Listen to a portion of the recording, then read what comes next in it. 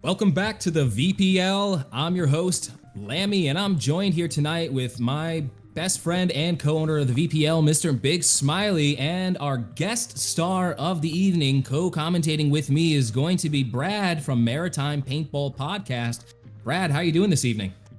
I'm excited. I am pumped. I'm going to offer the most basic, low-level commentary possible. It's the first time doing it, so hold on tight.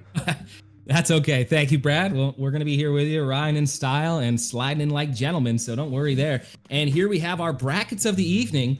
So far tonight, we're going to be starting up in the top left of the brackets. We're going to be starting with Accidental Aces versus the Blind Fire Banshees. And then the second round, we're going to be moving on to the Goggle Gremlins versus the Pod Pirates.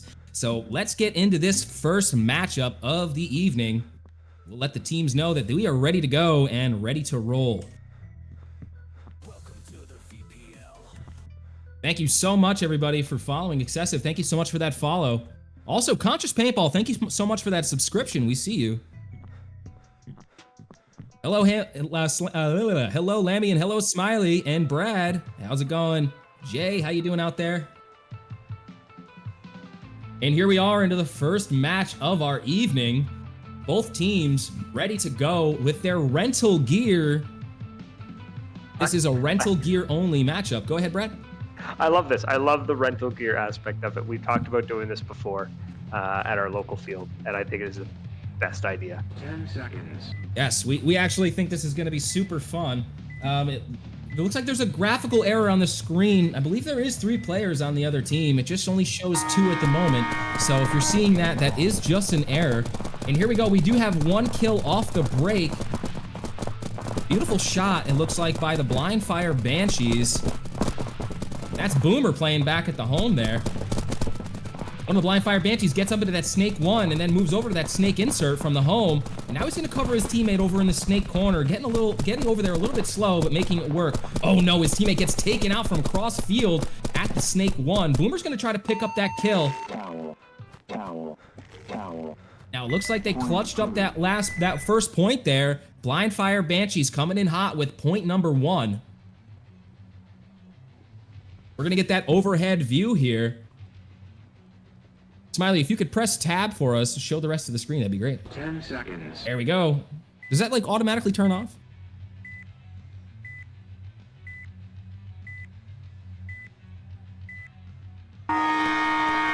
And there we are for point number 2. Clean breakouts for both teams. It looks like Accidental Aces are going to get wide on both sides. Blind Fire Banshee is going to get right into that Snake and try to get this Snake angle here. Oh, both Snake corners trade out, and there it goes. There's both Snake corners on both teams. We have a battle going on at the Dorito side here. One at the 50, and he takes out the Blind Fire Banshees D-side D1 player. Just 1 left for Blind Fire Banshees over in the Snake 1. He's going to drop back a little bit to try to see if he can preserve his body. It doesn't look like he has many places to go, so let's see what he can cook up here in that Snake. Oh, he gets taken out there, and now the Accidental Aces are going to walk it in for point number 2. Do I have that backwards? Excuse me, it's not the Accidental Aces. That would be the Blind Fire Banshees walking in for point number 2. And the speed and aggression of these teams is wild. 10 seconds. I believe Blind Fire is going to be blue. Blind Fire blue, and Banshees are... Yeah, Blind Fire Banshees are blue, and we got the Accidental Aces are red. So anybody who didn't know that out there, that's what we're looking at right now. Clean break for both teams. And again, it looks like Blind Fire Banshees are going to get wide, and they're going to go in that Snake corner. Accidental Aces get into that Snake insert to try to answer back on that Snake move, but their player takes out the D side, the D1 player, and the home player, so it's just 1 player from Blind Fire left alive in the Snake, and he gets taken out. Accidental Aces are going to walk it in for point number 1 for their team. Good job getting up on the board for them. So what do you think of this? What do you think of this format here, Brad? I mean, we have rental gear only here, and these players aren't used to playing with rental gear. Maybe there's one player in our league, I think everybody knows, that plays with rental gear. I'm a big believer in, while good gear definitely helps, when you rock the rental gear, it makes the skill shine through. Like, I mean, I've ran rental gear in the past, and then great. This is gonna be fun. Now, one Blind Fire Banshee takes the walk off break, heading to that snake side, and the Accidental Aces are gonna get wide on the snake one. Blind Fire gets into that snake insert, but he lets that home player slide all the way over to that snake corner, but he does take out that snake too. Good shot on that snake insert on Accidental Aces. Excuse me, on Banshees. I'm gonna get these team names mixed up a little bit. These are all names that we've made up, so I'm not used to saying all these team names, but we're gonna get through it.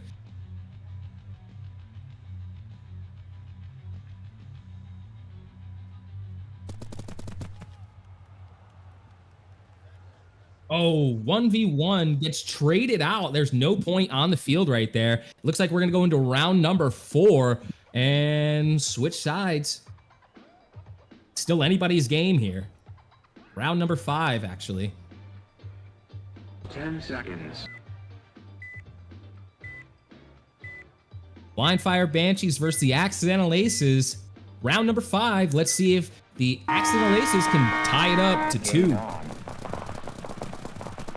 Blind Fire Banshees gets one kill off. Excuse me. Accidental Aces gets one kill off the break. I'm not sure about the 2-player on home right off the break. Yeah, I don't think there's enough room in that bunker. No, there's not enough room, and you're using rental. You're not going to be able to lock the lane down like you normally can. Now, surprisingly, these Tapman markers do have ramping because of the game mechanics. So they're not shooting mech as you would think. So it is still ramping on these Tapman markers, let's call them. Tapmans, love that. Yeah, the Tapman. Love it. That's nope, I lost it. I had a thought. It's gone. Poof into the air. Hey, Smiley, question here for you, bud. I can't see your OBS. All I can see is like partially. Towel. I don't see team names or anything on your screen. Point All right, looks like Accidental Aces are gonna tie it up 2-2.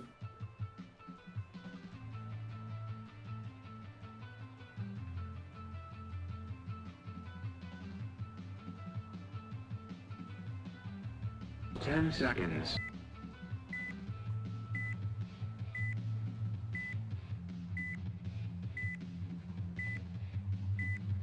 Here we are going into round number 6. Accidental Aces are trying to get back this lead into that 3-2 lead there.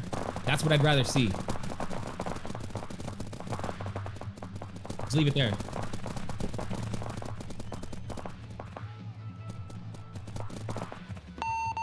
Can you maximize it for me? And it looks like Banshees are going to take that 3rd point. Beautiful job for the Banshees. They're really coming in clutch here. Definitely a strong team, the Accidental Aces are. So let's see if the Banshees can hold this lead or if the Accidental Aces are going to tie it up 3-3. Not much time left in the match. 10 seconds. Round number 7. Here we go. 3 versus 3 rental gear only tournament. Game on. Elevated Paintball J says, do you think that we can cam on somebody? Yeah, well, I think we can do that. Absolutely. We'll get into that next point. Towel. Oh, that's a quick point for the Blind Fire Banshees. Point approved. What's that, Brad? On the 2 players on home. This time they didn't do it, and they got smoked. So, you know, I think it's all about the timing. You know, if you can stay in there, get a lane, and then get bumped out to one of the corners, or even to one of the insert bunkers, I think that might be the play. Even just a real rush up to the X might even work too, depending on how what lanes you can cut down. Rush middle, right? Rush X, or try to get to hit Snake and immediately. Yeah, I agree.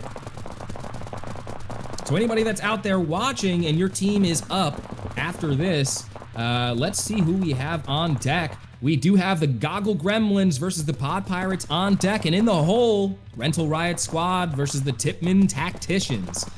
And make sure your team's ready to go. B Nasty is in the Discord, and he's going to be letting everybody know when they're up. Blind Fire Banshees coming in hot here, 5-2 against the Accidental Aces. Let's see if they can keep this lead up. How much time do we have left on the board there, Smiley? 10 seconds. About 2 minutes, 30 seconds, if I saw that correctly. They could bring it back. Plenty of time for the Accidental Aces to get this back.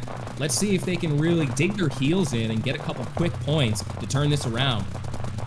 Clean break for both teams. They're going to hold the midfield as one of them goes up to the X, and they're going to make a wild move, and they get taken out by that D-side player, but their snake side player in one of those pins also takes him out, so it was an even trade. 2v2 left alive. Oh, and the home player for the Banshees does get taken out, but he trades out. I think it's a 1v1. Oh, no. Banshees get sent packing. Aces are going to take that point. Now, what do you think? You think the Aces are going to come back and tie this up, Brad? Or you think Banshees have this one? No, I think Aces have found a groove. Yeah, it looks like they're starting to get in the zone here. I think this is a pretty blind layout. Not a lot of players have had time to practice this. It's only been up since, I believe, late last night to this morning. So we'll see if we can get used to this layout here. Some of these teams are only getting this one and done. So if it's single elimination, once they lose this round, they will be out. So the Not teams putting that a cam do green up, progress- stop asking. So the teams that do progress will have more time on this layout. Aces lose one off the break, but so do the Banshees, so it's a 2v2 right now. Oh, beautiful move by the Aces. They're going to get right up into that D side in the middle, and they're going to get cutting down these lanes. Only a Snake 1 left alive for the Banshees. Oh, no. Snake 1 takes him out. Snake. Beautiful move, but it looks like the Aces are going to take the point. Beautiful coordinated push by the Aces. They do take that that last point there. 5-4. Banshees up 1.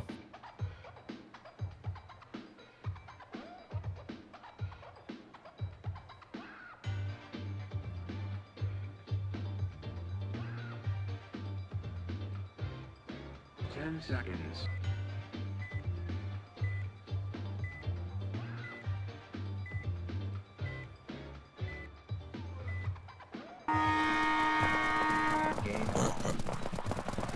I'd like to see Aces get into the Snake a little faster. I think that's where they're going to shine.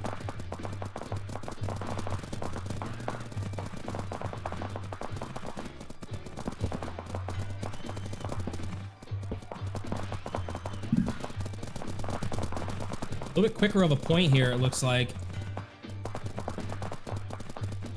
Beautiful job for the Aces. It looks like they're going to tie this up. They're really putting it down right now. Banshees have to figure something out because it's 5-5. It's a 0-0 game, and there's only about a minute left on the clock, if I can guess. And we're going to see what happens here. This is really crunch time. This is a pretty evenly matched up teams right here. 52 seconds on the board. Probably enough time for 2 points if they're quick, but realistically, I think that's enough time for 1 point. I could see 2 points, but both teams need to be more aggressive and push harder on each other. Like we've seen Aces push totally up agree. twice now. Yep, it is 3-man. You can do a little bit harder of a push. Blind Fire does lose one off the break there. There was a home player and a Snake corner player right now. They need to hunker down, cross it up, and try to figure this out. But Aces are looking hot. I don't think they're backing down this time.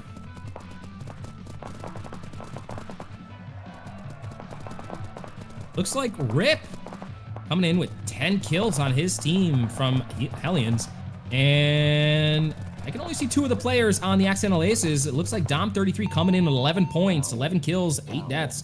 Beautiful job by Dom. Point approved. Blindfire Banshees take that point, surprisingly. Accidental Aces are going to have to figure something out here to tie this up. Not much time left in the match, probably only about 30 seconds. There is enough time to get another point on the board. They do have to start getting aggressive. I would say to try to work that middle of the field a little bit more, get up that middle into the X, try to stab that next player, try to do a nice run through, basically. I think it's easy to do on this field with 3-man. Push X, cut Snake off, send somebody into Dorito. Oh, Aces get the kill off the break. It looks like they're listening to me because they do exactly that, but it looks like there's 2 players left alive. Too little, too late for the Accidental Aces. The game is going to expire 7-5. Not enough time for another point on the board, but it looks like those Banshees wanted that point. I really thought Aces was going to take this. You know, I thought the Aces were the on paper the better team, and it looks like Banshees put they definitely put me to excuse me, I was wrong. The Banshees put me in my place, if I could say. And that is the end of the round and end of this first match. Beautiful job by the Banshees. Moving on to the second round, the Ochos.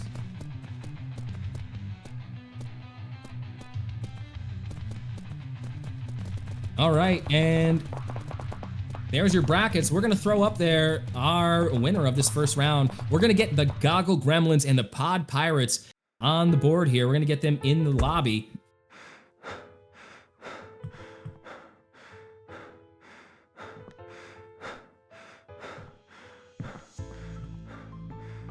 So what round do you think we're going to end up seeing a proper strategy form? We're going to see almost a meta form on this field, because it looked like it was getting a bit of a groove, and they lost it in the last 2 points. Yeah, it looks like they pretty much they were on track to winning that match. They brought it back from a 3-point deficit, and then they went 1 point up, and then all of a sudden it started to slip away a little bit. So I do want to say thank you to both teams. You guys did great. We're gonna move on to the next round of our brackets and the VPL Spring Classic. And now, while we wait, let's take a word from one of our sponsors.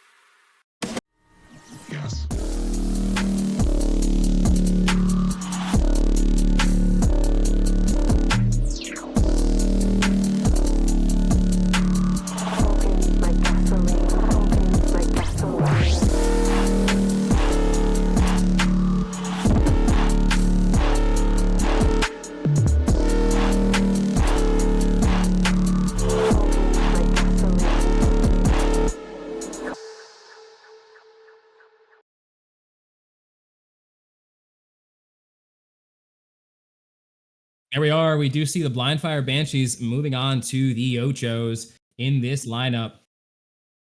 And we're going to have the Goggle Gremlins versus the Pod Pirates up next in this matchup. So we're going to get into that lobby here. And Brad, what are you thinking here for this next round? We do have a pretty, I would say, evenly matched teams here. Let's see who is actually in this lobby when we get into it.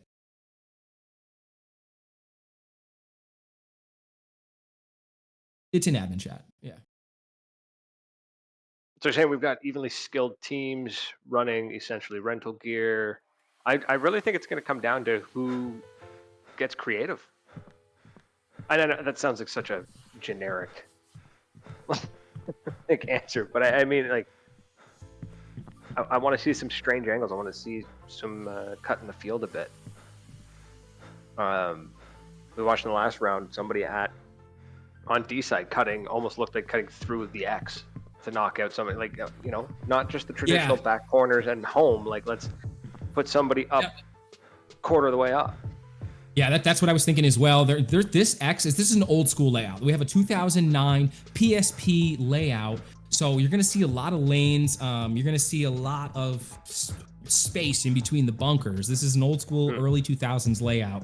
I'm not sure if a lot of the players here are used to anything like that. We do have a lot of young players, but we do have a mix. We have some older players as well that remember layouts kind of like this. Yo, there, Monk. Thank you so much for that. The Iron Monk, excuse me. Thank you so much for that follow. Thank you for joining us tonight, and welcome to the VPL family. So, you know, this layout is definitely going to be something that other people might not really be used to, but they're going to get used to it pretty soon. And back in the day, the middle of the field is really where you got a lot of the play. Getting wide was a little bit harder back in the day. Jay, thank you so much for that follow. Thank you for that, and welcome to the VPL family. Sab Snake coming in hot with that Twitch Prime subscription. Thank you so much, brother. We appreciate that. Now, what do you guys think here? We do have some very funny names to these teams. Here we go. We have Pod Pirates versus the Goggle Gremlins. Tomo, thank you so much for that follow. We appreciate that. Welcome to the VPL family, brother. All right, and here we are, Pod Pirates versus the Goggle Gremlins. Who do we have? We have Goggle Gremlins on the blue side. Is that right, Smiley? Yeah, Gremlin's already down 2, from what I can see. Okay, Landon gets taken out in that snake corner. Flo Jr. hopping in there. Point approved. What was that? Was that a little trick shot, buddy? Throwing the marker down and catching it back up? Is that what I just saw? Little trick shot, dude. You know, these markers, they're a little bit elastic. They bounce when thrown. Those Tatmans, man. Those Tatmans. 10 seconds.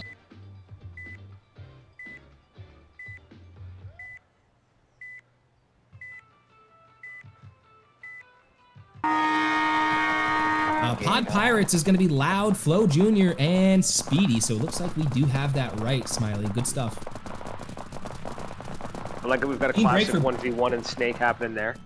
Oh, yeah. Heads up, it looks like that. Oh, look at that. The D-side D50 player gets taken out. He goes up, but his teammate is going to shoot him in the back.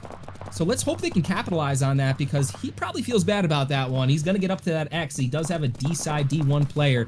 Let's see if he can make this move. I think his team, it's a 1v1 right now.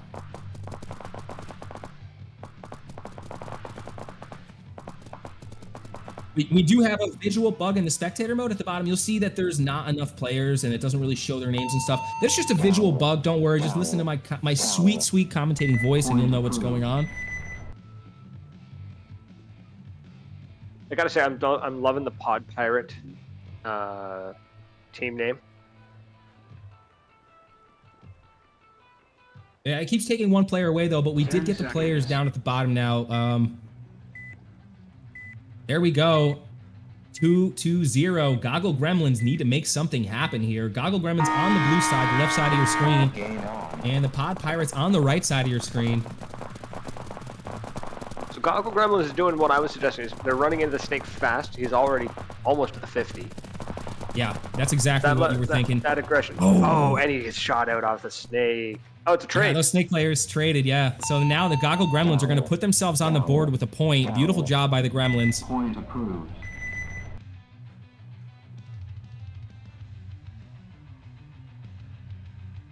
Yeah, and that X, I could definitely see some people being not used to it. It's not a big wall. You can shoot through it. Like, it's not going to protect you as well as you think and hope it's going to. 10 seconds.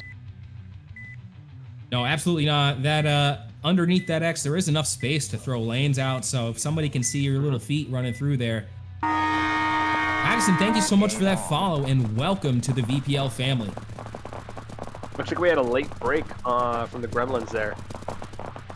Their Snake player was a little late getting off that break, but I like to see that they're moving up. He's crashing. And he's out. Snake player shot out. No egg rolls. Thank you so much for that follow and welcome to the VPL family. And the Goggle Gremlins look like they're going to bring it in for point number 2 here. Goggle Gremlins are B Nasty, Landon, and Irby. True TTVR. Thank you so much for that follow. Nope.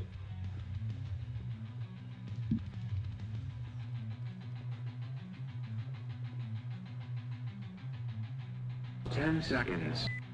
Yeah, absolutely. Oh. Yeah, if anybody has not seen yet the Twitch, who I'm casting with right now, Brad from Maritime Paintball Podcast, make sure you guys get over to their Twitch, give them a follow, get over to their TikTok, give them a follow. There we go right there. I just posted the link in chat for you guys. Nitro, thank you so much for that follow and welcome to the VPL family, sir. Pod Pirates dropping bodies off the break and now making a big move in the Snake, not making it work for them. 3 alive on the Goggle Gremlins, bringing it in for point number 3 unanswered. It looks like the Pod Pirates have to take it back to the basics and do what they were doing at the beginning of this match and try to see if they can keep these points going.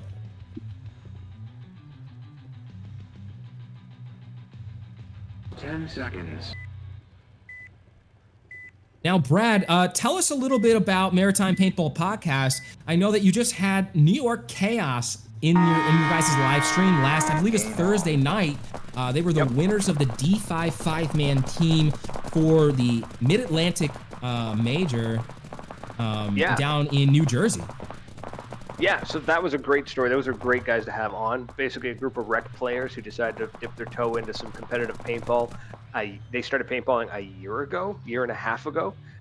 wander down to NXL to try it out and walk away with the D5 win. So huge shout out to those guys. Jeez, But can you believe that? That's great. right, it's crazy. And easiest episode I ever done. He didn't stop talking, and I just sat there, manned the booth. It was fantastic.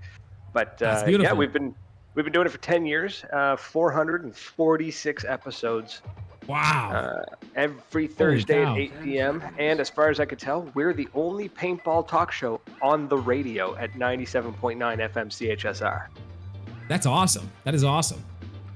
And to round this off, we have Goggle Gremlins putting another point on the board. A couple bodies alive. It's bringing it up to 4-2 against the Pod Pirates. And it looks like Goggle Gremlins are going to get right up to that D50 and get that kill on their mirror, basically. Oh, he gets the other kill at the home, but the home player does take out the Snake player. Just 2 left alive on the Gremlins and 1 left alive on the Pirates. Let's see if he can clutch this up. His team really does need this point. I don't see the pirate. Oh, the pirate player's back corner. He was over in that Snake corner, yeah. 2 alive on the Gremlins, bringing it to a 3-point lead. Triple Threat Paintball in the chat. How you doing out there, Triple Threat? I believe that's Green. How you doing, buddy?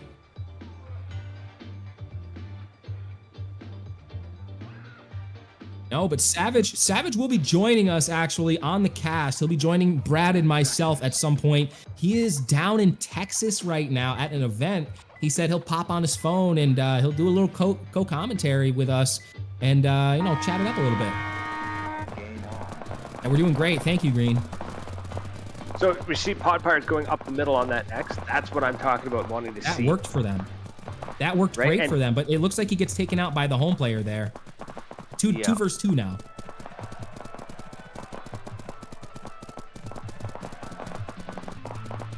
But I think if somebody can figure out a way to use the X the right way, don't run up the center of it.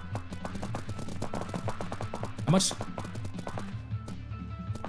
3 minutes, 22 seconds left on the clock. We do have a, not so much of a close match here. Let's see, there was no point on that round right there. We're gonna bring it into round number 9 with 5 points to the Goggle Gremlins and 2 points to the Pod Pirates.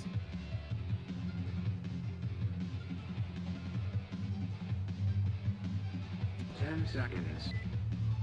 Beautiful job by both teams. Goggle Gremlins really holding off here. Who wants to make it to the Ochos? Is it going to be the Pirates coming back, 3-point deficit, or is it going to be the Goggle Gremlins holding strong? Oh, as I say that, 1 drop from each team and now a second from the Pirates. Just 1 left on the Pirates side. Let's see if he can catch this player going wide. No, it's looking like Gremlin's stuck in that back Snake corner. I don't think he's getting, or the Pirates, sorry. Pirates back there. I don't think he's going to be getting out of that anytime soon. No, that's a tough spot to be in, but it's not the worst spot to be in. Sika FPV dropping in with a couple biddies. Thank you so much, Sika FPV. If you guys haven't gone over to the Stock Bros, make sure you go check out their Instagram, their website. They're always running some specials and some deals on a VR stock for paintball. And thank you so much for being one of our premier sponsors of the league, Stock Bros. Thank you.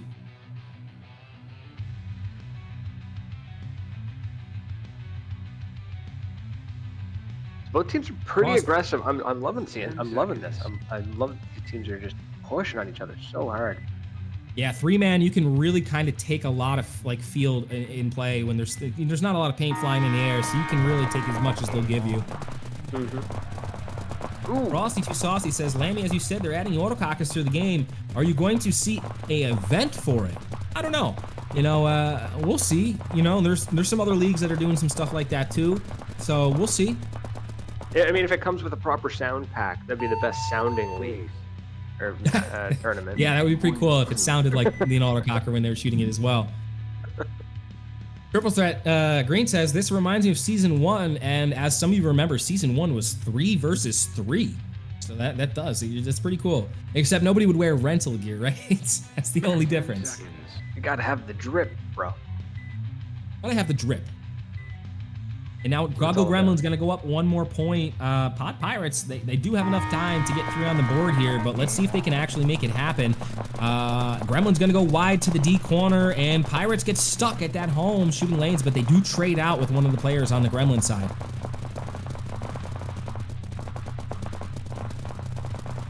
Yeah, we see Pirates moving. Oh, Pirates moving into Snake.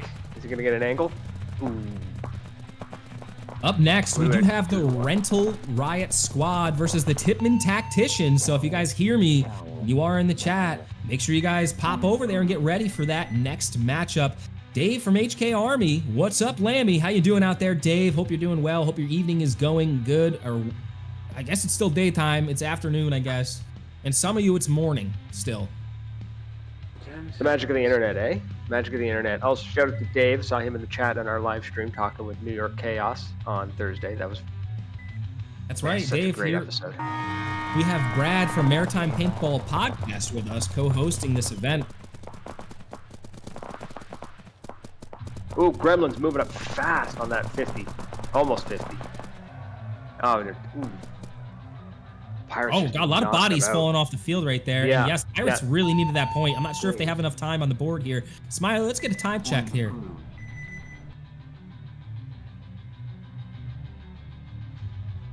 One minute, 30 seconds, basically. I think that is good enough for... I think 1 minute, 27 seconds is enough for 3 points. It's a three-man, so you could really get down the field fast.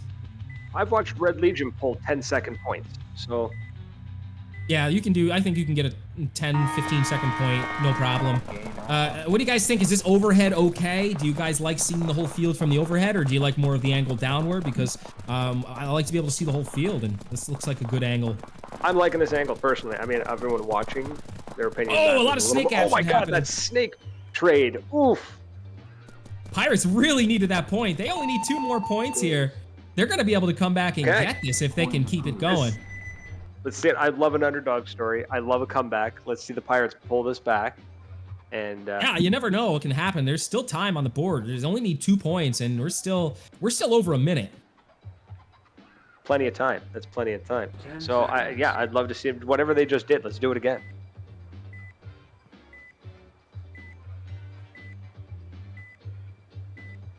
Suspense. Ooh, the aggression into the D side from the Gremlins. Already knocking out one of the Pirates out of the D side. Oh no! Poor Pirates, Gremlins they knocked drop out of another that. body.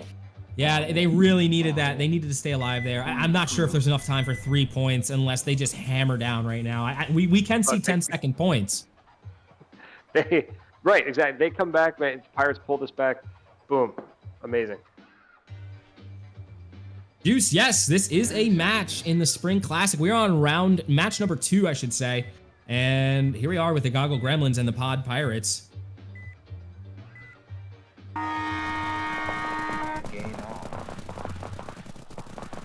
Oh no, Goggle Gremlins shoot their own player off break.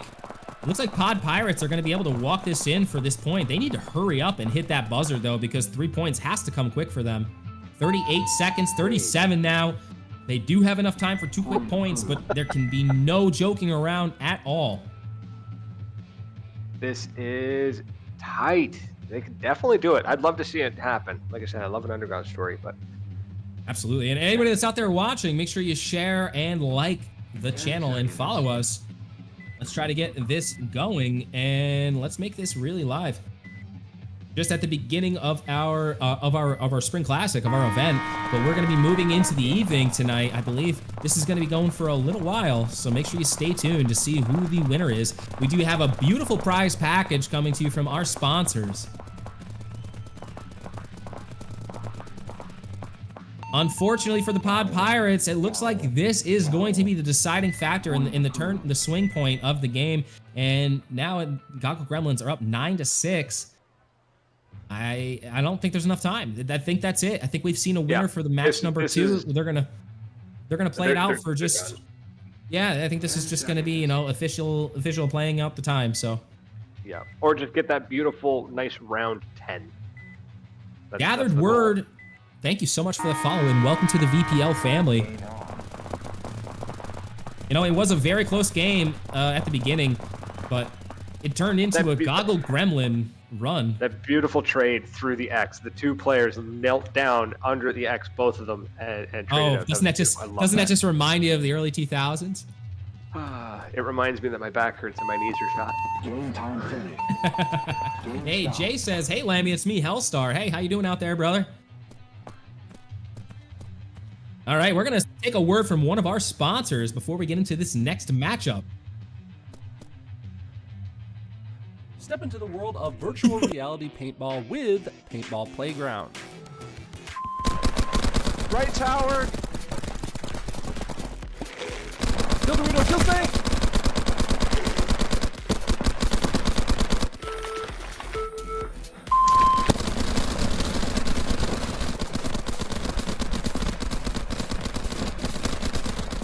Join us on the field by searching Paintball Playground on the MetaQuest store or Steam VR.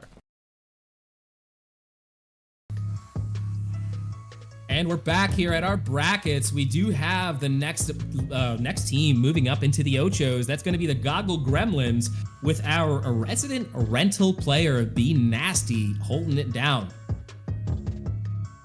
That was a great match. That was a tight match for a little bit. Really thought the Pirates were going to pull it back, and then the Gremlins are just like, nah, bro. This is our field. We're taking this. Yeah, I thought we were going to see a comeback there from the Pod Pirates. It was looking really good for a second, and then once they lost that, I would call it the swing point. It was basically there. That was it for them. Yep. Smiley, do you have all the icons? I mean, you might. I'm not sure. All right. Yeah, don't worry about it. But here we are. We're on to the next leg of our match. We're going to be doing let me see here. I think it's the Rental Riot Squad versus the Tipman Tacticians, and they are ready to go. So we're going to get into the lobby here, and we're going to try to fire this round up immediately. Just like to say that there was a missed opportunity there for the Tapinators. There really should have been that, but the Tipman Tapinators. Is that what you said the team name should have been? No, just the Tipman the Tapinators. I like that. The Tipman Tapinators. Right? It was a missed opportunity. Yeah, you know.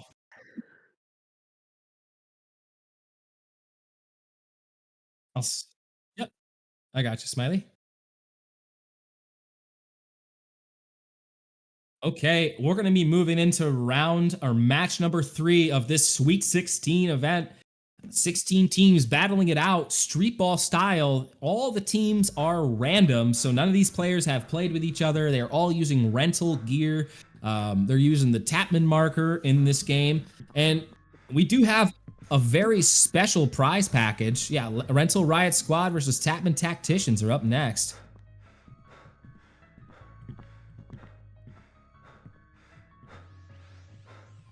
And here we are. Both teams look like they are ready to go. We're gonna let them know that we are ready to go. I also like to just say that I am in awe of how smooth everyone seems to be running this, because I've got the Quest 2. I'm gonna try this out. I'm trying to figure out how to play this, and I'm falling over trying to figure this out. It does take a little bit of getting used to, not gonna lie. Gathered Word says, my back and knees hurt. Too relatable. Yeah, we're all getting old, aren't we, Brad? We are. It's not that we're getting old, is that we're gaining character. That's right. Wisdom, yeah, and that 20 years of playing. 20 years of playing Exactly. Snake, and half of those years with no pads have definitely hurt the body. We're gonna go over the flow cam. We're gonna ride in style like gentlemen with Flow here. See how he can do on this D side. Oh, he gets the false start accidentally. He's gonna get right up to this D tower and look under the X and get the kill. It looks like. That's what I'm saying. That's what I'm saying. Oh, he doesn't get the kill under the X, but he does get the kill at the home. He gets the trade. No way. What a one ball. Beautiful job by Flo getting that 2-piece there, and his team goes in for that first point of the round. Rental Riot Squad is going to be on the blue side, the right side of your screen now, and we're going to have the Tipman Tacticians on the red side, the left side of your screen at the moment. Conscious Paintball in the house, one of our sponsors. How you doing out there, Conscious Paintball? Thank you so much for the sponsorship, and welcome to the Twitch channel and the VPL family, and thank you again for this Twitch subscription. Gain on. You'll have to see the players.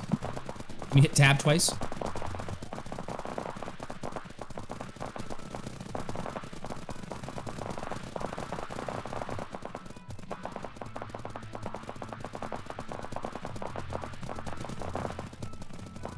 All right, Brad, what do you think? What's going on here, you think? That was a chaotic match. Sorry, everything happened all at once and they scattered. I couldn't keep track of anything. It's right, Smiley. Yeah, that was definitely a chaotic point right there. We do have the overhead, and it was happening so fast there. Yeah. All love, man. Hey, thank you again for being here, man. We really appreciate the sponsor, and if you guys haven't gone to check out, go check out Conscious Paintball. We do have them on our link tree. If you guys want to go over to their Instagram and check out all of their products, there is the link tree. You guys can go check out all of our sponsors for the league and some of our socials. Thank you very much for being a part of this. We do appreciate it. We do this for you guys. A lot of bodies dropping off the break. Tipman Tacticians only with one left. Yeah, Tacticians lost one right off the break. One walk just trying to get over that corner. Just popped him. Oh, he trades out. One stays alive for Rental Riot Squad. Point approved. Paintball Fred said Rental Riot Squad is kind of stacked. They do have a pretty darn good team, but you know, Tipman Tacticians, I don't want to count them out. They do have some sleepers over there, so let's see if they can hold it together.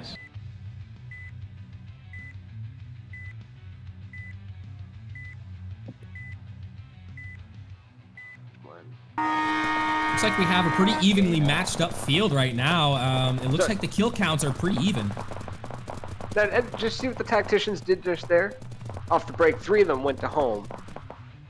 And then tried to spread out, and it just did not work at all. No, it looks like the Rental Riot Squad is gonna go up 2 points now, 3-1, and we're gonna be moving into round number 5. So here we go. Blueprint, only body left alive there. Tata's got to make something happen here. He's a little slow getting the kills here, so let's see if he can kind of pick it up and just start moving. It looks like maybe these rental equipment is slowing a couple of our good players down because Tata's not a slouch. He's a good player. He's not used to it is all. That's definitely the case. Oh, a little bit of overslide from the Tipman Tactician side. That was Tata, actually. He overslid that snake insert, and he did catch him. I'm not sure if that's Blueprint or Staker on that snake side for Riot Squad. One left alive for Tipman. Let's see if he can stay alive. He does get that first kill, but then gets taken out by Blueprint. Good shot by Blueprint, keeping it up for his team in a 3-point deficit now. Now, Brad, I'm going to run the little boys' room. Keep everybody occupied for just one moment. I'm going to do my best.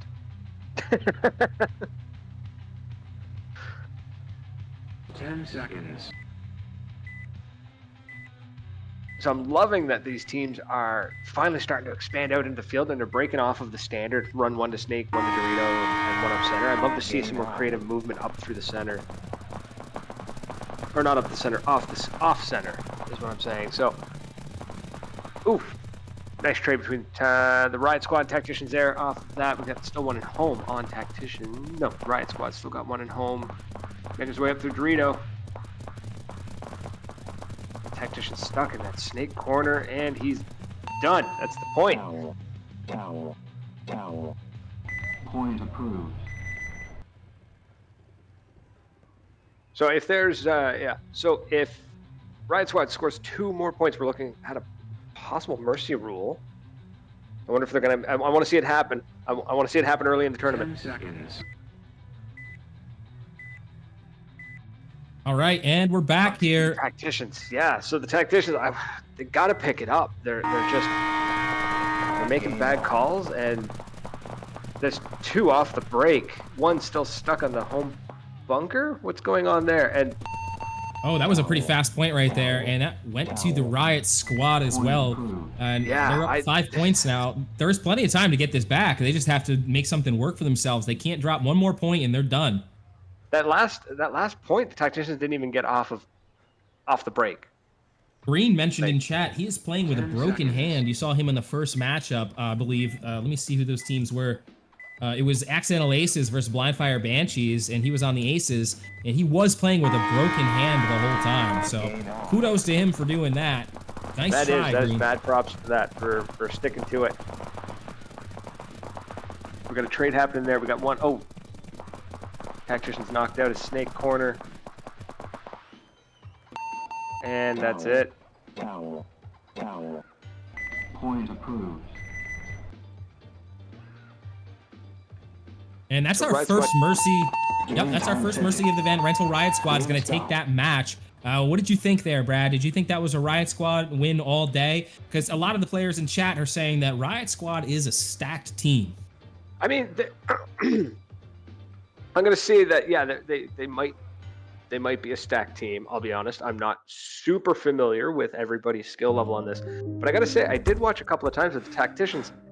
There was at least 3 points that they didn't get off the break, or they were shooting from behind home and not moving, not doing anything. So it just seemed like there was a lot of bad calls made by the Tippmann tacticians being taken advantage of by Riot Squad.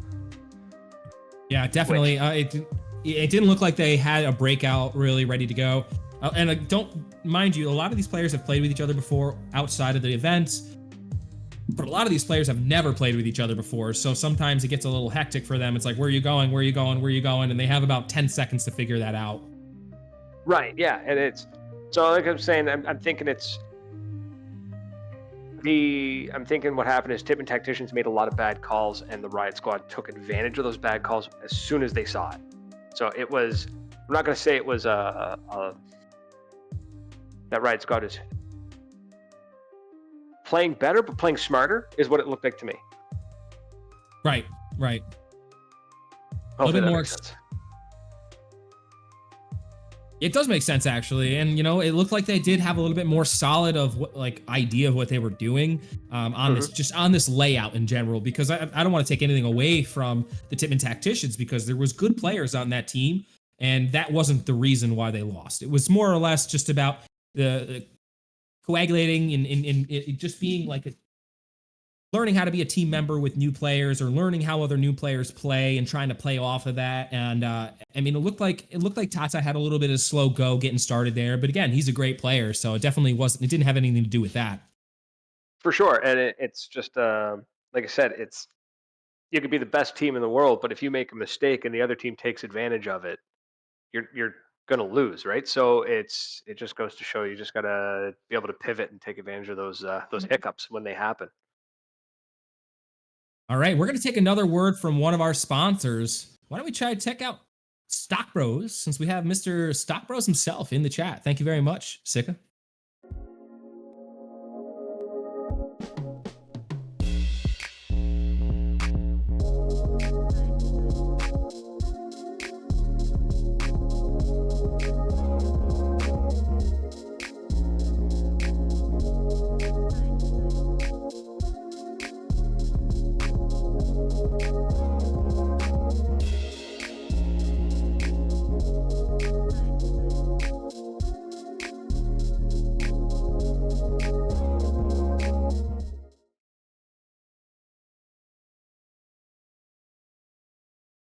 And here we are, our brackets. You see the Rental Riot Squad moving up into the Ochos. They're going to be playing against the Blind Fire Banshees. We're going to be moving on to our next round, next matchup, the Wristband Renegades versus the Weekend Wreckers. I'm loving these names.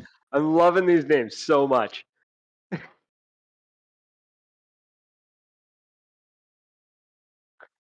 They're fantastic. The names are great. Like I love the random teams. I love the pickup. It's great. Hey, while we wait for these two next teams to get into the lobby, maybe we can chat it up. What do you guys have? Do you guys have any predictions in the chat about who might be winning this? We do have a couple of new players that we probably haven't seen even play before. And we have a lot of players that we've seen before too. Paintball Fred says Weekend Wreckers on top. Got a Weekend Wreckers fan in the chat. He said Weekend Wreckers winning 6-3. Monarch Riot Squad all the way. Have a code yet, Smiley? All right.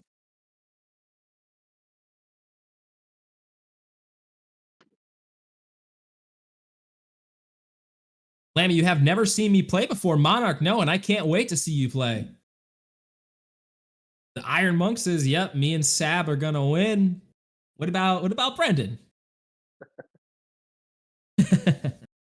All right, guys, this is going to be a good one here. I think that this is going to be one of the matchups of the night. Wristband Renegades versus the Weekend Warriors.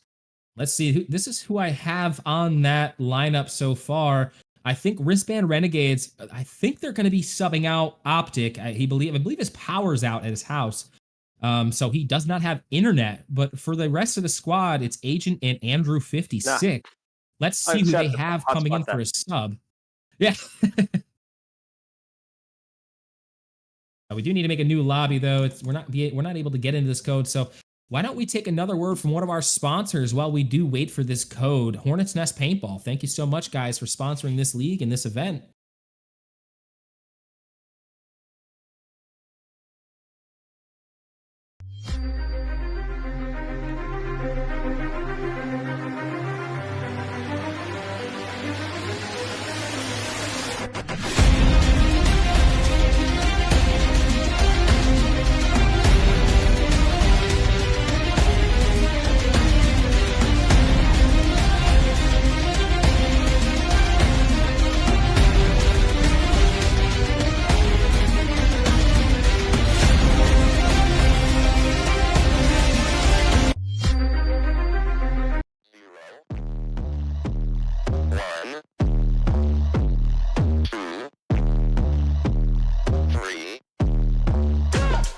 Let's get started.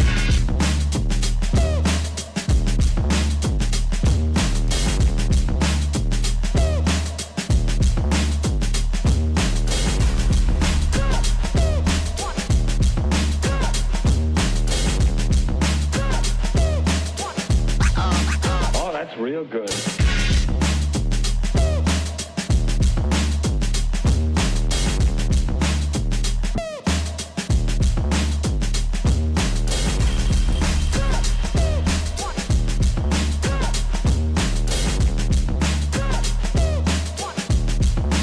You've got to get a hold of yourself.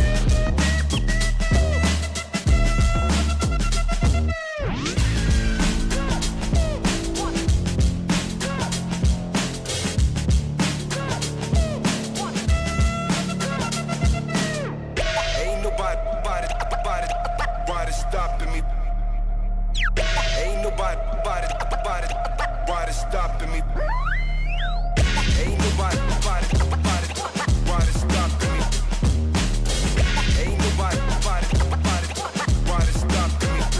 Stopping me. Ain't nobody stopping me. Ain't nobody stopping me.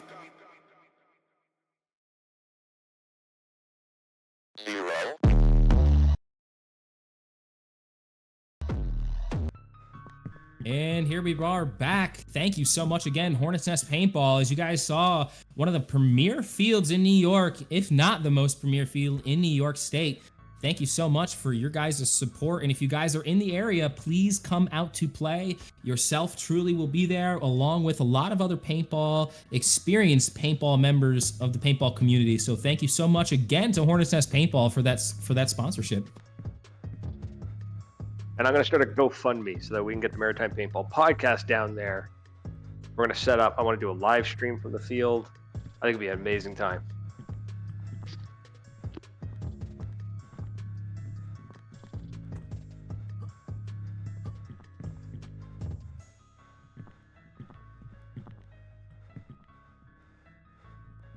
So we got what? Wristband Renegades, Weekend Wreckers. Love these names.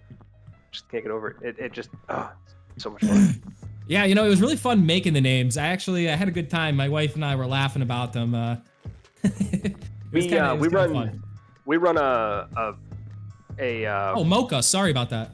Go ahead. We run a 4v4 event here, similar to this format called Street Ball. It's just pickup, right? Everyone shows up, random teams, and we've made it a tradition now that whatever team myself and my co-host Tom are on, the team is just literally called I don't know who. So every time they go, the ref has to yell out, I don't know who is on deck, and I don't know who's up next. Yeah, that's pretty much how that goes, right? It's all pickups. So everybody versus everybody, you know? I love it. Such a good time.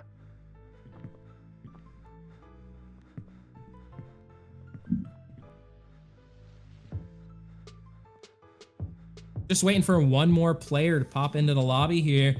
It looks like we have J Nasty, Halo Agent, Taco, and Isaac.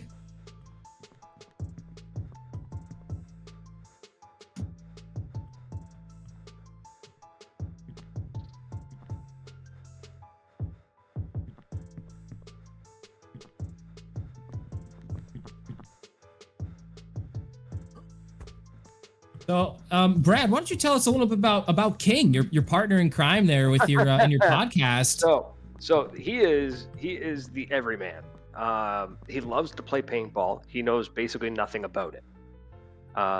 He started playing like everybody does, goes to a birthday / bachelor party kind of thing, starts playing paintball. So fast forward, he's been playing for about a year and a half, 2 years, and we were playing at the same field, Moncton Paintball.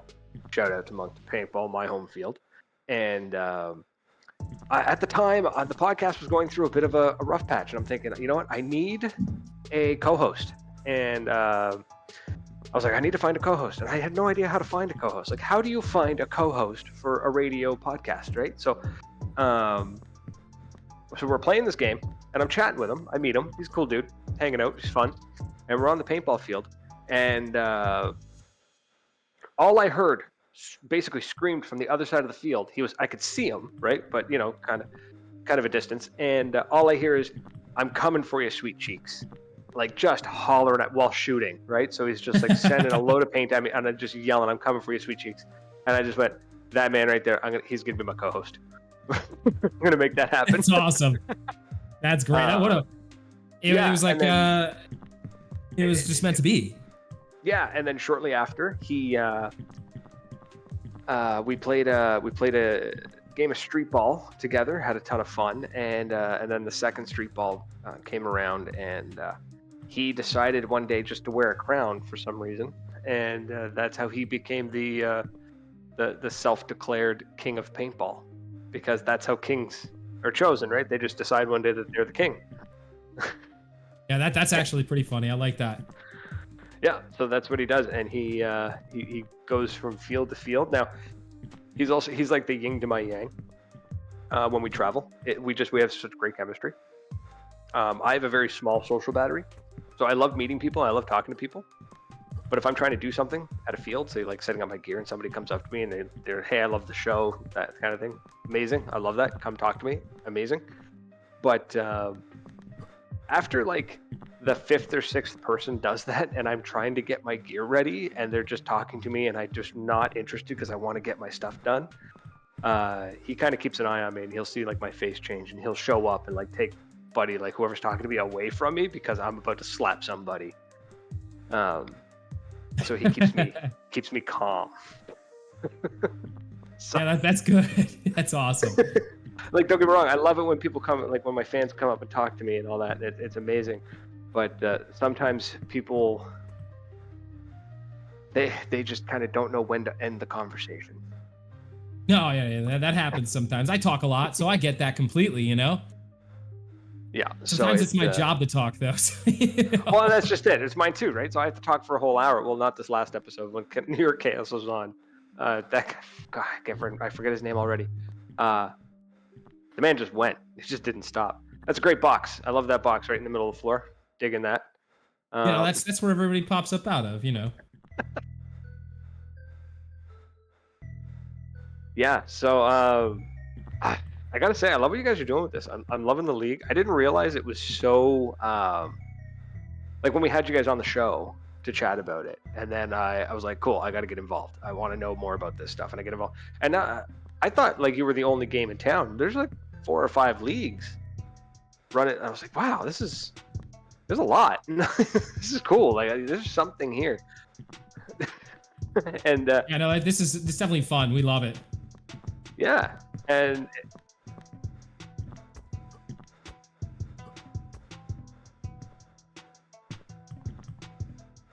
I didn't hear you.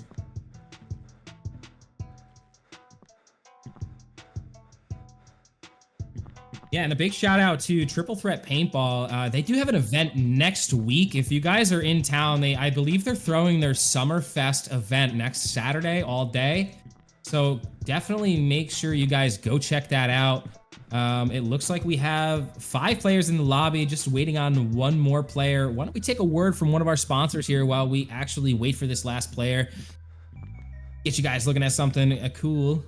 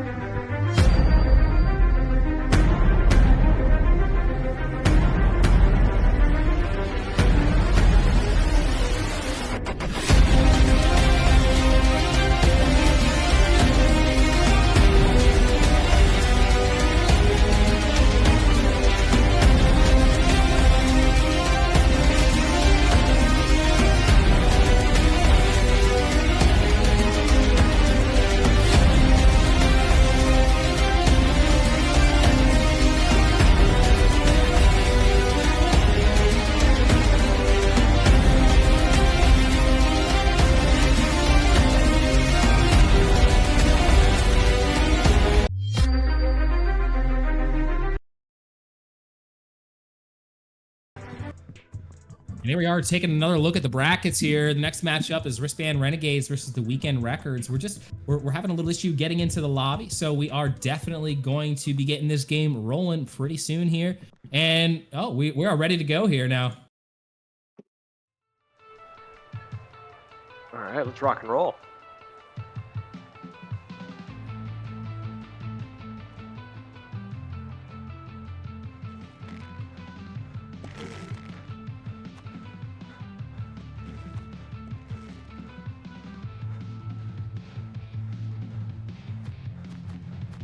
So the player cams, man, this is, I don't know how they're gonna do it, but this is what like NXL needs. We need proper player cams on the field for NXL.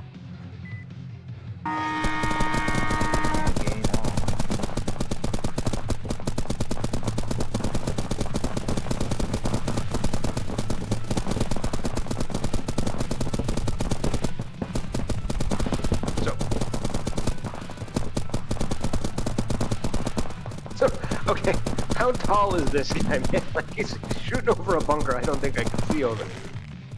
Taco's, he's a tall guy, and you know, these bunkers, I don't know if you've realized, but back in the early 2000s into the early teens of NXL and PSP, they did make the bunkers bigger. I don't know if anybody really realized that, but back in the day, in the early 2000s, I was a small kid.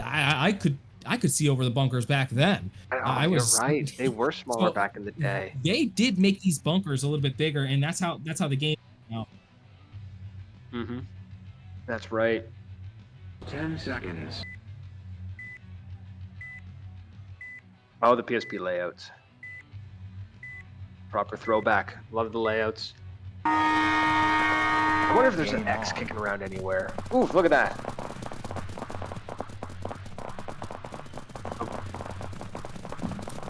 That was a beautiful slide into Snake Corner by Renegades there. I'm not sure which player it was. I can't see, but oof.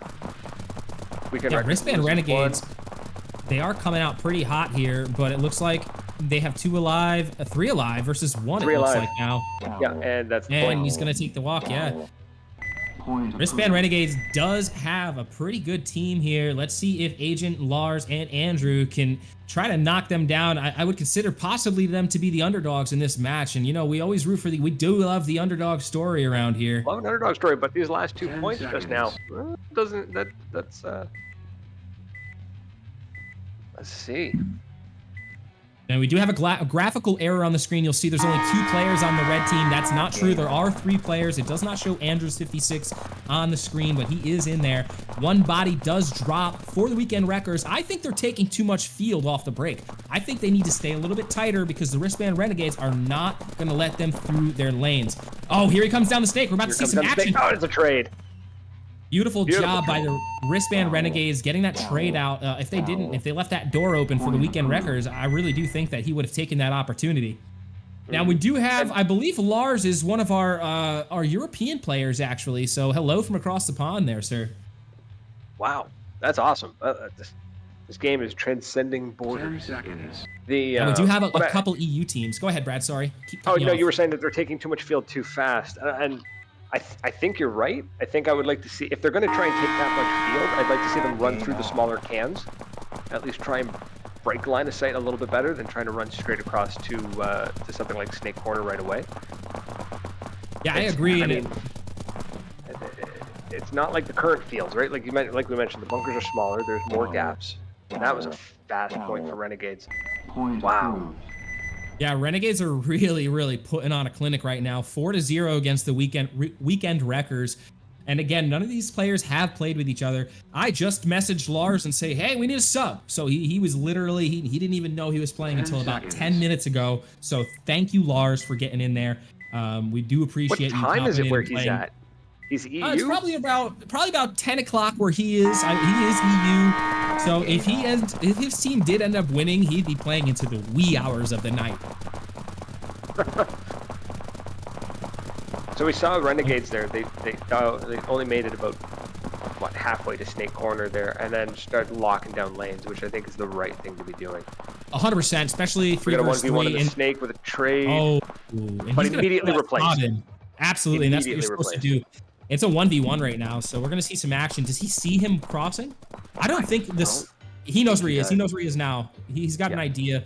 He's getting over into those Doritos to get a little bit more cover. But to be perfectly honest with you, I think the Weekend Wreckers don't have any time to waste. He's got to get this kill, and he's got to hang that flag immediately. And next up today, we have Barrel Stock Bandits versus the Spray and Pray squad. A lot of teammates from my own team are playing on both of those teams. Oh, Wristband Renegades gets the kill. Point approved. Jay Nasty holding it down on the Wristband Renegades squad. Beautiful job by Jay Nasty, a newer player to the league. If I'm not mistaken, that is, I believe that's B Nasty's son. B Nasty can correct me on that. I'm not exactly positive. We do have a lot of the Nasty boys in the Discord now. We have OG Nasty, we have B Nasty, and we have J Nasty. 3 generations of Nasty boys. So, Renegades 2 on home, then breaking off into the Dorito. Oof. Getting shot out just outside of Snake. Yeah, but Weekend Wreckers needed this. It's 3v2 right now. Yeah. They need to get wide and actually... Oh, I say that, and he gets taken out going wide. I believe that's Agent. That's 2. It's 1v1 now. No, it's, now Andrews gets taken out. Sorry, It is a 1v1 now. Does he know where he is? I lost him in the Dorito. Yeah, he does. See each other. Yeah. This and TTVR says 6-0. Let's see if he can get this point on the board for his team. Oh, does he see him move up? I'm not sure if he saw him move up. He didn't see it. He did not see it. He's still looking back. He did. Boom, and he's out. Kill. Beautiful shot. Oh. Weekend Wreckers staying alive here on the board, or did he trade with him? I think it was a trade. He traded. Oh, wow. Beautiful shot by both players. Unbelievable. That was the point that Weekend Wreckers needed, too. That stinks. Yeah, but now they got the taste. Now they got a taste for it, right? So let's see him do it again. Let's just be a little bit quicker. Maybe watch those angles a little tighter. Taco on top. We got BTW OT Taco, 5-2 right now. BTW OT Halo, 5-3. Now, these teams were all matched up randomly. Go figure, 2 BTW OT members put on the same team together. And Andrew and Agent are also on the same team, so it was pretty funny how some of these teams matched up. Okay, so I've lost. Wristband Renegades have a one. Oh, it's a 2v2 right now. Actually, I didn't see the guy hiding in the snake corner. Oh yeah. Yeah, it looks like everyone's kind of hunkering down. Somebody needs to make a move. Oh, Weekend Wreckers gets the kill. This is what they needed. Yeah, but I don't think he sees him in Snake. Nope. There it is. Oh, it's a good trade.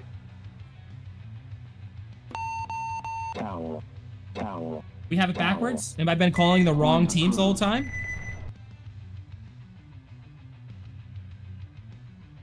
Oh, Taco, thank you so much. Oof. Okay. Wristband Renegades are actually on the blue side here. We had a little bit of a mix-up. I do apologize for the chat and for the viewers. So it looks like Wristband Renegades. So there's Agent, Andrew, and Lars. Professionals over here. Yeah, we are professionals. We're doing it live, and we're fixing it live, so we're going to ride in style here. And Weekend Wreckers are now your leading team here, 5-1. Wristband Renegades needed that point to stay alive. It is possible now that the Weekend Wreckers can win this match because they are up 4 points. Can you believe that? Okay, and so it looks like we got 2 in Snake making their way up. Wristband Renegades, they are getting this point. They're 3 alive right now. Wow, beautiful job by Wristband Renegades. How much time do we have left on the board? I hope it's not too little too late. We possibly could see a turnaround here. 2 minutes, 7 seconds. I think that's enough time for 3 points. I'm almost positive that's enough time for 3 points. It is, and now that we're calling it properly, they're going to start playing properly. Watch. Exactly, that's what I'm thinking too. It was our fault that they're not playing well. Paintball Fred thinks it's going to end 9-3. Okay. Wreckers getting wide. Wow, both teams getting very wide. 2 different center breaks for both teams though. Snake corner drops on the Wreckers. Oh, and he does get that pickup onto the move from the Snake corner to the Snake 1. Beautiful job by the Wreckers again. But he does get taken out from that D-side tower. 1 body left on the Wreckers. Oh, it's a 1v1, and no, it's not. That actually was, I was mistaken. Yeah, Wristband Renegades gets the point. This is exactly what they needed. They need to get these couple points. They need to get some rallying going for their team. They're only down by 2 now. This is actually anybody's game again. Yeah, they're getting wide, but then they're, instead of just trying to run the line, the outside, they're moving inwards, and I think that's the trick. I think that's the key to it. It's not like a traditional field like you'd play today, right? It's once you get into the middle of it, you got way more angles, way more cover.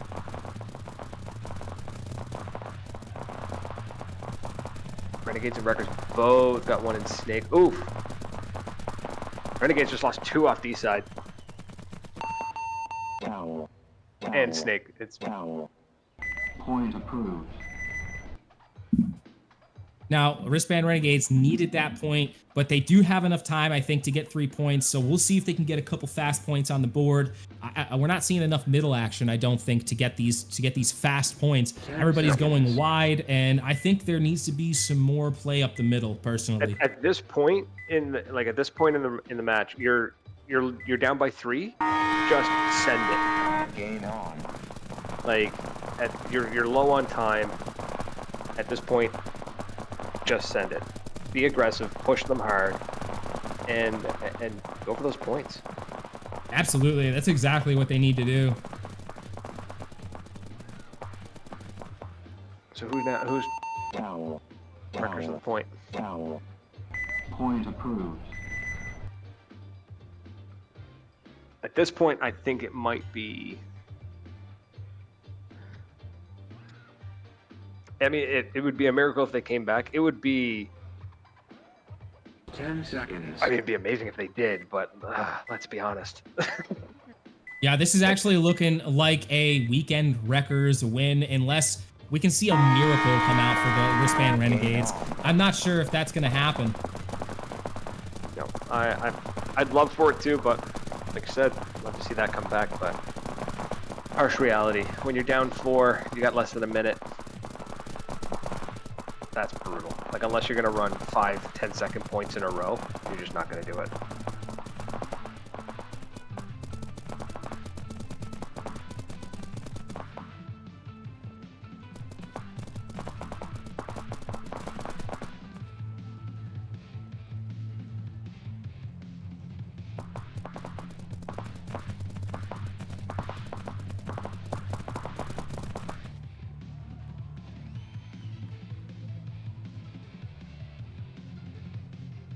Looks like we're just going to be running the clock down. What do we have? Did we have a trade out, or was that a point? Like, I missed the end of that.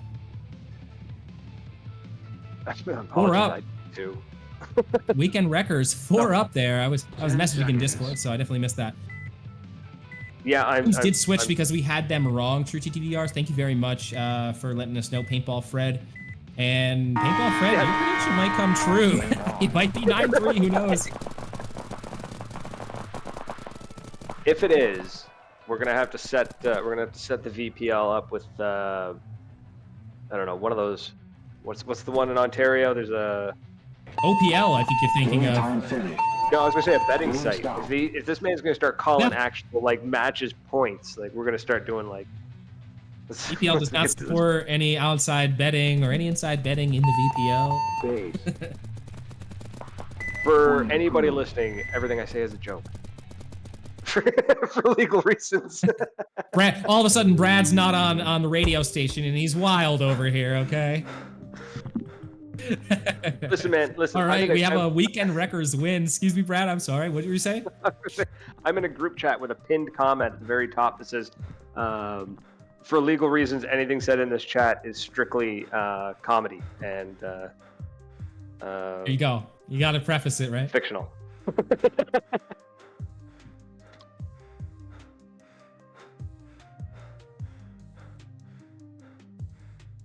All right, we're going to thank one of our sponsors while we wait for this next matchup to start.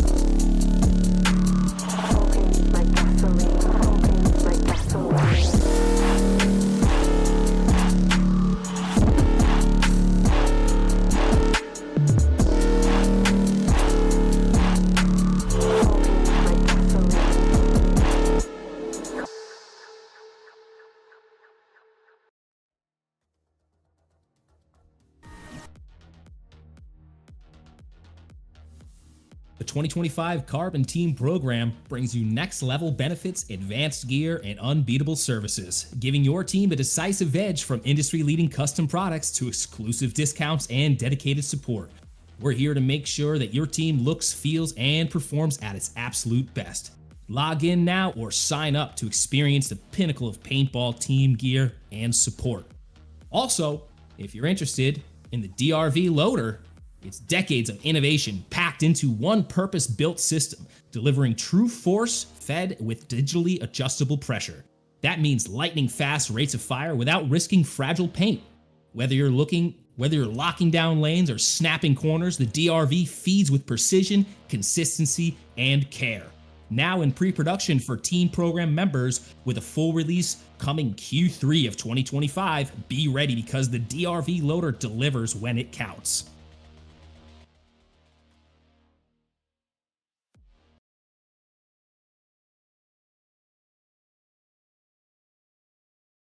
Sorry, chat.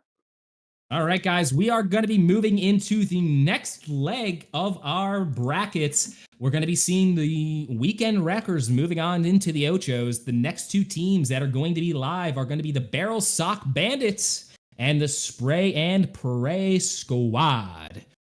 All right, we do have... I'm not sure if we have a code yet.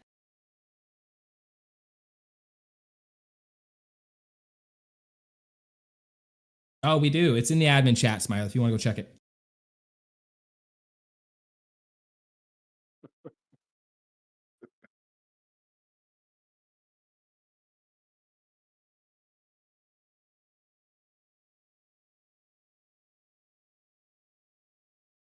All right. So, Brad, give us a little bit of have you what's it like playing up in Canada? I mean, what did you guys do? You guys play for like maple syrup? Like how? What do you guys like? What do you guys do up there when you guys are actually balling out? Do you guys eat maple syrup when you play, or is it just afterwards?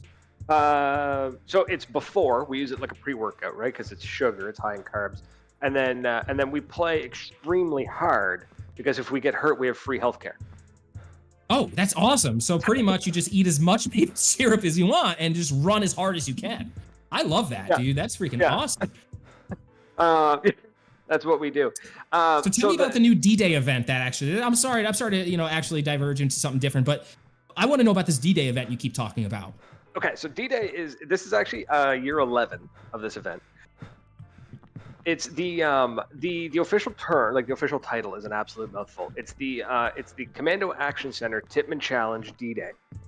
And what it is about 10 years ago, or actually 11 years ago now, Tippmann, before they were GI and all that, wanted to run, like they wanted to be, they were the woods ball guys, right? Like everyone who played woods ball ran Tippmanns, 98s, A5s, X7s. So they were like, we want to put on big events. So Commando Action Center is one of the biggest fields in Canada, huge field. And so this event, we're looking at, I think our biggest year. I say we because I'm emceeing the event, so I'm on stage with I'm on the stage with the microphone and everything. So I'm the dude talking. And oh, that's awesome. Yeah, it's a ton of fun.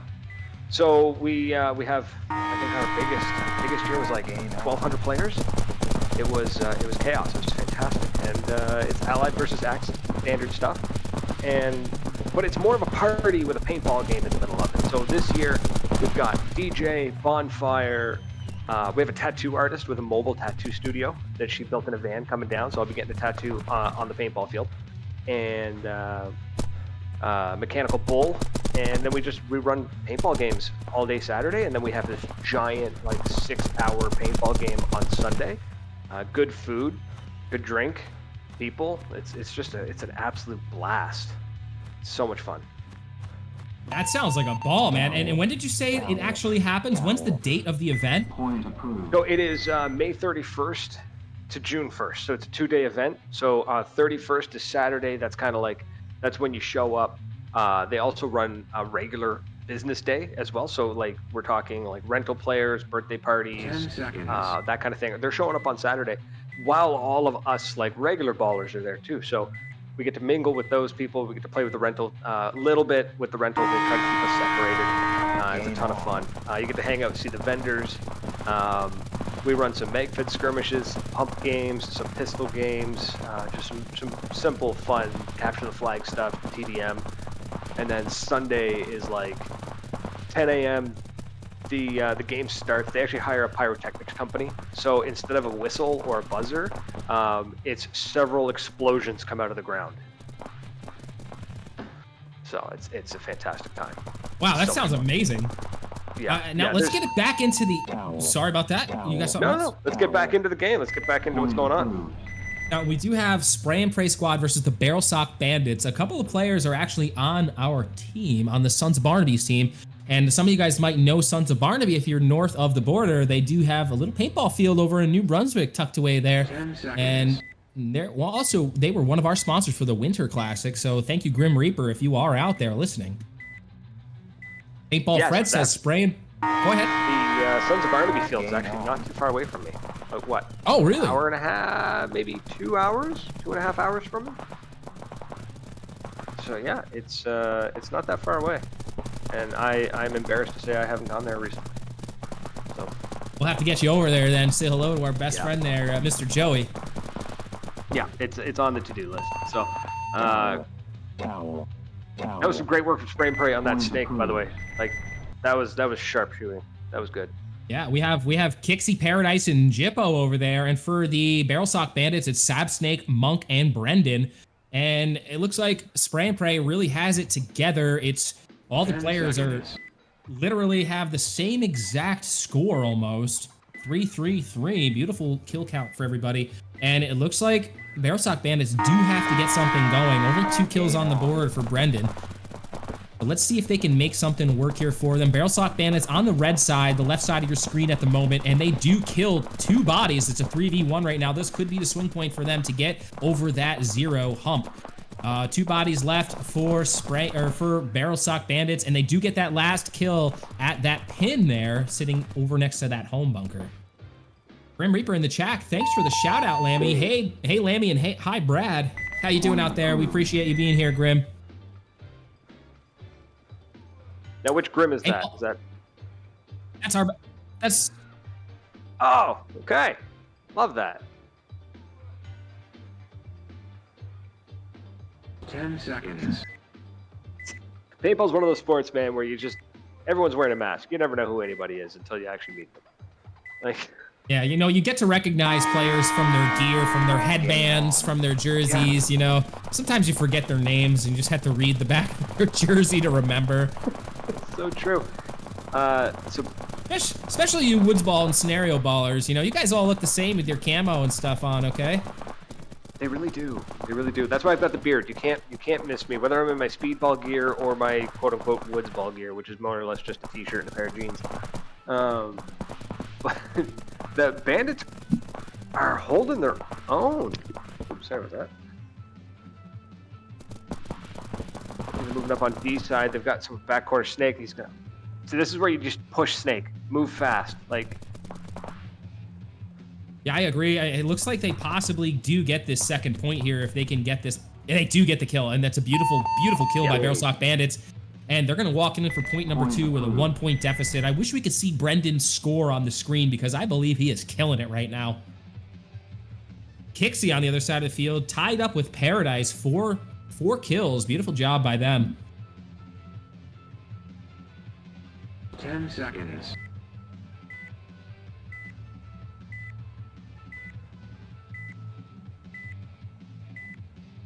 And here we go.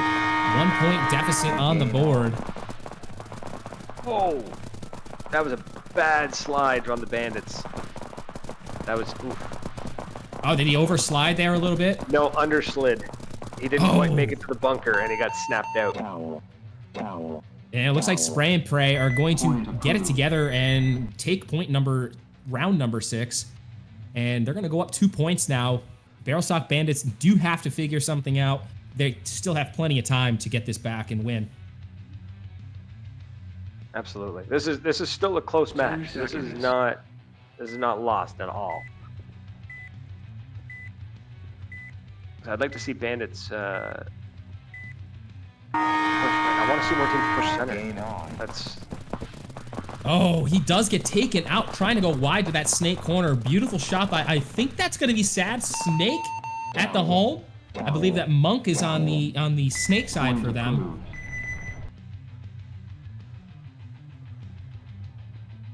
The Bandits might bring this back. They seem to have gotten their groove now. That was a fast point. See them do it again. Yeah, that was a very fast point. That's exactly what they needed. They need to preserve time and preserve bodies. Sometimes those things don't work hand in hand. I mean, sometimes you got to figure out which is worth more. Game on. Bandit shot out quick, trying to get into that Snake corner. Myth in chat says, oh, go ahead. Oh no, we got a 1v1 on the D side. Oh, and he runs him down. That was a beautiful kill by Spray and Pray. Awesome job for that point. They're gonna go back up 2 points now. And in chat, we do from Myth says that the Squeegee Sprinters versus the Fog Lens Legends is going to be a good match to watch. I do agree with that. I've actually really enjoyed most of the matches. We've only had 1 blowout so far, so this has been pretty good.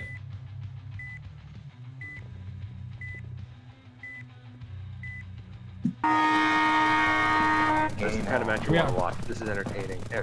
Again, that one spot, like Spray and Pray got knocked out. I think Bandits got knocked out last match. That is a cursed bunker. Yeah, Kixie tries to go wide. He does get taken out. But then again, Monk also tries to make that bump over, and he gets taken out doing that bump. Oh, beautiful shot. I think that's Sab Snake up the middle. Oh, is this going to be a trade or? Oh, he gets the kill on the D50. Got Beautiful it, right shot. down. Let's see if he can pick up him. Oh, no. Paradise gets the kill. Awesome job by Spray and Pray. Approved.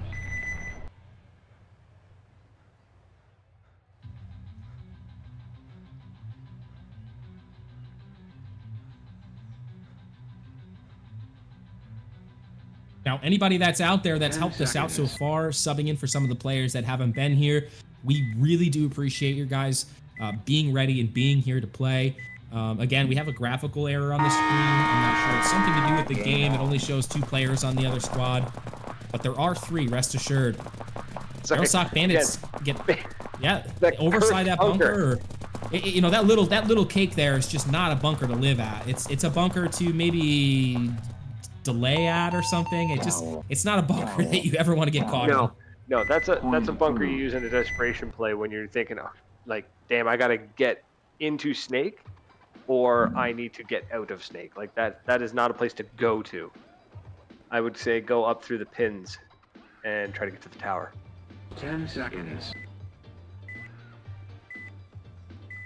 Brain Prey squad up 4 points, so we're going to be moving into round number 11 to see who is going to win this match. Just need 2 more points for it to be a mercy from Spray and Pray.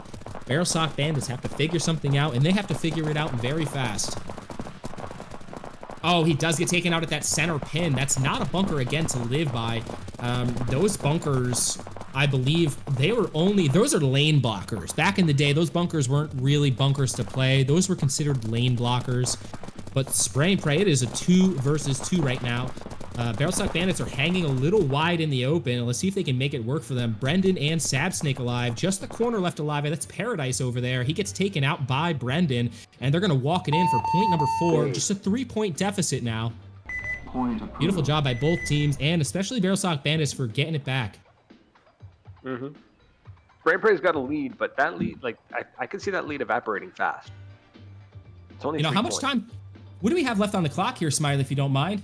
Because, it could be anybody's 10 game at this seconds. point, depending on how much time we do have left. 1 minute, 57 seconds, and a 3-point deficit.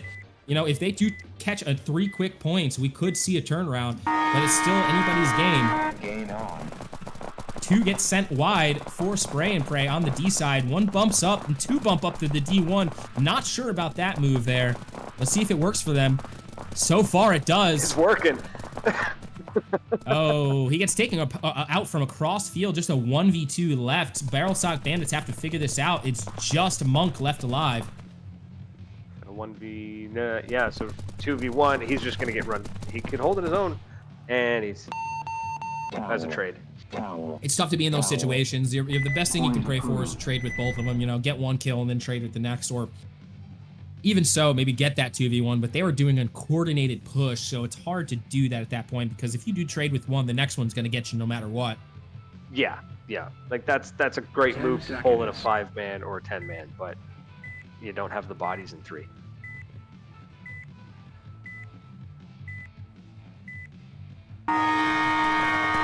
Gain on.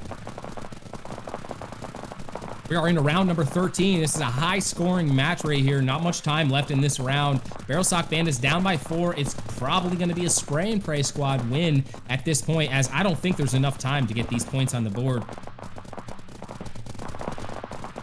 Oh, we do see an X push. Oh, He does get taken taken out. from under. And he does trade out with that player. Retro Randy, thank you so much for that follow, and welcome to the VPL family. And we got another trade at the end there. No point on the field.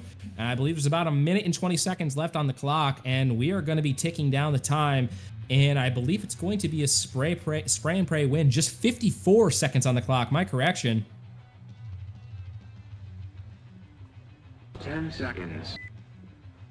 This was an entertaining match, though. This had a lot happening in it. Like, this is entertaining paintball. I agree, and I don't have a favorite team, since a lot of these players are on Sons of Barnaby.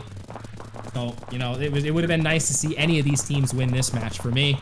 Either one of these teams.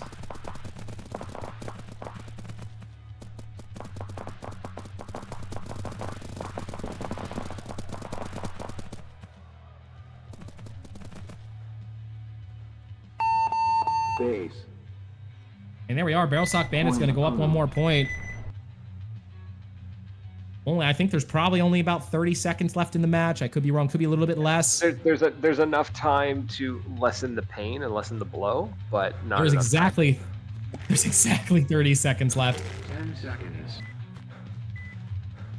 We're gonna ride in style like gentlemen here with Brendan to round off this match. See how he's been playing out on that D side of the field. Oh, the commentator's curse. He does trade out with the home, and they are running and gunning. They need to get down the field. I believe there's one player left on both teams, and he gets the kill. Monk's gonna run in, hopefully, for this point. Oh, excuse me. Nope, there was a take it home out. player left. Jippo left at home, still alive. All I had to do was look down and see the players, and I did not. Towel. Point approved.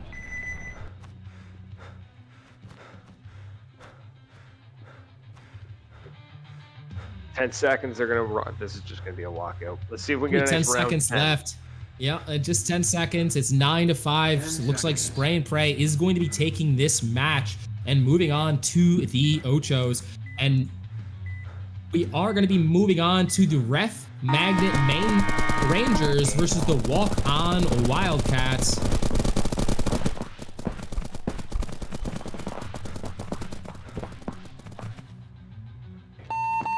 Game time finished. Game stop.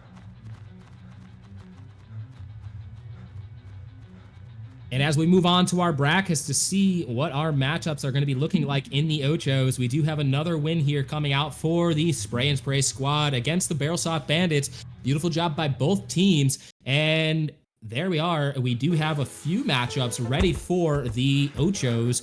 We have so far the Goggle Gremlins versus the Weekend Wreckers. Smiley, could you expand that Goggle Gremlins? I cannot read that.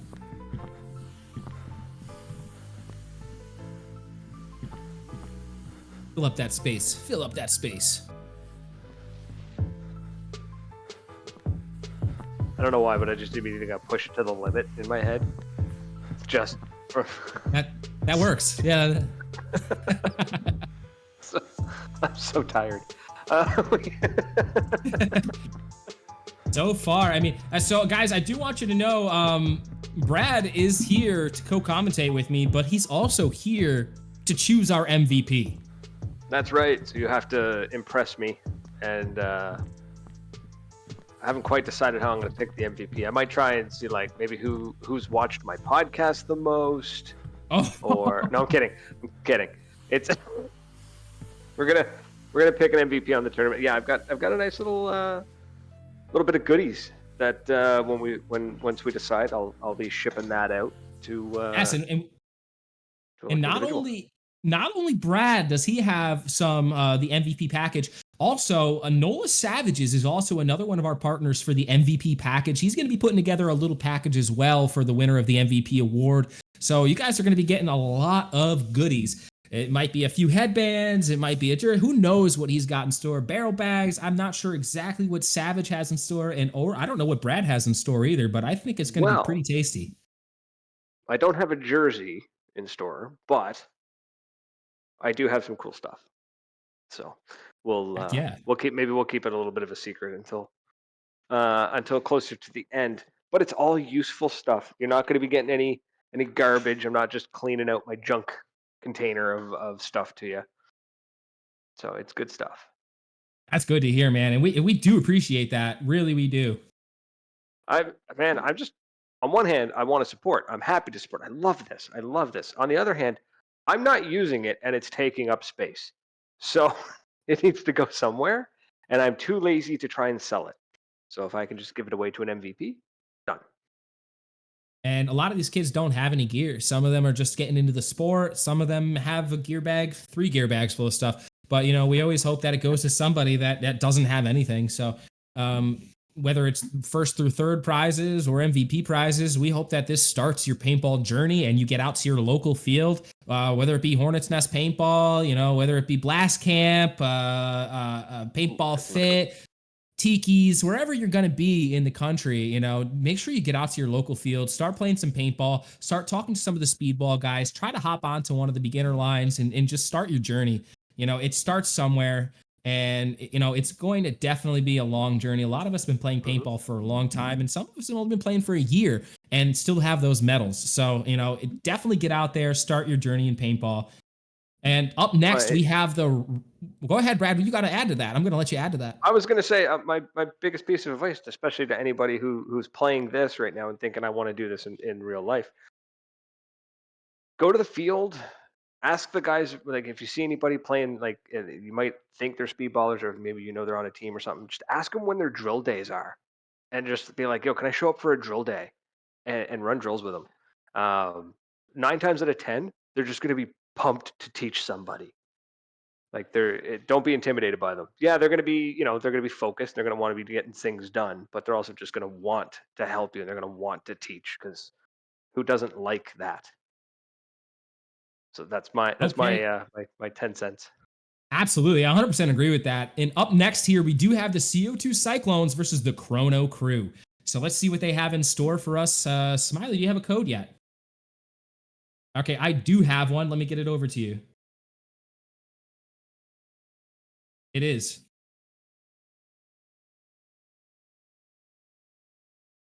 While we wait, though, why don't we take a word from one of our sponsors, give a nice little shout out to one of them. Oh, it did work.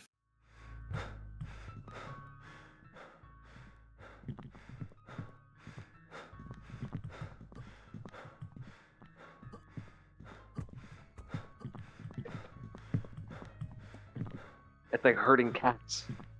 All right, we are in the lobby now. We do have this ready to go. We're not going to take a word from our sponsors. We're going to get going in this matchup right now. Arizona, Dave man, H. he's seen me Carmey's- play RRL before. Where did I see you play? That's not Shadow, is it? Dave from HK Army says, paintball is a game of angles, so watch every game you can. Absolutely, he is not wrong. Paintball, at its core, is a game of chess. And if you don't realize that, then you're playing the game wrong. Yeah, Dave HK, paintball's a game of angles. Watch every game you can. And watch it from different angles. So if the field's got a spectator spot and you're able to watch from there, great. But if you can get to a different side of the field, do it. Like circle the field. You'll be amazed at what you learn. Arma says, speaking of people new to paintball, I am playing my first speedball tournament this weekend, and I'm pumped. I've learned everything I know from Paintball Playground. I love that, dude. I love that. That's awesome to hear. And Santi says, you know me from the NXL Atlantic City Open. You know, I didn't know who you were, but I did watch your team play against the Hydra Kids. That was actually a really good matchup. Mick says Houston Heat on top. Oh, man, I'm a Paintball Fit fan ever since they started doing their craziness, man. Paintball Fit on top. They're doing great over there. That Paintball Fit camp is wonderful. They're just such a good group of guys. I'm loving this aggression of the snake here. Who are we shadowing right now? All-Star? This is Hellstar. Hellstar at the Snake 1. Does he see that his cross field has died? He is all alone, 2v1, Dom and Zombie Killer against Hellstar. Oh, he gets the one ball against him. Beautiful shot on Dom.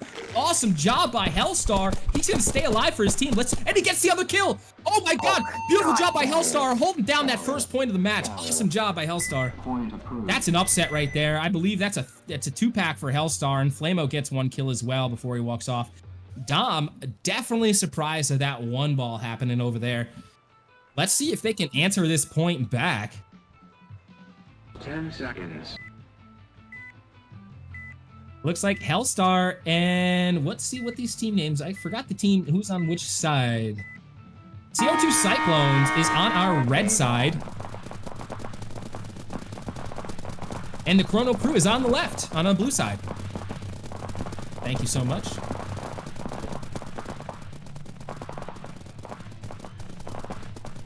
Yeah, so we're behind the scenes here. We don't know which side the teams are going to pick, home or away, before it starts, red or blue. So we're doing it on the fly. Thank you for being with us and understanding, being patient, guys. A lot of bodies dropping over on the CO2 Cyclones, or excuse me, the Chrono Crew side. Towel. Point approved. Cyclones cleaned up on that one. That was They sure did. Three that was alive. good. If you watch them, they moved in unison. Have you seen that? They all, like, there was obviously some clear communication happening. 10 seconds. All right, Smiley said yes, Chris Champ. We're gonna head over to Dom, see if we can ride in style over on the snake side. Dom gets a few shots in there on the lane, but then he tries to move up the center. He's gonna shoot back at that home, but he's gonna have to be very careful of that person that's gonna be wide of him. A player does drop on his team, and that's on the D side. Let's see if he can get he does get the kill on at home. He's gonna bump over to that snake now and try to go wide.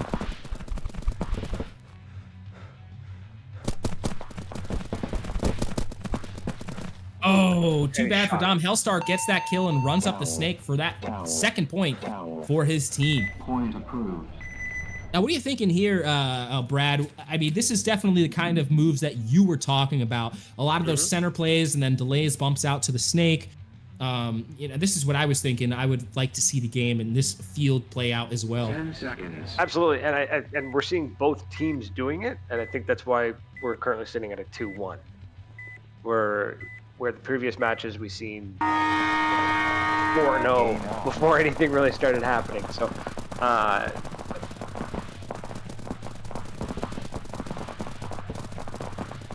do we have it wrong again, guys?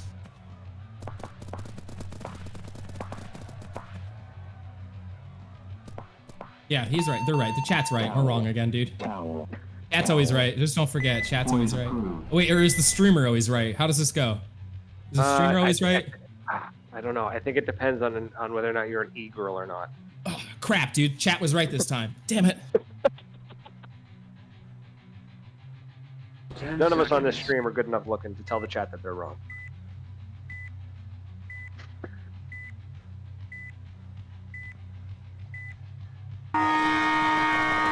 Game on. Yeah, see, and like we're saying, when you try to go out wide, there's a good chance you're going to get knocked out. We're seeing that happen a lot. Guys trying to run down to snake, and they're just getting snapped out immediately. Thank you, man. Appreciate that. Line. Chrono Crew coming in hot with that second point. They really did need that to keep their team alive. And in this game, it's a 3-2 matchup now. So in the chat there, I see LFT Mocha. Y'all better cheer for me. I'll find where you live. I'll tell you where I live, man, because I could use help cleaning the house. So if you're gonna show up, I'm gonna put a mop in your hand. Yeah, I need my car clean. Yeah, absolutely. Yeah. Come on over, dude. I'll lock you in the basement and make you clean. Whoa. Okay. Hey, look, I mean, come on now.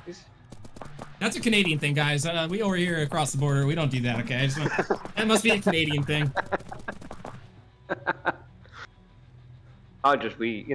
If don't promise, or was it don't threaten me with a good time? That's right. So. We have a 1v1 here, Hellstar versus Zombie Killer. Let's see who can take this point. Zombie Killer does need this point for his team to tie it up, so we'll see what happens here. He is stuck in that snake, though. Not the best place to be, or is that Hellstar in the snake? Because that's where Hellstar usually plays. That's Hellstar. That is Hellstar in the snake, and Hellstar gets the kill on Zombie Killer. Not the best position to be in a 1v1, but he made it work for him, and he does clutch out that point. Yeah, he made that work. That was tough, man. Like, he only had really one angle. Pop up and hope that he's, hope he doesn't have your number.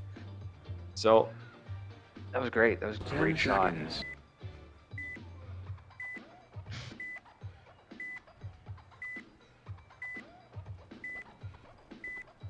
Longest 10 seconds of life. Again, shot out off of that cake. Like, players,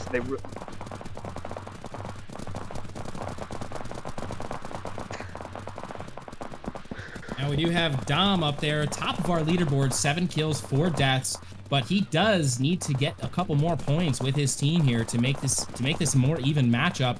If I were to guess, I'd say there's about 2 minutes, 30 seconds on the clock left. They're gonna run him down. Amazing. We got sorry, just your chat's hilarious, man. HK Army there, Dave HK Army screaming in the chat. IRL, never play the snake in a 3v3. I mean, he's not completely wrong unless the snake has some stand-up bunkers like these Doritos here. You really don't want to be 10 caught seconds. laying down in like a 1v3 or a 1v2 or even a 1v1. It's not the you're best stuck. position to be in. Luckily, in the VR world, you're a little bit more agile. You know, you can. I don't know if I'd be able to stand up as well. Oh wow, 2 bodies drop off quick there for the CO2 Cyclones. 3 minutes, 10 seconds on the board. It's only a 1-point deficit for the Chrono Crew, and they are up 1 body in this round.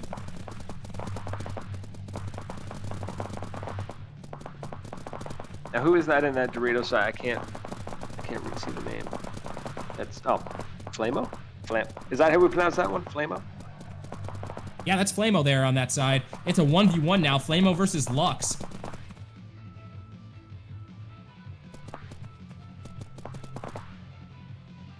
What do you think? You think they're gonna snap it, or one's gonna run the other down? I think this is gonna be a trade. Flamo's gonna run him down. Done. This is a trade. Yeah, Trade. exactly what I thought. You know, if you're gonna go and try to get, it's a risky move to bunker the last player as the last player, because even if you don't get the quote-unquote trade, what if he hits you with like 4 or 5 balls? Were you supposed to go hang the flag? Like, you know, I mean, it's really tough at that point, because they're either gonna say, yeah, you shot him first, or they're gonna say, ooh, we didn't see that over there before. So you know, it's a tough one there. You're better off snapping and battling with your gun, I think, at that point, to see who's really going to take that point. But good job for both teams trading out there. No point on the match. Bodies dropping left and right here. 2v2 on the board. Now a 1v2. 1v2 for Chrono Crew, up 1 body. Let's see Dom work this snake, and he does, but he trades out. So now Lux, just the last body alive. I'm not sure if he knows the kill count, but the field is quiet. Let's see if he sweeps it for point number 4 to tie it up. Watch out for Myth, Santi, and Robo.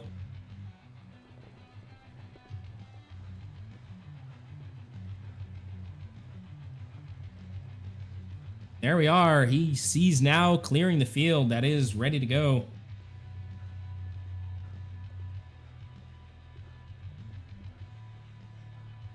The level of caution right now. You know, I don't blame him. They got plenty of time. He's about to tie it up. 100%. You know, he he doesn't want to make the wrong cool move for his team, and that is definitely keeping your cool there for sure. Yeah, no panic, not sprinting into it, thinking, oh man. I just want to thank some of our admins on the back end, just kind of helping out and getting the lobbies going. Specifically, thank you, Be Nasty, and you know, and whoever else is helping in the background. I've just seen Be Nasty and Sab Snake so far, so thank you so much, guys. Appreciate it. Now this is really anybody's matchup now. Chrono Crew is going to lose 1 and kill 1. And now we're moving out to the snake. Both teams moving up to the snake 1 at the same exact time. Oh, beautiful job by Chrono Crew getting to that D50 and getting the kill. Does he get the kill crossfield? He does. He does get the kill crossfield by Hellstar. Awesome job. Hellstar versus Dom, a 1v1 situation. Oh, Hellstar gets the kill on Dom. Dom is not happy about that one. Oh, I had that backward. Dom gets the kill on Hellstar. I had that backwards, ladies and gentlemen. Beautiful shot by Dom. Hellstar's not happy about that one. Bro, that was a fast, too. That was a fast 1v1. That was chaotic. The real OG Nasty says define old. We keep saying old. If you don't know what the word skibbity means, you're classified as old now. I am that. I am old. Yeah, you know what? I concur with what he said. If you don't know skibbity or the toilet meme, you're definitely old now. So we're all old. Myth says Dom is the GOAT. Yeah, Dom, beautiful 1v1 by Dom. I'm sorry to take that away from you and say that was Hellstar at first. Good job, Dom. Flamo alone on that field. Just Flamo. Okay. And Dom Flamo gets the kill on Flamo. Chrono Crew really turning up the velocity there. See what I did there? Mm-hmm. It was such a bad pun. I'll let you have it. Yeah, they're turning up, but both teams are doing what I want to see. Like these are fast, aggressive matches. This is entertaining. This is fun. This is good paintball, especially because it's currently raining where I'm at right now. So this is about as close as I'm gonna get to an actual paintball game. Game on. That's the beauty about VR paintball. Sun, rain, snow, earthquakes. We could play paintball. Yeah, it's such a great option. Ooh, trying to CO2 slide Cyclones. into that. CO2 Cyclones took a lot of field on that play right there. It's down to a 1v1. Let's see who can get this last kill. We have Zombie Killer versus Chet. Oh, Chet gets the kill. He's gonna walk it in. He's gonna take this next point. Jay Nasty, thank you very much for that follow. We appreciate you, and welcome to the VPL family. Point approved. There's only 5 seconds left in this matchup. We're gonna see a win here from the Chrono crew. Not enough time, but we do want to commend the CO2 Cyclones for getting that last point, making it a real nail biter, and a beautiful game, beautiful match by these two gamers, these two teams, I should say. Tightest match so far. Anybody watching should have been taking notes and watching what was happening here, because I think this is how this field needs to be played. Game time finished. Game stop. Now we have Chrono Crew taking the win.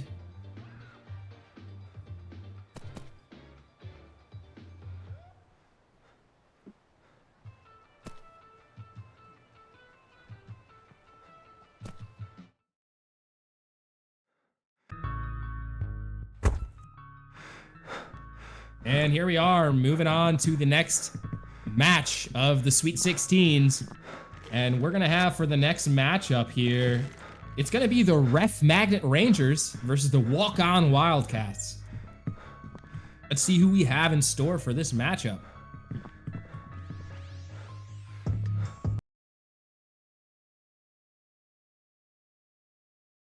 So far, we've had pretty evenly matched up teams. We had one blowout of a match in which ended up in an immersive rule. And then all these other matches have been a 2-point deficit, 3 at the most. We've seen some very close paintball so far. And to the winners and to the losers, is a great job. You know, anybody that's actually here today, you are a winner in my book because you showed up, you're dedicated, you're here playing with your team. Hopefully you had some fun, even though you lost. You know, sometimes it happens. I remember our season 1, we were top ranked team. We lost in the first round of the Sweet 16s. Or was it the top 8? I think it was for the first season. And, you know, that's just the way it goes sometimes. You play one game and you're out. So we commend everybody that comes and plays. We understand what competition is like, even at the administrative level. We've all played there. We all know. So it sucks to lose, but it's great to win.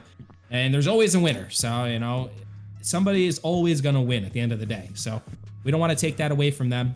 So great job to all teams.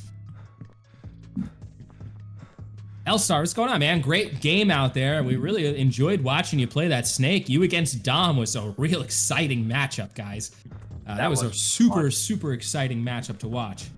Yeah, not to say the other matches weren't entertaining, but that was like that 1-point difference we're talking. That was a tight match. Well, both teams were so aggressive. I think that's why it was such a fun match. It was really like one team would lane off the break and get a bunch of kills, and then the next point the other team would lane off the break and get a bunch of kills, or we'd see a really aggressive snake push and a beautiful snake battle, a lot of 1v1s. It was just an awesome action-packed match. It really was, and it just goes to show that you know, sometimes aggression is the answer to some of these. I know some teams have a mentality of kind of hold back, let them come to us, but I'm a big fan of offense is the best defense. Not all the time, but I try. All right, we're going to take a word from one of our sponsors while we wait. Step into the world of virtual reality paintball with Paintball Playground. Right tower. Kill Dorito, kill Snake!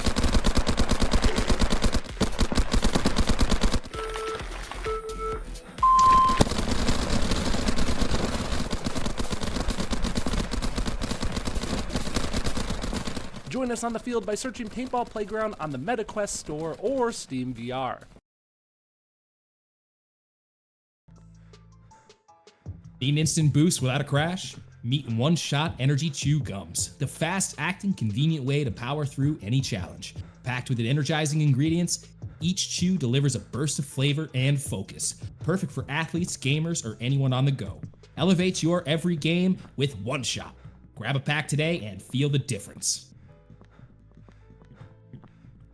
Also want to thank out another one of our sponsors, Fight Wipes. After an intense workout or a grueling training session, stay fresh and ready with more Fight Wipes. These premium wipes are designed to eliminate sweat, odor, and grime. No water needed. Perfect for athletes and fighters on the go. Fight Wipes let you wipe down quickly and stay hygienic, so you're focused on dominating your next round. Freshen up and get back into the ring with Fight Wipes today. All right, we do have both of our teams up here, and they are ready to go. We have the Ref Magnet Rangers versus the Walk-On Wildcats.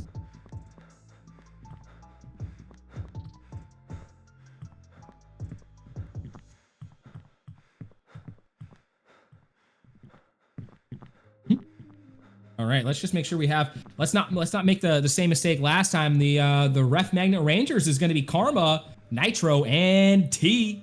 And for the Walk-On Wildcats, we're going to have Mocha, Mind, and OG Nasty.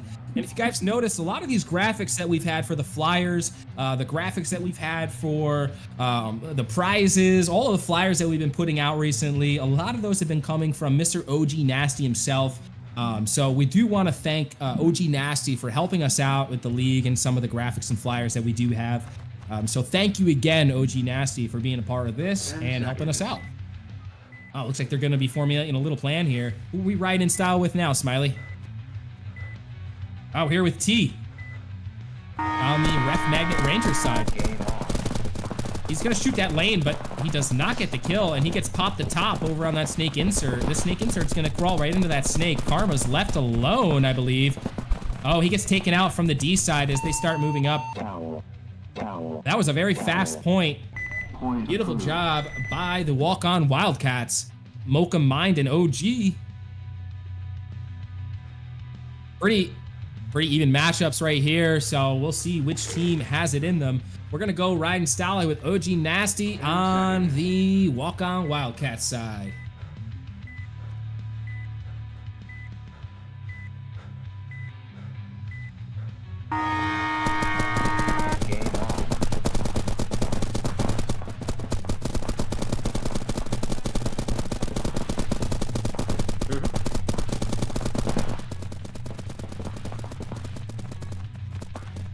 Right, it looks like we have a 2 versus 2 right now. We're with OG Nasty. He's moving up to that D side tower. He's gonna look outside and try to wrap and go. He does just that. He's not sure. Oh, he picks him up on the other side. He gets T on the move to the D50. Beautiful shot by OG Nasty, and they get the point. Bring it in for point number 2. Now, what do you think about that that gameplay, Brad? I mean, realistically, this is how we were expecting to see this played. A lot of heavy pushes on the snake side and a lot of wrapping and going on the D side. Yeah, and that's I mean, what we expected. I really thought I would see more play around the X, like more people using it. It's a versatile bunker if you can get the right angle on it. Like, don't stand in the middle of it, but if you get to the side of it, you can get some really cool angles on it as long as nobody gets behind you. If they get past down the 50, then you're kind of out in the open, but you can do some cool stuff from there. But I mean, so far it's been playing really well. The aggression is clearly the way to go. Like, we're seeing the Rangers pushing up now. They just laying it down everything. So it's a great field. I think I think a lot of the people who aren't used to the older layouts are probably still adjusting to it. I bet you if you ran this tournament again next weekend, it'd be a wildly different game. Yeah, absolutely. Speaking of next weekend, I don't want to forget here, Triple Threat does have their Summerfest event, so if you guys are in the mood to watch some more virtual paintball next weekend, there will be another event live on the Triple Threat podcast. Ref Magnet Rangers gets the kill on the D-side bump, and they're going to lock in right now, but the Walk-On Wildcats are going to get wide and go up the middle here. Let's see if they can get one of these kills. Oh, no, he gets taken out, but he trades out with that Snake 1 player. Oh, yeah, you should be able to click on the stream itself, and you should be able to... Again, it should be in the VODs. If you click on the VOD, right now. I think you can go back in it, if I'm not mistaken.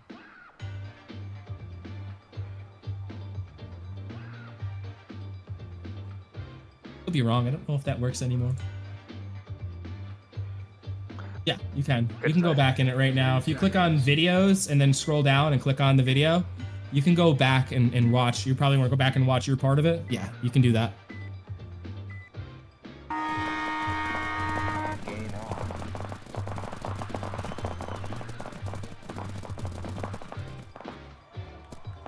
Wow, already Ooh. 1v1. A lot of Nasty, fast nasty. kills there. Yeah. Yep, OG Nasty and T. And oh, T gets the kill. OG Nasty, I don't think he knew where he was. This No, is he very popped evenly out. matched up. This is great. These are tight matches. Yeah, I love to see it. I love to see close matches like this, honestly. It's not only good for the players, it's good for the 10 seconds. just to watch. It's great paintball to watch. That's what I was trying to say. It's awesome paintball to watch.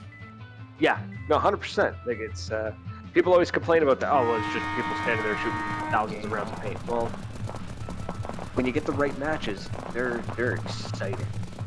Now, this T gets taken out off the break. So does Nitro, and Mind also takes the walk to the dead box. Karma left alone here, and their team is up 1 point. Let's see if he can lock it down in that snake corner and get these last 2 kills. Walk on Wildcats, they do need to kind of play this a little bit tight. As I say that, they get that last kill, but they trade out, so they're going to walk it in for point number 3. Point approved. You don't have to wait till it's done, actually. You can click right on video, scroll down a little bit, and then you'll be able to rewind if you really wanted to. What were you saying, Brad? I was just saying, at this point, like, I really can't call this. I have no idea which team's actually going to come out on top. This is insane back and forth. Like, it's team getting a point and then the other team taking it back. Yeah, I know. I agree with that. K-Dog, thank you so much for that follow. We appreciate you. Thank you for being here. Had some unorthodox moves there from the Rangers. I'm not sure staying in your box was the best move there. Tower. Point approved. Hey, look at that. I subscribed.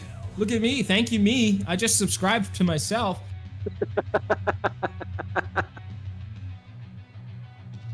Halo says W commentator. Thank you, Halo. Appreciate that, buddy. Is he just watching or are they one of the players? Because Brown knows and doesn't get you an MVP. Not a player in this this match, but he is a player. Wow, I see what you said. 3v1 already, like right off the break. 3v2 now. Let's see if he can get this. Oh, I think he gets taken out. He does. He gets shot over that pin, and he gets taken out. Beautiful job hanging in there by T, I believe. But looks like Walk On Wildcats have their number now. They're going up 2 points. This is the largest deficit we've seen so far. Yeah, I don't think we've seen. Have we seen Halo play yet? I'm not sure if we have. He will be playing soon. If not, I think he's one of the last matchups. We are moving on. When I say last matchup, I mean in the 16s. Right now, we're on match number 7 of the Sweet 16s, and match number 8 will be the last match of the Sweet 16s. Then we move on to the second round ochos of these brackets. Quick kill from Mocha, or excuse me, Mocha goes to the dead box quickly after the break, and we get a bump over to that D-side insert. He gets stuck at that insert as well, and that's that cursed bunker, as we would call it at this point, huh, Brad? I'm sorry, say that again. That little cake, that snake insert, as some people would call it, the god, it is a cursed bunker of this layout. It is cursed. It is absolutely cursed. I don't think anybody's been able to do anything productive from it. I'm not sure what, I've never been on this field. I don't know the layout. I haven't been on it in game yet, so I don't know all the lanes on it. It looks like that is a really hard bunker to live at. It looks like it's especially if you're tall. That's the problem. It's You know, so small. It's pretty small in real life too. That bunker is not an easy bunker to live behind. I used to have to play that bunker. Luckily, I was a small kid, so. T and Karma get sent to the dead box, and there's 3 alive on Walk On Wildcats, and they're gonna bring it in for point number 6 for that 2-point, excuse me, that 2-point deficit. Yeah, 2-point lead, I should say.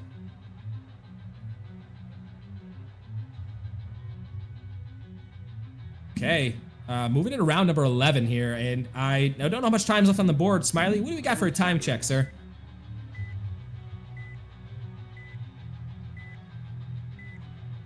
What's that say? Can't see it. 3 minutes and 14 seconds. Holy cow. It's just, this is going to be a high-scoring game, guys. If this keeps going back and forth, oh my god. We're already at Unbelievable 3v1, matchup. Wildcats. Wow. Yeah, beautiful point by Wildcats. The only one to drop from Wildcats was Mind Wiper there. Point approved. So Wildcats is definitely dialed in now. They've figured it out. They've cracked the code on this field, as you can tell, and I think they're gonna get on a roll here. They've got 10 seconds. great energy happening. Yeah, we're seeing good stuff from Wildcats. Maybe they're coagulating a little better as a team, and they're just locking down those lanes off the break. It doesn't look like Nitro has been able to really, excuse me, not Nitro. It looks like T's been getting shot off the break a few times in the last, and as I say that, he gets shot off the break again.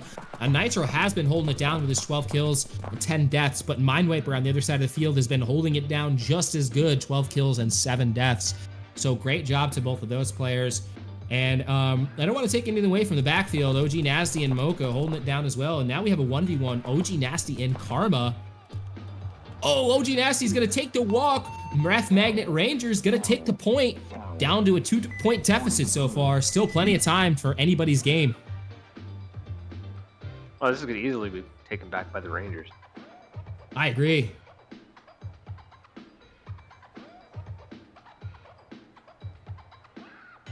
Seconds.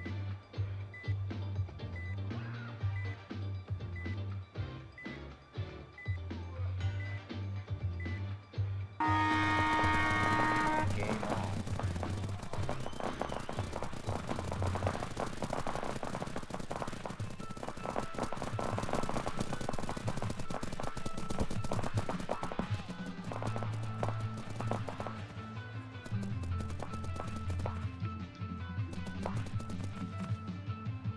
Wow, it's down to a 1v2, and it's going to be Wildcats with 1 player left.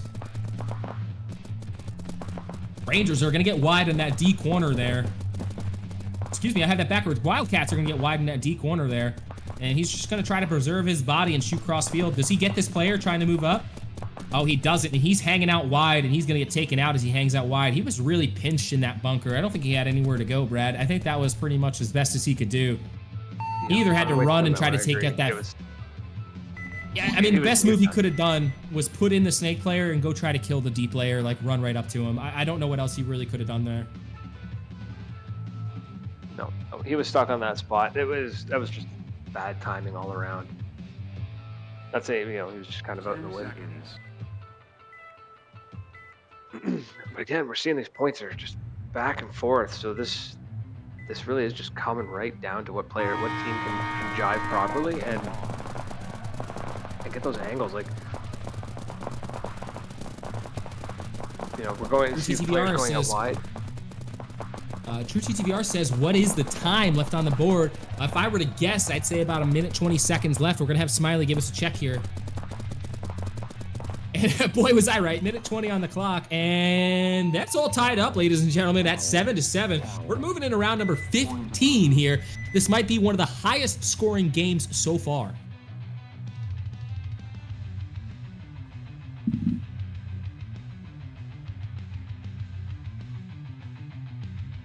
Now, speaking of anybody's game still, Brad, we're all tied up 7-7, moving into round 15, the longest game that we've seen so far, the highest scoring game, I should say, we've seen so far.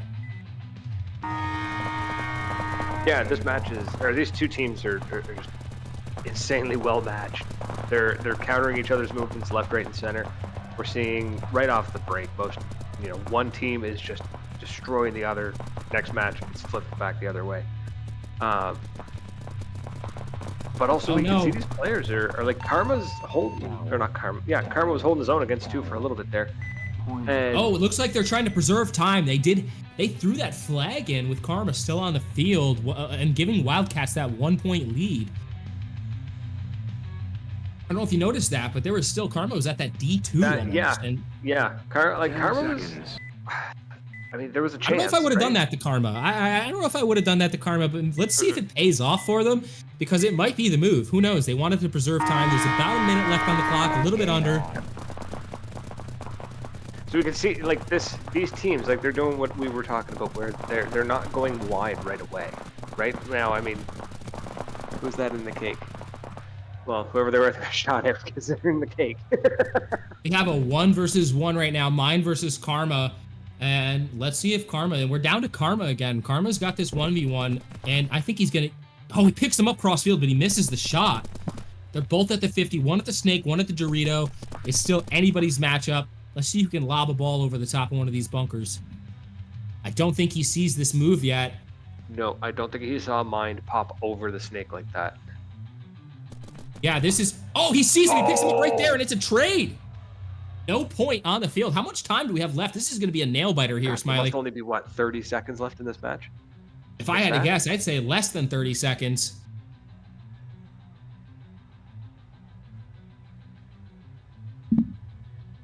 Now, let me see your predictions in chat. What are we thinking is going to happen here? I can't see that. It's too far away. 9 seconds. I don't think there's enough time for a point. I think this is going to be... Yeah, this is going to be a Wildcat win here, guys. 8-7, yep. And it is. It's a Wildcat win, 8-7. What a nail-biter of a match. Unbelievable game by both teams. This is going to be one of the matches that we highlight, for sure. That was now we're going to move over to our... Oh, yeah, it was. It was beautiful back and forth game. I really enjoyed that a lot, actually. They get that point. I didn't know. Maybe there was more time than what I saw because I couldn't see it that well. Or if this is gonna end. Yep, there was 9 seconds. So technically, there was enough time to get a point. Yeah, they threw towel. When oh, they threw towel. Got it. Yeah, I didn't notice that. I thought they ran down. Which I thought was a little strange. There was like 2.5 seconds, 3 seconds left in the match, and they threw the towel. I'm like, you just take the L, and you know. But, sometimes it's what do you call it? Reflex. You know, you're so used to after losing the point, you just hit the buzzard and get on to the next point. But you know. Yeah, that's what I'm thinking too. So here we are. If that's how, if we're gonna be seeing these matches moving forward like this, I think everyone's the later teams have watched it. Now we're going to be getting into the teams who've played this field. I think we're going to start seeing a lot more aggressive high point matches. Yeah, I think so as well. And then we're moving into our last round of the Sweet 16s. We're going to be looking at the Fogged Lens Legends against the Squeegee Sprinters.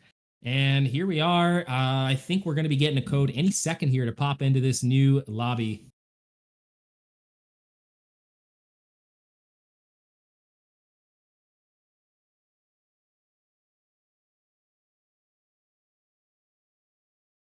So with while we're waiting to get into the next match, I got to pick your brain about this VR paintball, like me trying to play it and whatnot. Like, it's incredible. It's intuitive, but it's not. So I'm just curious. Like, are there any drills? Does anybody run drills, or there like skirmish days where I can just like jump in and get completely stomped while I learn how to control this thing without falling over? Yeah, you got to join the Sons of... We'd be happy to have you over at the Sons of Barnaby Discord. I know that King's over there as well. He has yet to come play with us, but we're going to get him in. His VR. Oh, okay. Well, that makes a lot of sense. Yeah, dude, we're going to have to get you into our Discord so you can pop in and come over and play with us anytime. Yeah. Smiley, I do have a code. Did you get it sent to you as well? All right, perfect. So Brad, yeah, we run practices every night at 8:30 for about an hour, and just about to take a week off because we're so burnt out from the game right now. We're still got another month and a half or so for off season. So as we prepare the league for season 3, so it's been a little bit longer of an off season than we wanted it to be, but we are doing a lot behind the scenes to make it like a really awesome season 3. We've done more integrations with the actual game. As you see, the spectator mode, the developer of the game, he really wants the spectator mode to be Twitch ready. So, you know, whether it still has some bugs or not, a little bit of hiccups here and there with showing players, the look of it is where we wanted it to be. So we're really happy about that. But for game mechanics and playing and practicing and drills and stuff like that, what it really comes down to is learning the game mechanics and then having somewhat of a decent paintball IQ. You know, learning how to play bunkers is more of kind of like a game mechanics thing, because you do have to learn where your body is in game. It's not like real life. You know, you move your head and it'll make you lean, but if you move your joystick, it'll move your body. So you do have the ability to snap shoot in this game. Whether it's as fast as, like, sometimes when you move IRL in real life, you can snap shoot and you can move very fast. But in the game, you know, you're limited to how fast your player model moves in the game. So whether you're leaning faster than you think you are, you know, you still get shot sometimes, and you know, it can be aggravating. You say, "Oh man, I was already behind that bunker," you know. But it happens, and you know, that's just kind of like internet lag, stuff like that. So you kind of got to get used to that part of it and just kind of know where your body is on the field and behind the bunker. It's something that you learn after playing for a while. Okay. Taco Magic says, "What's up, Lammy and Smiley? Don't forget Brad." Yeah, I'm over here doing a job. He's doing it. All right, guys. We're going to be moving on to our match number 8, the Fog Lens Legends versus the Squeegee Sprinters. So thank you very much to all teams that have been there so far. We do appreciate all of your dedication and all of the help that you guys do help us with. So thank you very much. I'm loving the energy. I'm loving the energy we're seeing on screen right now with everybody. Am I seeing people actually stretching, or is this just like graphics weirding out? Oh, I think they might be stretching. You never know.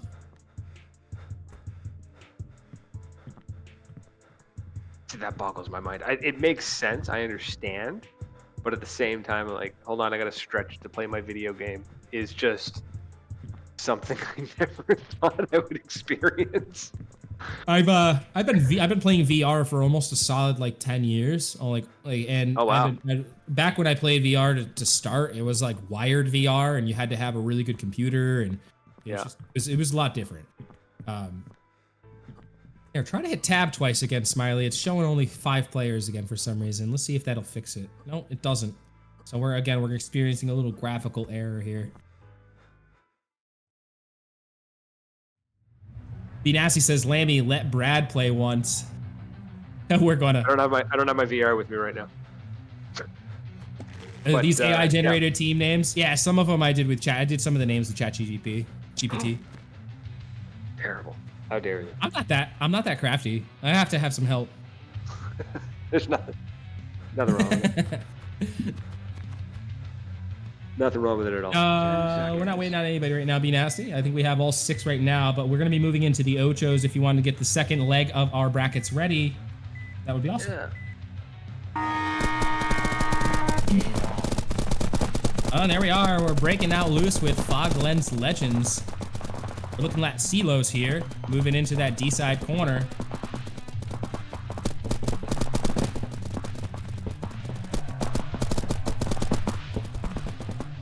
Oh, Silos misses that kill on this D50 as he moves up. Let's see if he can get this snapshot here on him.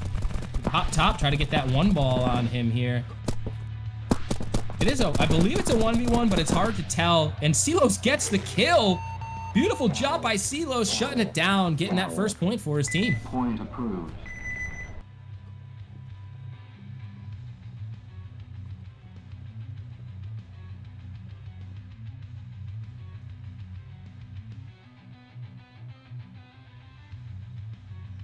Ten seconds.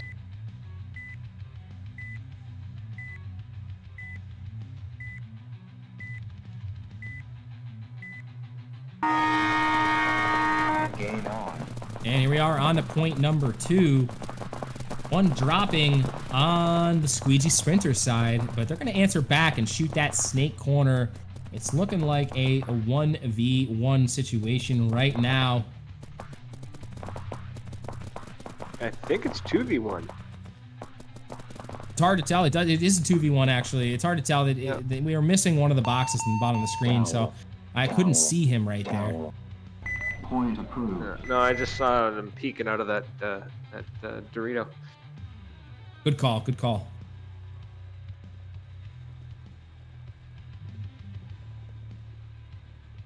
Okay, we're gonna be moving on to point number 3, and Fog Lens Legends are looking hot. They have 2 points so far on the board.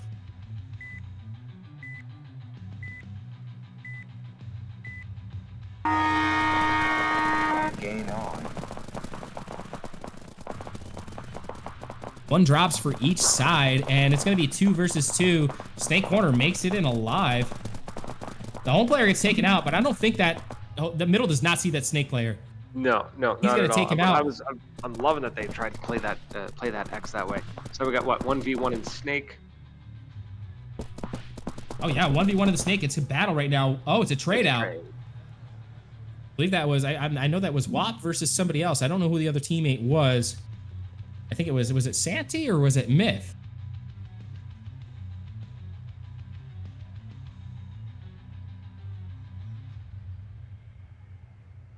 Ten seconds.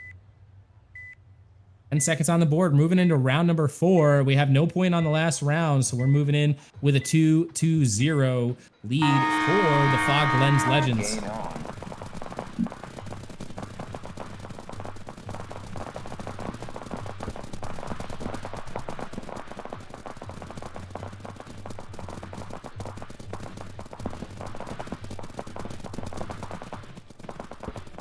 Crazy action happening over in the Doritos. We've seen Fog Lens Legends just weaving in and out of them with total disregard. Like, Base. Yeah, that was beautiful point by the Squeegee Squeegee Sprinters. Yeah, that they needed that point very bad, actually. That was a good job by them. They definitely needed to get that one. mm-hmm.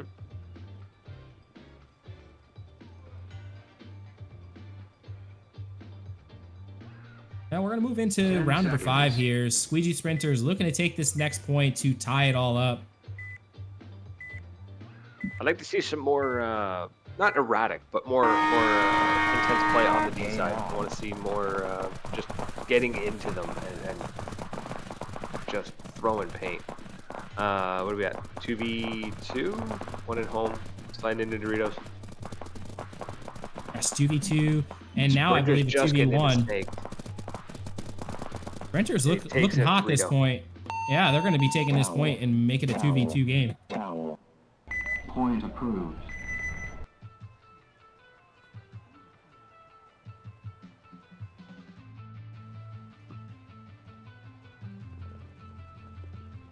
Yeah, I think we're going to be seeing a lot tighter matches as the 10 seconds. As the tournament goes on. They're starting to figure this out. They're starting to figure out the layout, what to do, where to move. It's going to be exciting. Gain on.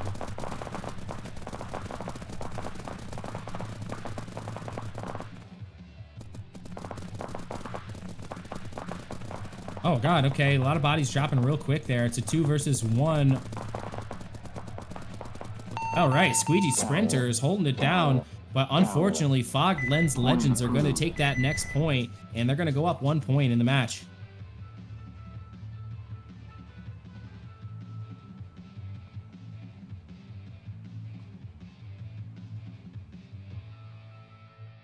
Ten seconds. I can't really see anything. The teams aren't really doing anything. Like they're playing the field properly. It's just there's so many little tiny angles on this layout. You really gotta be aware of what you're doing. Oh, that beautiful run straight up the center up to that X. That's what I've been waiting to see pretty much all day.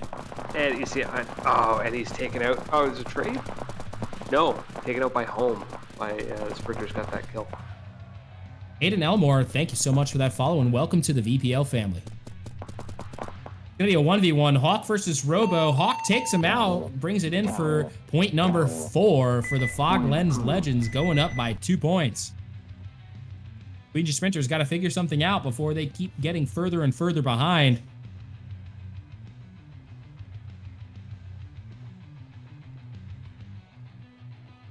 Ten seconds.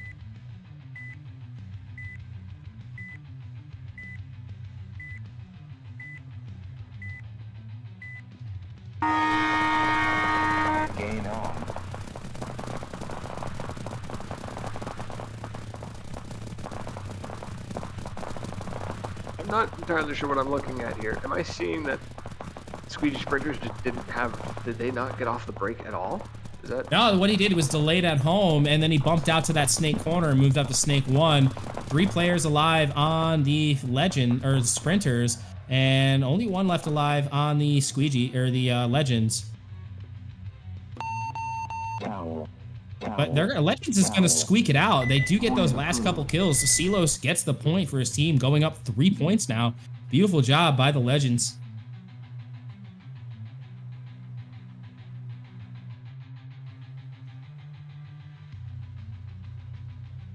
Seconds. Now, if you guys are just tuning in, what we're doing today is called the Spring Classic event. And what we did for this event is we took 48 players and we randomized them into 16 teams. And we threw them into brackets, and we're going to make them play for some beautiful real-life prizes and also some in-game skins.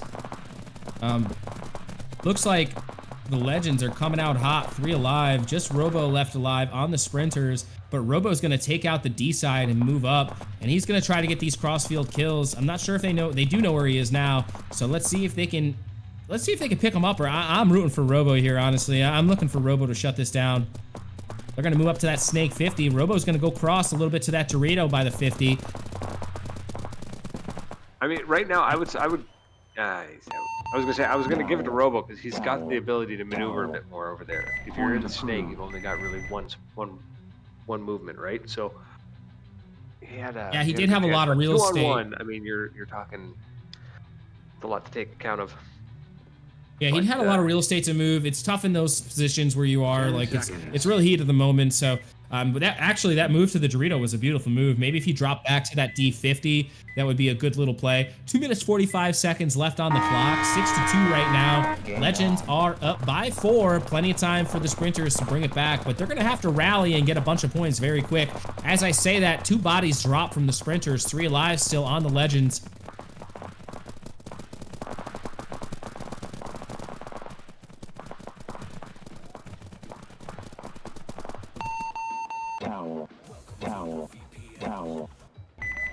Beautiful job by the Legends. Tickle 00. Thank you so much for that follow, and welcome to the VPL family. Thank you so much, guys. Our follows are just about up to 1,200. You guys are the best. We really do appreciate that. There's some great numbers. Guys, you almost beat my personal Twitch channel, okay? Game on. Blueprint 24, thank you so much for that follow. We really appreciate that, man. Welcome to the VPL family. Santi gonna take the walk, but so does Hawk. That rhymes. And we're also gonna get killed here. I think that Snake Beam player, just Robo alive, and 1 player left alive on the Legends. It's down to a 1v1.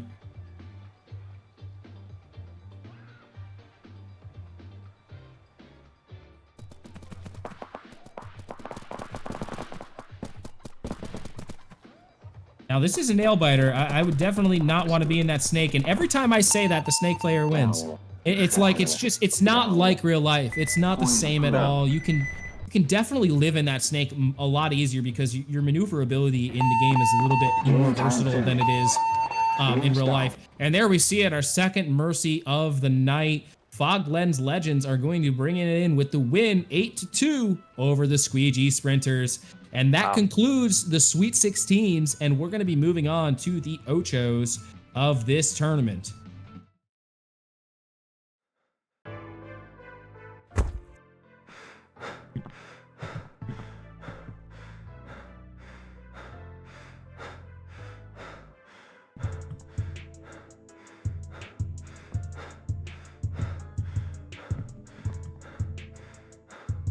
Again, we do want to thank all of our sponsors for the evening. And if you guys have a little bit of time, why don't you go over to this link tree and make sure you show a little bit of our sponsors some love and click on those links, go say hello, go buy some stuff even. And make sure you let them know that we sent you there because they love to hear it, give them a reason to keep supporting us. So thank you so much to all of our sponsors and all the players because we wouldn't be here unless if it wasn't for you, excuse me. Again, we're going to be moving on to the Ochos. We're going to be doing Blind Fire Banshees versus the Rental Riot Squad to round off round number 1 of the Ochos. And then for round number 2 of the Ochos, we're going to move on to the Goggle Gremlins versus the Weekend Warriors. Well, that would have been actually a good name for them. The Weekend Wreckers. Damn, I want to change the name now.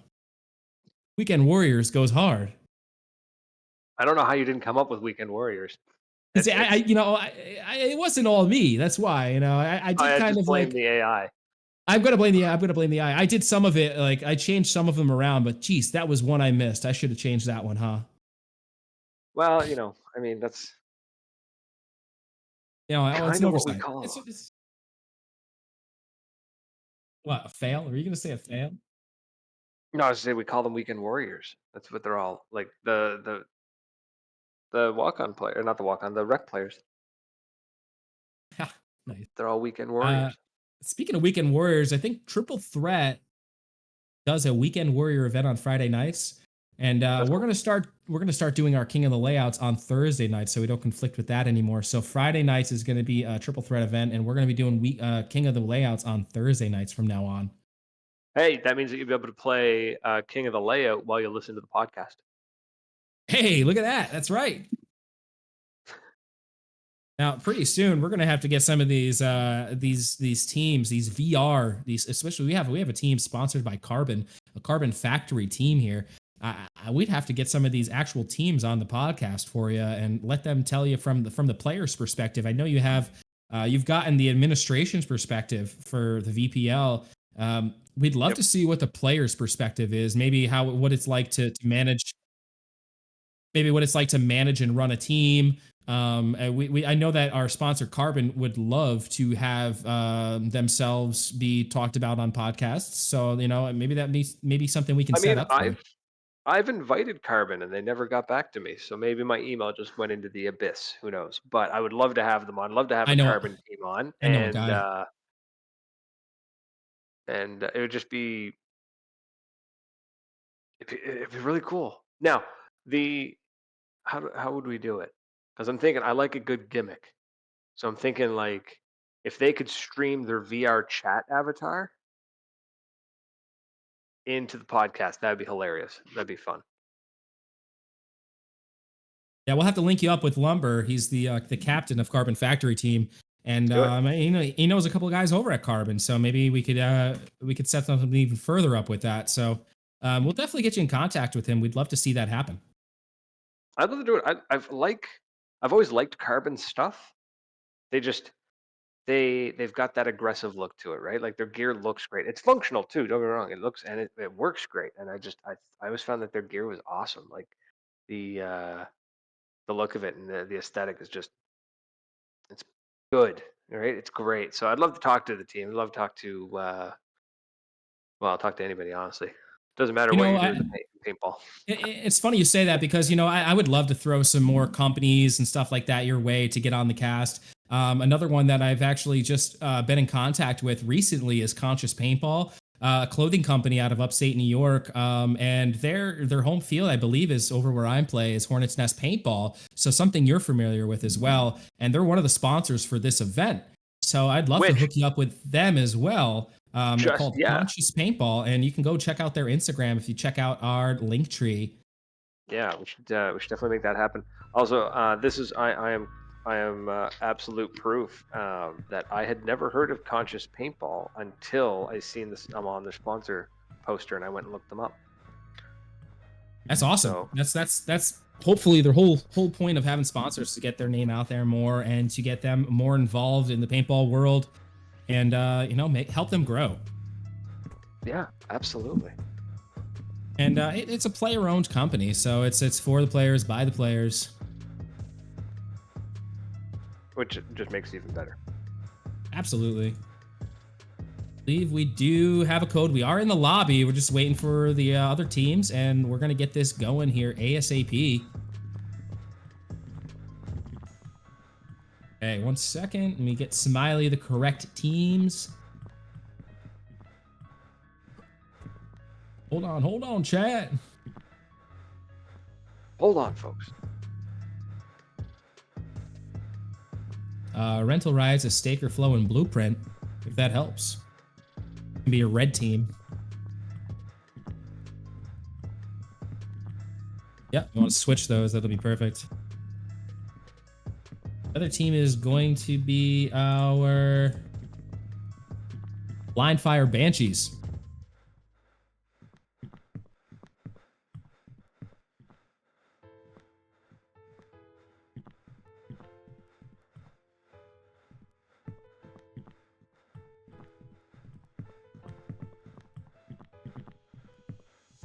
I'll do my best. Yeah. Yeah. Yeah, I think it'd be great. I'm going to definitely try and get on tonight, and it'd be great to actually get somebody to walk me through the controls and the tips and tricks and all that, and learn how to actually play it. I think it'd be fantastic. The question of whether I'll try and get on. I never know what's going on in the evenings. So there we go. Conscious Paintball. We're gonna get them on the podcast. That's what we're gonna do. That'd be great. I'd love to link you up with him for sure. So here we are with our next two teams. Why don't we take a word from one of our sponsors while we do wait for them to get into the lobby? Yeah, take it away, Smiley.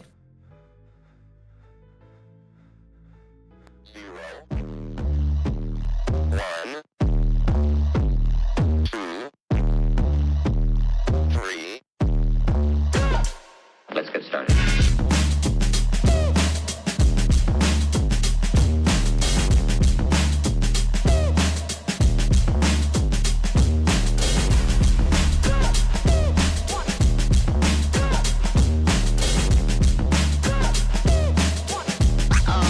Oh, that's real good.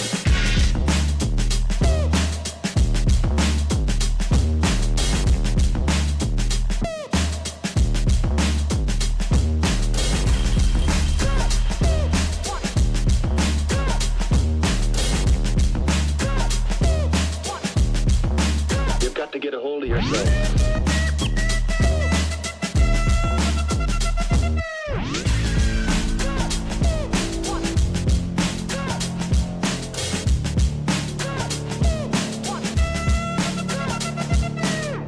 Ain't nobody stopping me. Ain't nobody stopping me. Ain't nobody stopping me. Ain't nobody stopping me. Stopping me. Ain't nobody stopping me. Ain't nobody stopping me.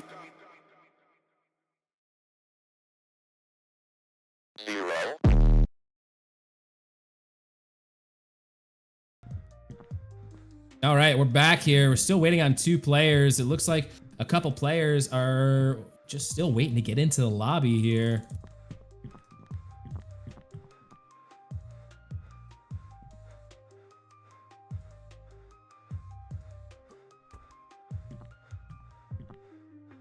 All right, let's see now who we are gonna have win this game. Oh no, they weren't supposed to start that match.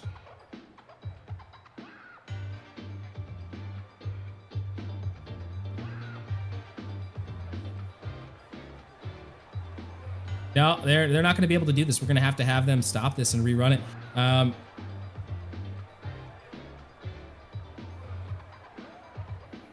seconds.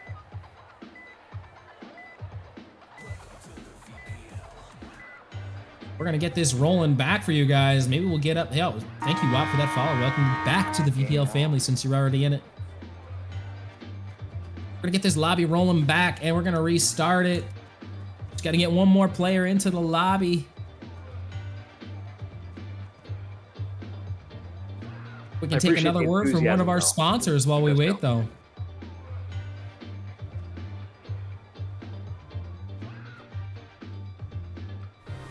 Yes.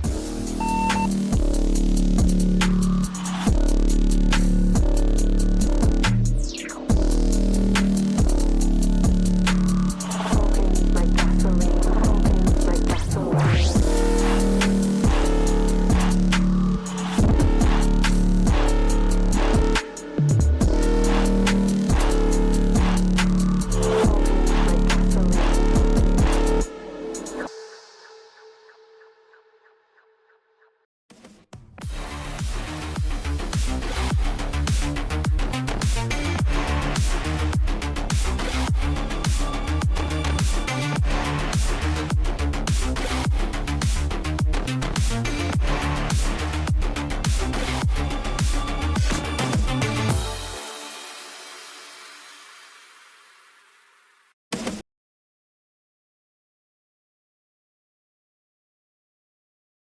We're back into it. Just waiting for. How many are we waiting on now? 2, 1, 3. I have no idea. Apparently, I need Sesame Street to learn my numbers.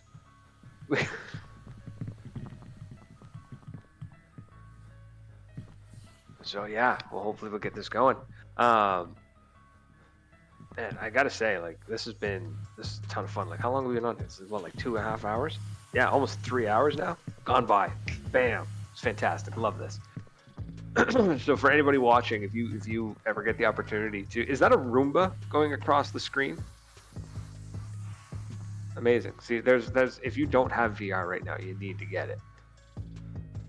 To witness the miracles of VR Roombas, apparently. But this is fantastic. This is such a great way to get paintball into your life when you live in an area like, especially where I live right now, where it's constantly rainy for the next like 4 weeks. This is great. This is an awesome alternative. It's definitely not a replacement, more like a extension or expansion. So, what do you, Brad? You have another edition of your podcast coming out on Thursday this next coming week. You got any sneak peeks for us? Anything you can talk about? You don't want to give away the juice yet. I get it if you don't. That's my secret. Half the time I don't know. No, we do have somebody lined up, except I've got my notes at home and I can't think off the top of my head who it is supposed to. Oh, no, it's we don't have an episode coming up this week because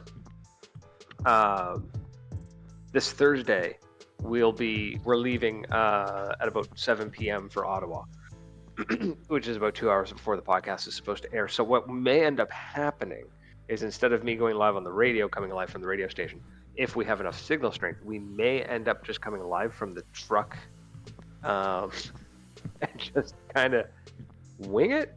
We'll see how that goes. I'm not 100% sure how we're going to do it, but Tom and I tend to get bored on the drives, and we just start trying things. So we'll just try streaming from the phone, or I've got the laptop, hook that up, we'll stream a hotspot and make it happen. But it might be kind of one of those like by the seat of our pants kind of situation. Hey, we know all about that over here. We're flying by the seat of our pants right now, trying to get these players into the lobby. We just need one more. Be Nasty is behind the scenes, furiously typing away on his keyboard, trying to get this last player into the lobby. So we do appreciate all the hard work he's doing on the back end for us. It's like herding cats. I run into this regularly where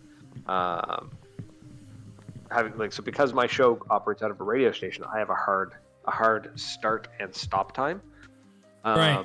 So I can't delay the show. So if somebody, like, I've had people come in where like they popped into the call, 3 minutes before I have to go live and their mics don't work. And it's like, sorry, bro, got to go without you. I kick them out of the call and then I go live. I feel bad doing it. I've also had a couple of times where I've had to, remove somebody from a call 10 minutes in because it was just really, really bad audio quality. And it's like, I can't put that out over the airways. And it's, just the way it is sometimes. I totally understand. So but yeah, this coming Thursday we don't have an episode, but I think obviously the Thursday after, when we get back, will be a recap of D-Day. So that'll be cool. If anybody doesn't manage to get out there, sorry, my cat is like trying to get my attention, and I'm doing some cat stuff. Yeah, he's over here being fat and needy. Yeah, that's totally cat stuff. Yeah, that's cat stuff.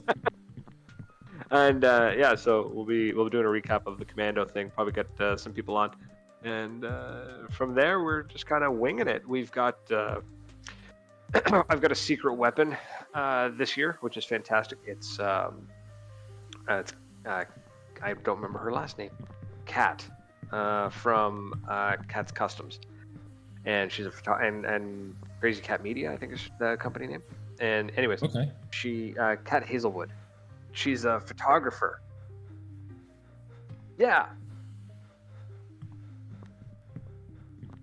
right? So she's been going to all the NXL events, and so she's kind of like my secret weapon, where she just like anybody she's talking to that she thinks might be super cool, she shoots me a message. Hey, yo, you want this guy on the show? Like, yeah, I do. Let's go. Like, it's awesome. So as we wait, I do have word that we do have a third player coming in right now to come play. So we should be good for the Banshees to have their third. I believe it's going to be Optic coming in.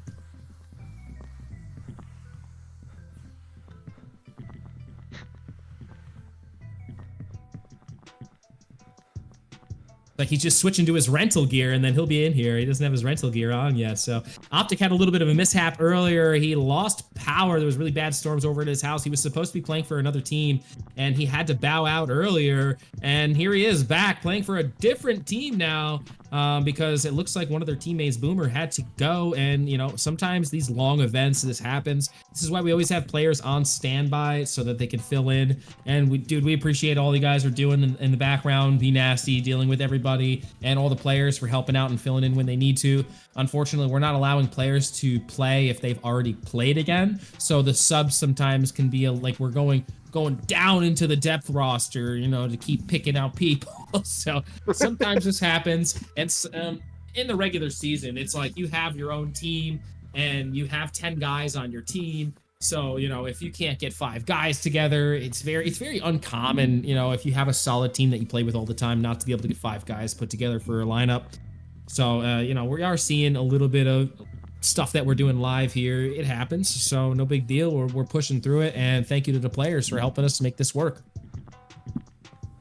And Taco Magic says, Lammy, Smiley, and Brad, appreciate this tournament is fire. We appreciate you, man. Thank you so much. We're about 3 hours into the live right now, and we're not even, maybe we're halfway done. Yeah, maybe we're about halfway done right now. I say there's about 8 matches left, and we played about 8 matches so far. So thank you again. I think we're right on schedule. Even with this little mishap, we are right on schedule.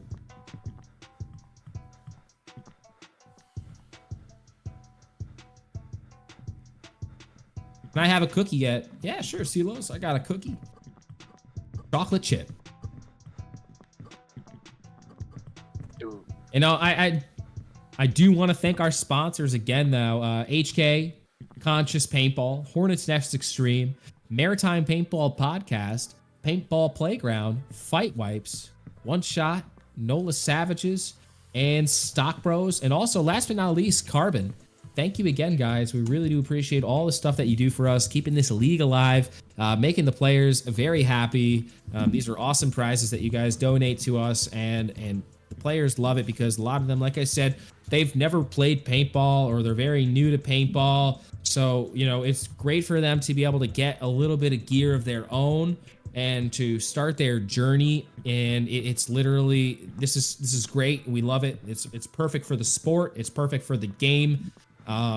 This is the next generation of paintball right here. A lot of you children out there playing and getting into it. So for somebody like me that's been in the sport for 25 plus years, I really, really respect it. I started playing when I was your guys' age. I had mentors of my own that gave me stuff, that played with me, that coached. And, you know, it's something that I like to give back. And I know a lot of other older OG guys like myself also like to do as well. Like they want to see the sport thrive. It's not the easiest sport to get into. You know, it's hard. There's a barrier to entry, not just money, but there's a learning curve. You know, so it's not the easiest thing to do. So we appreciate all of the sponsors out there. So thank you very much again from the bottom of my heart. Triple Threat Paintball says, thanks VPL for hosting this. Can't wait for the TT tournament next week. Awesome, dude. Can't wait either. Summerfest is coming live next Saturday. So make sure you guys get your team in there. I'm not sure if you guys have a solid 16 already, or is there still spots open?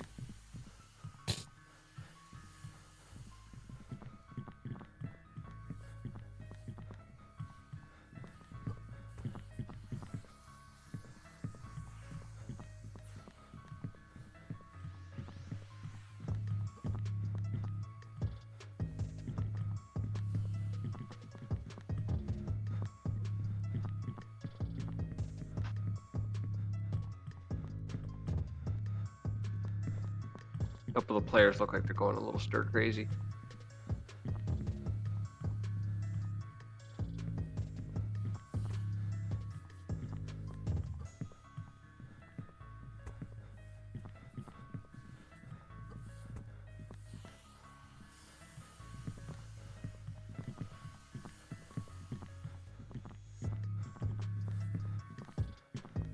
Wait a minute, I count 6.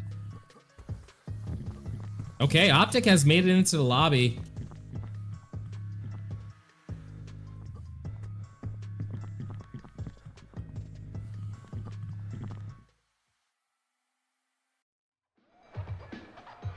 Long awaited, and here we go. We're gonna be starting this first round of the Ochos, the Blind Fire Banshees versus the Rental Riot Squad. We have Rip, Cold, and Optic on the Blind Fire Banshees versus Staker, Blueprint, and Flo on the Rental Riot Squad. I'm calling the Rental Riot Squad on this one, Brad. They have a solid team. They played really good in the first round. Banshees, you know, I'm not want to take anything away from them, but I really think that they have a better shot in this match. So I'm rooting for the Banshees though, because I'm an underdog story kind of guy. Yeah, it's we're getting into the point now. Yeah, like we can really dial it in and figure out, you know, take a wild guess who's going to win. But I mean, there's then people pull moves like this, and everything we watched earlier today goes out the window. That was amazing. Staker gets the 3-pack on this point. Beautiful job. He gets the kill off break. He runs to that center X. He gets the kill on the home. Wraps the X and gets the kill on the Dorito. Beautiful play by Nola Savage's Staker. Awesome job, but he does get traded out, but who cares, right? He did his job. He got 3 bodies out, and he's gonna have his team walk in the point. That was great. That was a fantastic run.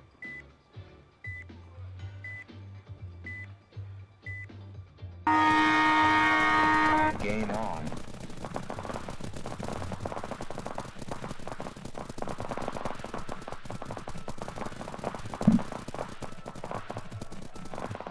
Even breakout for both teams right here, 2 versus 2 right now. And they're gonna go wide, it looks like. The Banshees into the Snake. Oh, they're gonna answer that back. Rental Riot Squad, just a 2v1 right now. Riot Squad up 1 body. Oh, and he gets taken out in that Snake 1. Riot Squad is gonna take that second point. Foul. Point approved. Dave HK Army says, how many games you got? How many more games you got? I think we have about 7 more games after this. We are into the first game of the Ochos, so we have 3 more after this one for the Ochos, and then down to our semifinals and down to the finals. So actually a little bit less. I think there's 6 games left totally.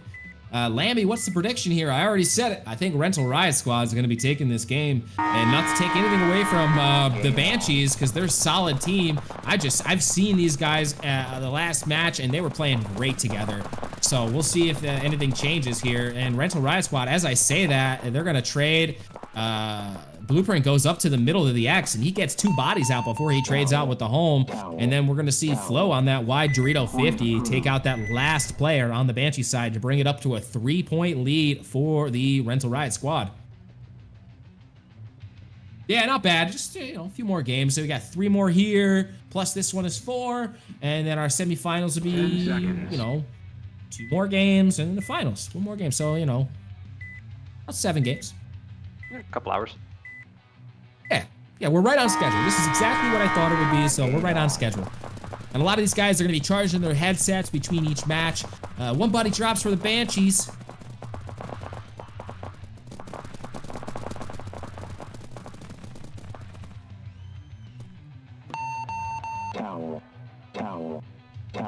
Quick point there for the Rental Riot Squad, bringing it up to a 4-point lead. Do we have the sides right? Everybody in chat, are we all? Everything is looking good. For some reason, I'm not confident. I'm not confident in that. 10 seconds.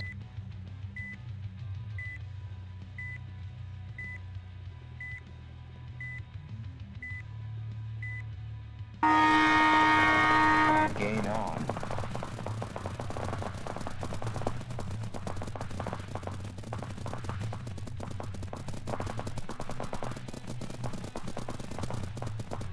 Rental Riot Squad commanding the field, and we have a 5-0 lead. I didn't think this was going to be a 6-0, but it's starting to look like it might be a 6-0. We have Staker just commanding lead on the field, and 9 kills, 2 deaths to the leading kills on the Blind Fire Banshees. So just 3 kills from Rip. And it looks like Optics coming in with 1 kill, and so is Cold. And Flo with that 420. Good job, Flo. Keep it right there. Game on.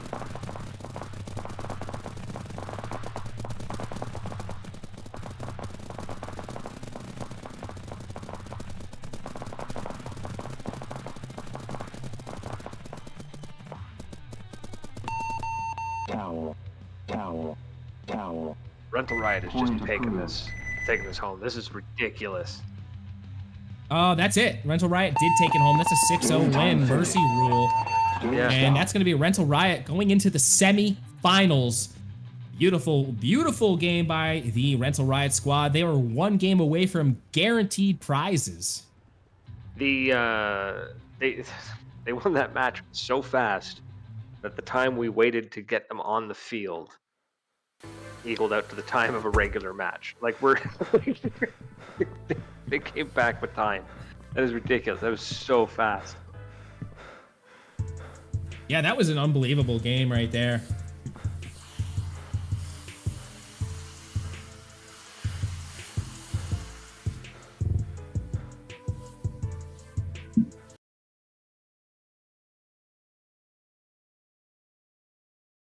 Hey, we do have a code, Smiley. I'm going to send that to you, sir, and we're going to get into this next lobby. So everybody on your chat, you'll see Rental Riot on your screen. You'll see Rental Riot moving up to the semifinal position on the top brackets, moving all the way down from the top left.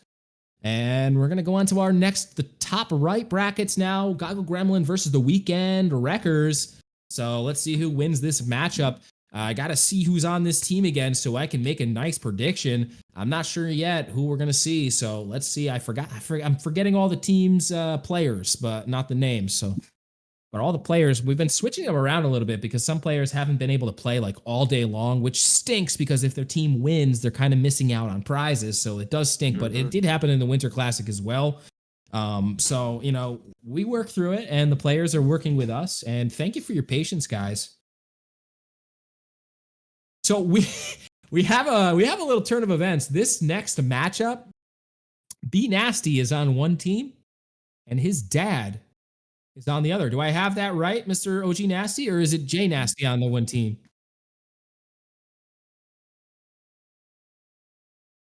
Keep trying. Remember, you say that, and then it'll work after.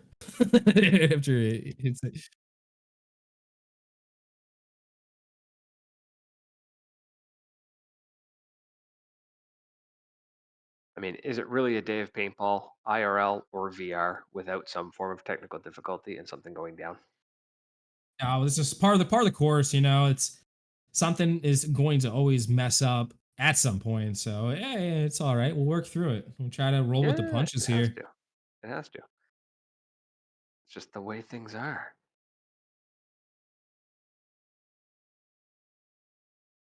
Okay, we're back and we are in now. And that's because they left. They're going to give us a new code though, so that's okay.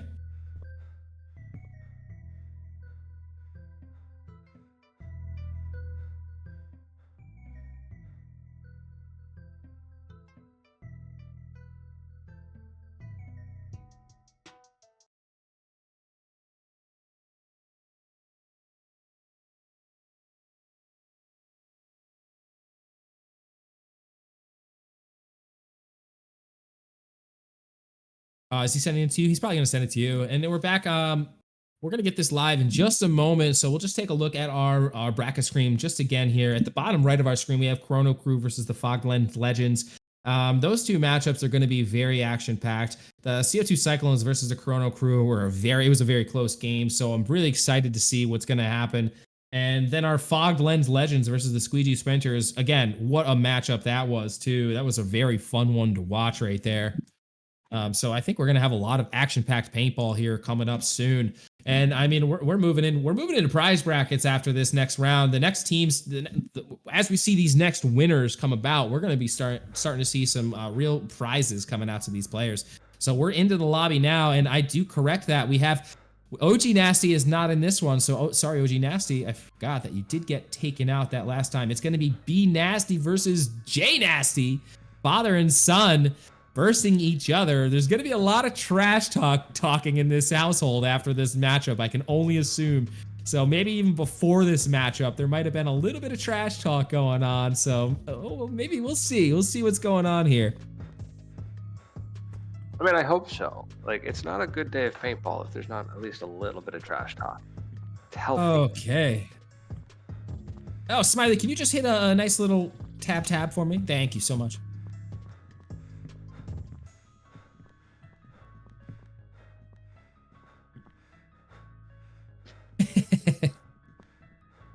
Player Bob.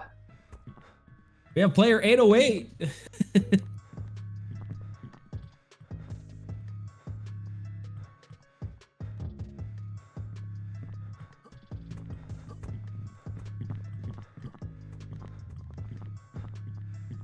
All right, we're just waiting for one more player on the field. So why don't we take a word from one of our sponsors while we do wait for these players to get all readied up here. Smiley, take it away.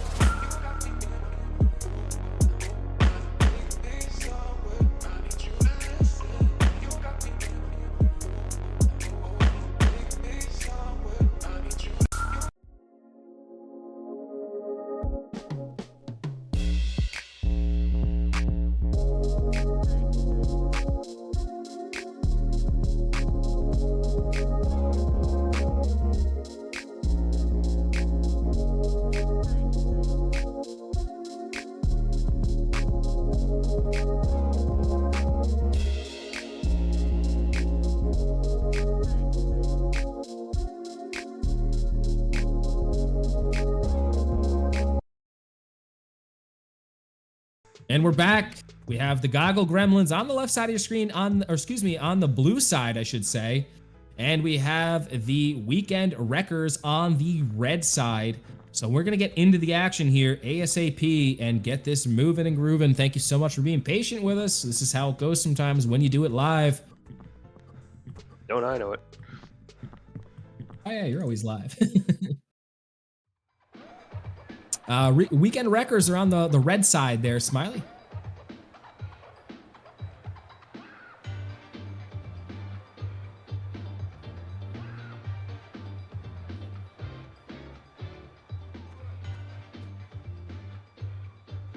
We're gonna ride in style and slide in like gentlemen with J Nasty here on the D side. Excuse me, the snake side he's going to now, switching it up on me.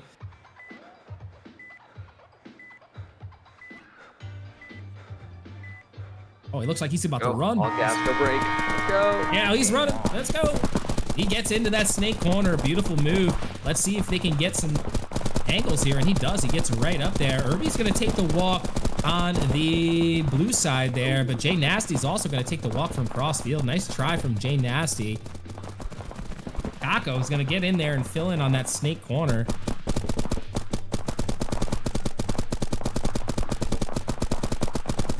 That's weird. When you zoom in, Smiley, it does that up angle. That's odd, huh? We'll have to tell him about that. Oh no, Taco doesn't see the crossfield, and he does get taken out, and that's B Nasty moving up the Dorito side. Point approved. We're gonna hear a lot of trash talk from the Nasty household as this game progresses and as it finishes. Let's see, father just took out son and then moved up to take out the next player. Beautiful job by B Nasty. B Nasty with a 2-pack that round. Gain on. That's speed from the Wreckers. Wow, right into the both snake like teams. that. Did you see B Nasty get right up to that D50 off break, and he gets a 2-pack, and he's gonna look cross-field to the snake player for that 3-pack now. Let's see if he can get it. Oh, he doesn't have time to get it. His snake player is gonna get that last kill. That might be Irby over there. Point approved. I don't know if anybody has told the players or not, but like you don't need to speed run these. Like they're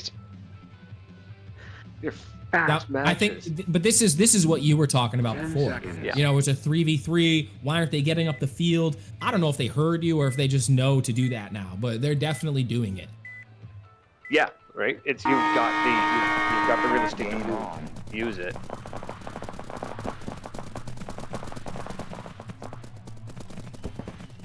Wrecker's Thank already you, Green. down I appreciate 2. that. Oh yeah, Jay Nasty's gonna take the walk with Taco. Halo's left alive here. B Nasty's also dead. So we'll see Irby and player Bob. I'm gonna call him Bob. Foul. Foul. Point approved.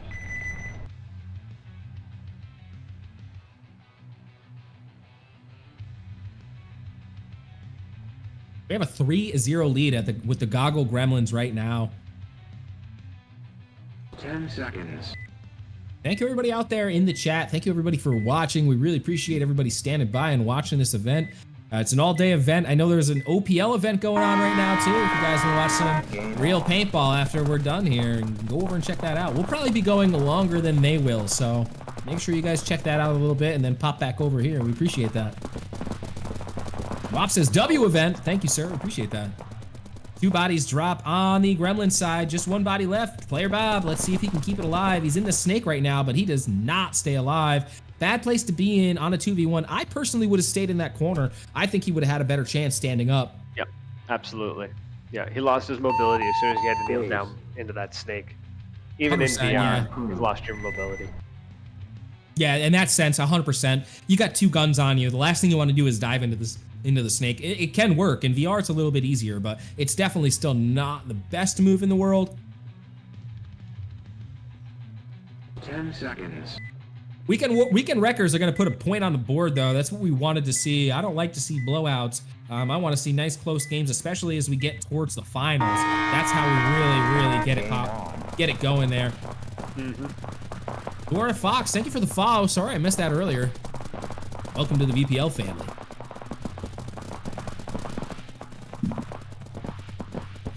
Oh, good trade in the snake there. Doritos moving up. What is that? Weekend Wreckers. Oh, everybody's dead on the Goggle Gremlin side. It looks like they're just figuring that out on the Weekend Wreckers. They're going to go up 2 points, or they're going to be 1 point deficit at this point now. Be Nasty not able to make that large move to the D50 off break anymore. It seems like they picked up on that. Yeah, if the other team's countered you 2 times in a row, time to switch up your strat. They've caught you. They figured you out. 10 seconds.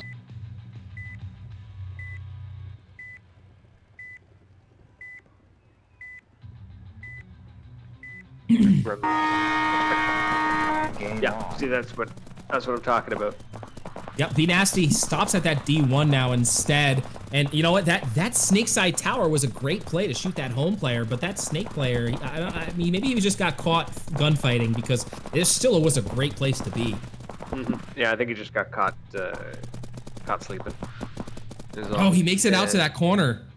That's where he need to be right there. Halo makes it out to, or excuse me, Halo stuck in the snake again.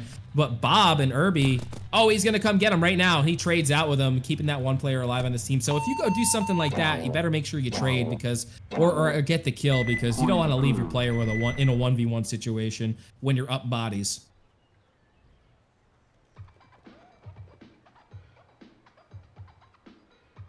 Goggle Gremlins up 2 points. Weekend Wreckers looking to close the gap here. They are probably about 4 minutes left on the clock, maybe 3:30. I'm gonna say there's a lot of time left here though. Game on. Beautiful break by Be Nasty. He gets right up to that D50 again.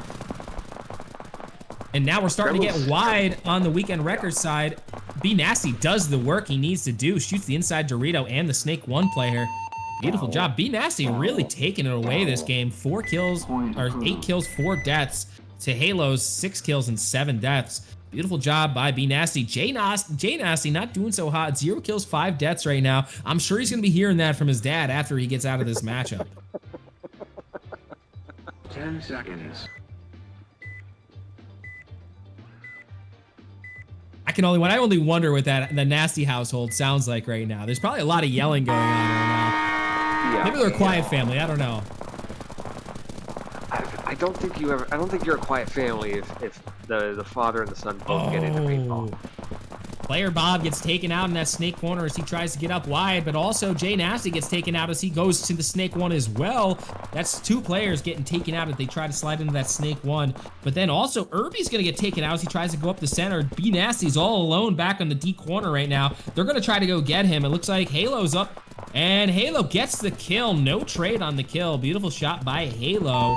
And he's gonna walk it in for point number 3 for the weekend Wreckers, bringing it to a 2-point deficit. And Halo's score is 9-7 now. Beautiful. I think that was a 6-pack, or a 3-pack for Halo right there, if I'm not mistaken.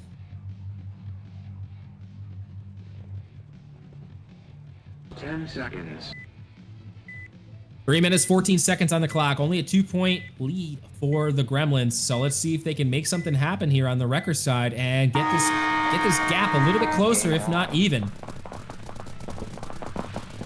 Jay Nasty gets wide to that snake corner. He's gonna make the move to the snake one, and the cross kill on the snake one for the Gremlin side happens, and Player Bob's the only one left alive against Taco and Nasty. He's gonna get wide to that D corner. Taco and Jay Nasty hanging out here. Oh, Jay Nasty gets his 2nd kill there. Beautiful shot cross field to that D corner. Awesome job by Jay Nasty. Looks like the Wreckers are gonna walk it in for point number 4 once they figure out that the kill count is 3. Wop says Jay Nasty's gonna hear this for the rest of his life. I don't know so much anymore. It's starting to turn around. I think Jay Nasty might be letting B Nasty know about this pretty soon, because it's a 5-4 game with 3 minutes, probably 2 minutes 45 seconds left on the clock right now. Yeah, it can bring it back. I see this coming back. I think Wreckers are gonna take it. My gut says so. 10 seconds. I know Gremlins has been using the same strat over and over again.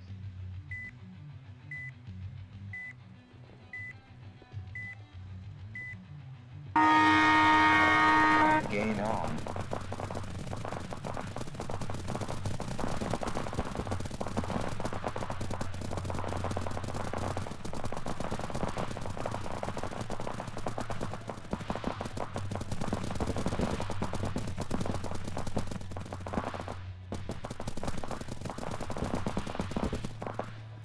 I don't know what that move was from the Gremlins. No, but that one, he went B-Nasty- way too wide in snake. B Nasty, last player alive, gets taken out in the corner, and Jay Nasty picks up on that kill. Beautiful job by Jay Nasty to get that kill on the snake side there.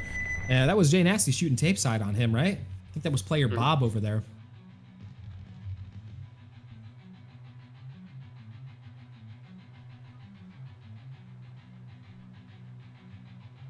Ten seconds.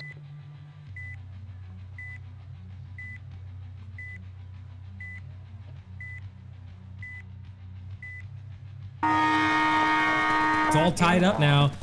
Looks like they have some work to do over on B Nasty's side. Irby gets taken out early as he tries to move up the center, but so does Taco as B Nasty gets to that D50. And it looks like Halo's gonna take out B Nasty as he wraps the inside of that bunker to the D50. And now we have Jay Nasty and shooting the snake side corner to bring it in to a 1-point lead now after a 3-point deficit. It wasn't looking too good for the Wreckers side, but now it's looking very good. I'm telling you, the Wreckers have caught on to the Gremlins strat. Yeah, they haven't caught on to B Nasty yet, though. He keeps getting up to that D50. True. Now, what they really need to do is, he's getting up to that D50. He's drawing those markers towards him. That snake side has to take that opportunity to get up there.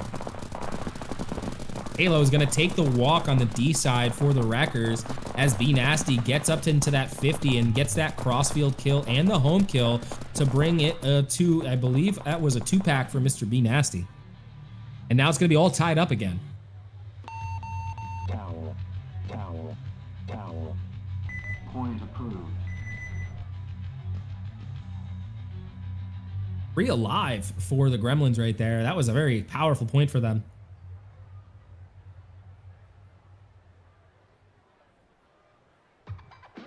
seconds.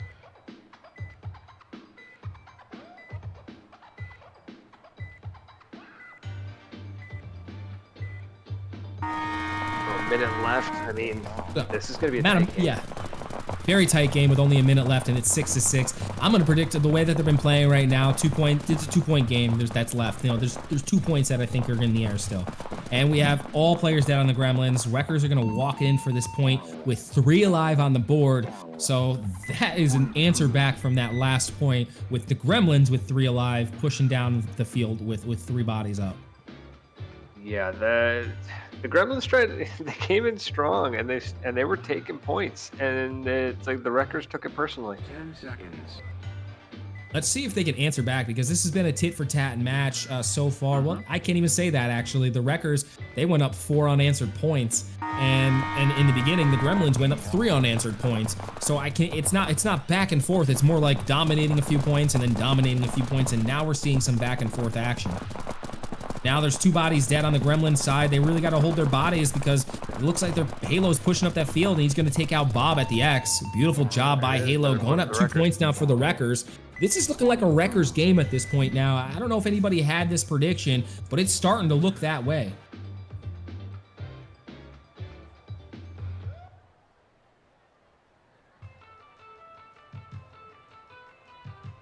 Ten seconds.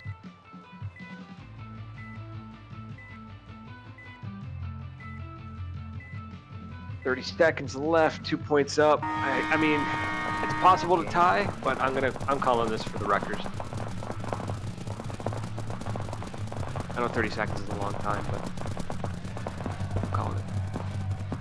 Yeah, I think you have a I think you have something there. Unless Halo, or unless Bob can get down the field and get this point ASAP, they don't have time for another point. So he's really got to do some work and cover some ground here really fast.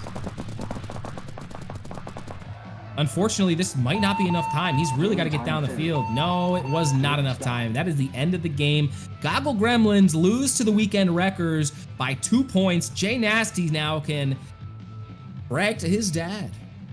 Dad, I beat you. Beautiful job by both players and both teams. Awesome job. I'm sure there's going to be a lot of trash talk in that Nasty household. I believe OG Nasty's team is up next, though. So we don't want to count the OG Nasty out. There might be another Nasty matchup here soon. Who knows? Maybe we'll see OG Nasty versus J Nasty in the finals. Let's see. Do we have the Nasties up next, Mr. OG? We have this. We're going to be doing Spray and Pray Squad versus Walk On Wildcats next. Let me see those rosters in a moment here. Be getting them into the lobby. Smiley, I do have a code for you. Let me get that over to you, bud. Nope, that's not it. Copy and pasted the wrong one.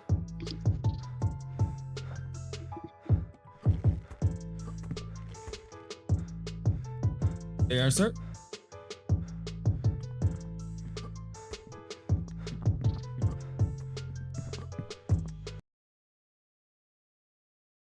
All right, so I know that we have a little bit of upset. That was a little bit of an upset in my eyes there. That last match, I could have sworn the Goggle Gremlins are going to take that, man. The Weekend Wreckers came out swinging midway through that match, dude. They were just like, they were cold. They were really cold. I thought they were going to get mercied. And then all of a sudden they just 4 unanswered points. And then it goes back and forth, and then they take 2 more points to win it. Unbelievable. Yeah, I think it was just a stumble, right? I think they like you said, Gremlins came out, they just beat the hell out of them. And then I think the Gremlins kind of got a little comfortable. Maybe a little, maybe not comfortable, but they were feeling good. They're like, yeah, we're taking this. This is our match. This is our point. And then the Wreckers came in. They were just like, nah, we're not doing this. We're taking it back. And they figured it out. That was definitely interesting to watch here. Why don't we take a word from one of our sponsors here right after? Actually, you know what? I'm gonna let Smiley do this little text change real quick, and then we'll take a word from one of our sponsors. Every time I say let's take a word from one of our sponsors, he's in the middle of something. He always gets mad at me, so give him a second here. So the next matchup we do have, though, is going to be the Hold on, guys. It's going to be the Spray and Pray squad versus the Walk-On Wildcats. And we're just waiting for one more player. And yes, we do have Mr. OG Nasty in the lobby. I'm rooting for the Nasty Boys. I mean, I hate to say it, Paradise is on my VPL team. I'm rooting for the Nasty Boys. I'm saying it right now. Sorry, Paradise. I love you, baby. I know. I'm calling it for OG. I'm rooting for the Nasty Boys, dude. They're my fan. I'm their fan, dude. I'm a Nasty fan. They've convinced me. I'm here for the Nasty Boys. I'm with you though. That's yeah. No, I hear you. I hear you. We have 3 on each side, or was that just a graphical error, Smiley? Can you look over on the other side? Okay, we do have 3 on each side. We do have a graphical error here. So if you guys see 2 on one screen, there's 2 on the bottom on one side and 3 on the bottom on the other. We do have a graphical error. So yeah, I might mess up the call outs a little bit, but that is what we have going on. Let me figure that out for you, Smiley. Game on.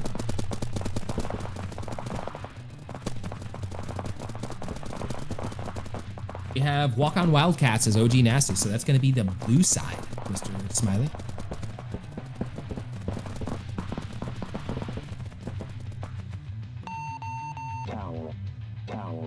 Halo said, "No, I had to clutch that." Good stuff, Halo. Nice job out there, man. You guys played awesome. Squeegees. Or Spray and Pray, sorry. 10 seconds. All right.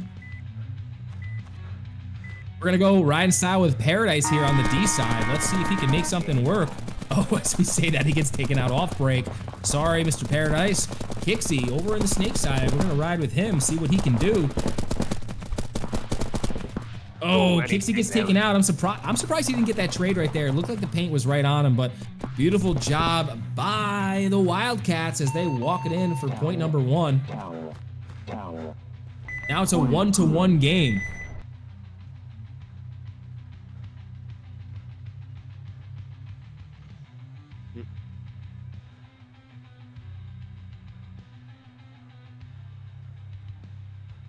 Ten seconds.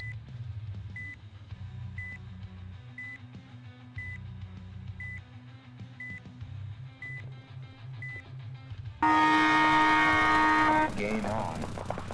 Very interesting breakout for the Spray and Pray squad. It looks like one of the players did a little delay at home and then bump over to that snake insert, and it does work out for him because he does get that kill on the snake corner runner. And let's see who that is. I believe that is... It's hard to see. Kixie. That's Kixie. Okay, Kixie over in the snake one there. It looks like Kixie broke the curse of the cake because yeah, they got over to it. Yeah, he did something there, right? Yeah. OG Nasty living by his gun, just hanging out in the open, laning. Beautiful play by OG Nasty, suppressing that snake one player so that that D-side player could get that kill. Oh, Futch is gifted a 1 sub. Beautiful job, thank you. Oh no, eFutch 33. Yeah. I'm not saying that right, but hopefully you're gonna help me. Grim Reaper. Grim Reaper, I don't think you can say it on the channel.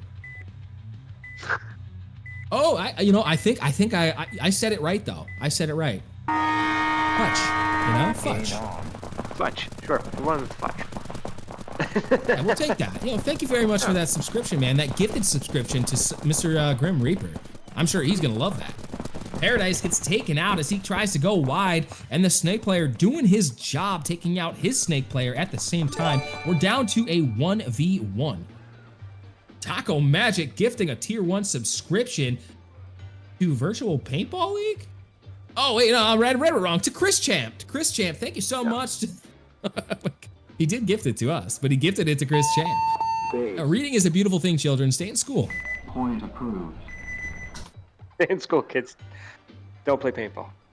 No, kidding. It's, oh, where am I here? Play paintball while you're in school. There Not we like go. in school, Actually, but I would like, love to see go that. to school and then play paintball on the side. If you can. Yeah, you get kicked out if you play paintball in school. You'll get kicked out for sure. So don't do that. Unless you convince your school to get a paintball team. Back in my old age, back in my day, we had a paintball club at my school. It was pretty cool, actually. I helped start it. Yeah. I was so into paintball. I said, hey, we need a paintball club. What is going on? Taco's right. just Taco Magic throwing down his, you know what, in the chat, gifting 5 tier 1 subscription. AJ Gamer, It's Not Lux, Blueprint, Dom, and you know who, Mr. Futch. Thank you so much for that tier 1, 5 gifted subscriptions. Thank you, Taco. And we show the leaderboard so we can see who's up next. So the next matchup is going to be, who do we have on the brackets actually, Smiley? Because I don't have mine filled out. Can you show me that on your screen really quick? After this point, yeah, just show me after this point, right before the game starts. So I can take a look. 3 bodies up on Spray and Pray squad. It is anybody's game still, but Spray and Pray is gonna go up 2 points. Let's take a look at our brackets just really quickly so we can see who we have up next. The next matchup we are gonna have is Fogged Lens Legends versus the Chrono Crew. And that's gonna round off the Ochos after that next matchup. So this matchup here, Spray and Pray squad against Wildcats, is right now. Taco Magic is throwing in, you went to the wrong screen, homie. Taco Magic with another 5 gifted. Oh my lord. That's 10 gifted subs so far from Taco Magic. Thank you so much. John, Iron Malice, Paintball Fred, Leafy Subset, and Silos coming in with that tier 1 subscription. Thank you so much again to Taco Magic. That's awesome. That's crazy. I love that. That's wicked. Also, whoever's got the username, Hawk2 down there, calm down. You're getting greedy. You heard it here. And you know what it does? You know, Taco, he doesn't choose them. I think it's random when you gift subs like that. So thank you, Taco. We really appreciate you. Yeah, whoever's followed to the channel, it'll pick somebody that's followed to the channel, and it's random. Paradise holding it down on the D side there. We have Spray and Pray with 5 points. OG Nasty, let's go. Let's pick it up, Mr. OG Nasty. I'm rooting for you. Oh, as I said, he does get taken out from that home bunker. And now we're going to have Kixie over here in the Snake 1 taking out that another player on the D side. Kixie with 12 kills now, really holding down the field. And then Jippo and Paradise with 3 and 3. So this is a Kixie right here. This is a Kixie match. Kixie's going to come in for the bunker, and he does get it. Beautiful job by Kixie on that 3-pack for this layout, or for this round. Awesome job by the Spray and Pray squad, and specifically Kixie. Awesome point.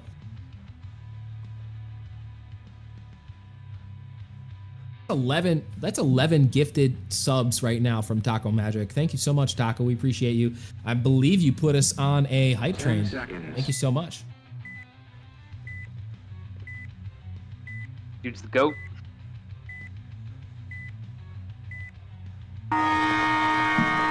Game on. That's what I'm talking about, he says. Let's go. Kixie gets taken out as he tries to slide into that Snake 1. Walk-on Wildcats want to try to even this matchup back up. They do get the second kill, 2 alive for the Wildcats, just 1 left at home for Spray and Pray. Let's see if they can close the gap here a little bit. They do have to worry about the time. I'm not sure how much time is left. Smiley's gonna give a little check for us after this point. There they are, Spray and Pray, making it work. Is that Taco Magic with another 5 gifted subs? That's 16 gifted subs from Taco Magic so far. Izerki, Sarazati, and Mindwiper, iClutch, and Flo, all welcome to the VPL subscription family. You guys are here. You can use your new emotes. I'm gonna get some more emotes in there actually too. Halo says, how's everybody's day going? My day is going fantastic. Taco's really throwing down his you-know-what in chat right now. Thank you so much, Taco. We really do appreciate it. You're what helps this league keep going, and you're going to be helping us build this Season 3 up. Thank you so much, man. We really appreciate it. Prizes for Season 3 are hopefully going to be insane.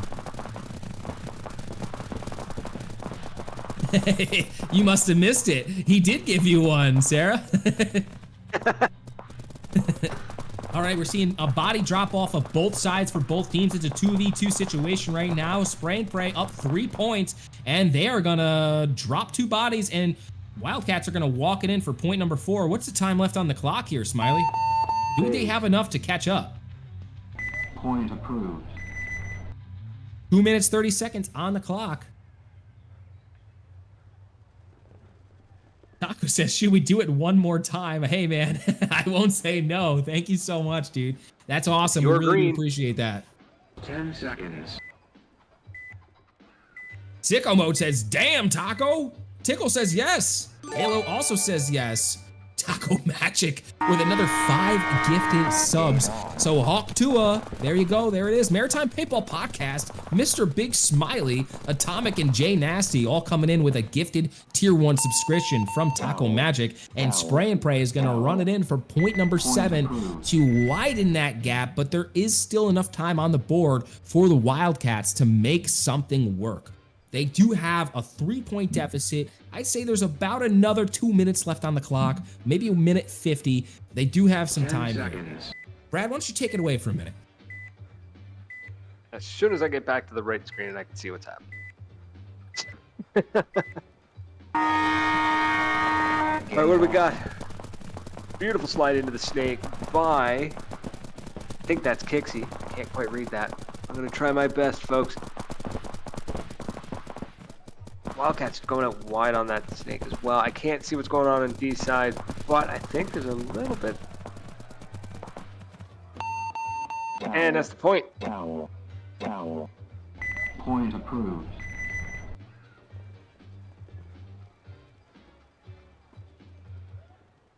Standing by. All right. Longest 10 seconds of anyone's life coming up. 10 seconds. Thanks again to Taco Magic for just throwing. Oh, top money is no problem. Look at it. Yeah, all right, buddy. All right. No I'm kidding. That's. Well, I've Wait a got minute. 99 problems, but my money is all of them. So, In that thank case, you so much Taco, for I'm gonna send you my email, and So- we're gonna pay off some stuff. How's that sound? I bud? just want to point something out. Taco Magic gifted 20 subs, 21 subs, I think, so far, and he didn't even give himself one. So Excessive, being the kind community member he is, says, Taco Magic, I think you deserve a sub now, and he just gifted one to Taco Magic. So Excessive, thank you very much, because Taco deserves that one. What the hell just happened? Are you serious? Mr. Fletch? We've, Thank you ladies and so gentlemen, we much have for that ourselves a 25 bidding gifted war. subs. We do have a bidding war at this point. Now, we have a lot of new members to the subscription family now. Triple Threat Paintball, you're now a subscriber. So is Halo, J-Man, Killer Cupcake, Dax, and it looks like it gave Omar one. It's Killer Zombie, and another 5 from Taco Magic. I'm gonna stop reading the names in chat. We're gonna get back to the paintball. You guys are insane right now. Taco Magic with another 5. They're both at 25 gifted subs right now. Who's gonna break the tiebreaker? We got 25 from Taco, 26 from Taco Magic actually, and then we have 25 from Efaj. Thank you so much. Right. Oh, there's 20. They're 26 to 26, ladies and gentlemen. Actually, they're tied right up. Yeah. So my email is. No, I'm kidding. All right, guys, we do have a 5 to 8 game. Spray and Pray looks like they are going to be taking this match. Mr. OG Nasty, I want to say I commend you, sir, for getting out here and playing some paintball. You are doing awesome. Thank you to the whole Nasty squad. I was rooting for you guys. Don't worry, we're going to see some more J Nasty over in the semifinals. So one of the Nasty boys is coming away with prizes today. And you know what? It better be the youngest one of them all. Because wouldn't that be awesome? I hope he already has some paintball gear, and if he doesn't, you better get him into some paintball ASAP. Taco Magic coming in with gifted sub number 27 to RipX. Thank you so much, Taco Magic. You are now ahead in the gifted sub race. Yeah.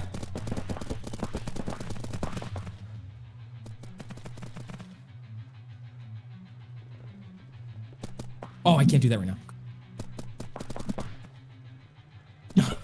Said crop, not edit audio.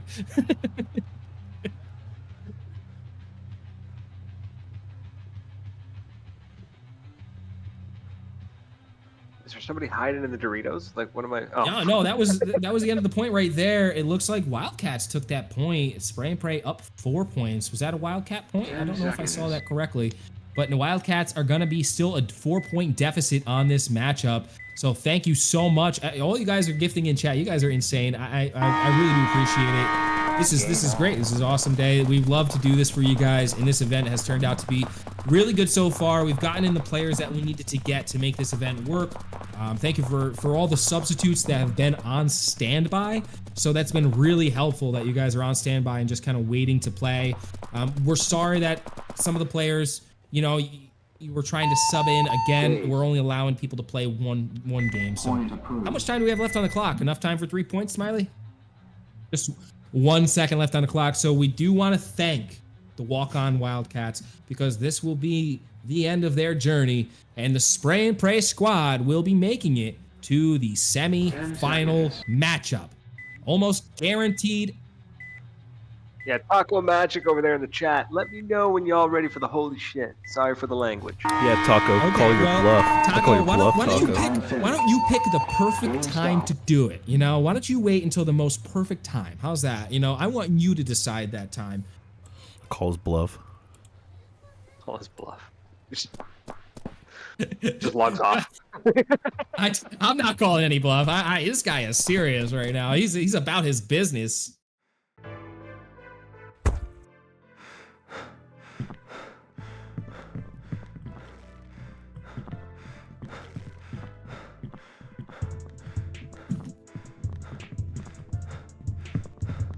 All right, guys, we're going to get into the brackets now. We're going to be moving on the Walk-On Wildcats to the semifinals, and we're going to be moving over to the next matchup of the evening. It's going to be the Chrono Crew versus the Fogged Lens Legends. When I win, it's coming. I hope you win. I'm rooting for Taco. Oh man, I can't say. Listen, Taco, I'm rooting for the Nasty Boys, dude. I hate to say it, I appreciate it all, man, but I can't get away from rooting for the Nasty Boys, dude. I get so hype when I watch the Nasty Boys play, man. So we do have the Chrono Crew versus the Fogged Lens Legends. Brad, what were you just about to say there, sir? I was just saying, Nasty. I'm watching Nasty play. It's just like every move was being made. OG Nasty, every move was just ripping people apart. He's not a slouch. He's played a lot of paintball in his life. I can only assume if he's one of the Nasty Boys. You know, I actually went down to Mid Atlantic Open. I met Mr. B Nasty in person, and he's pretty much just a mini Lumber. And you know, if you guys know what Lumber looks like, he's a mini Lumber. You know, and I say mini, he's still bigger than me though. Yeah, I say mini because Lumber's a giant, dude. He's like, have you ever seen like, what is? He's like a Jason Momoa or something. You know what I mean? Just without the hair. Taco, thank you so much for the 28th gifted sub in the channel to Stay Savage 22. And pretty soon we're gonna have Savage join Brad and I in this chat, and we're gonna get him in to just converse with us a little bit, maybe just kind of co-host, give us a little bit of play-by-play. Maybe he's gonna talk a little bit about NOLA Savages, our sponsorship and partnership with them.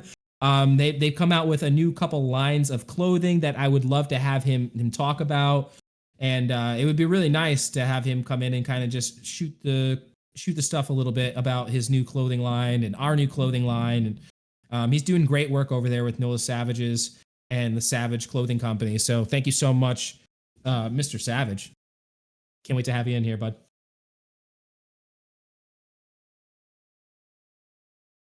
I have it for you, sir.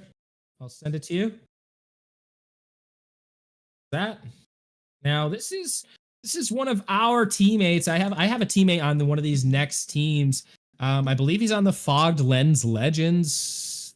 It's gonna be Dom. I know a lot of you guys are out there are Dom fans.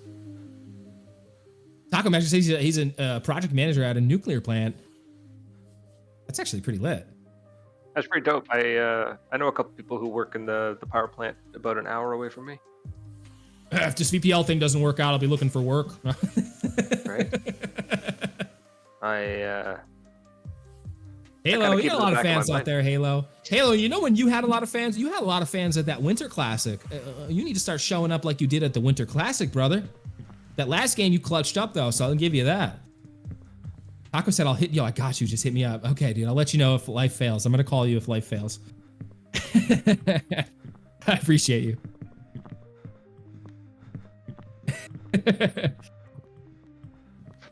Yeah, my boy, Halo.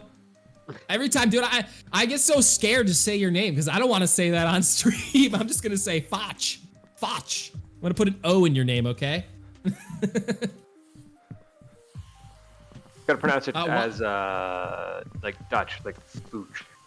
Why don't we take a word from one of our sponsors really quick while we wait for this? Let's take it away to Team Carbon.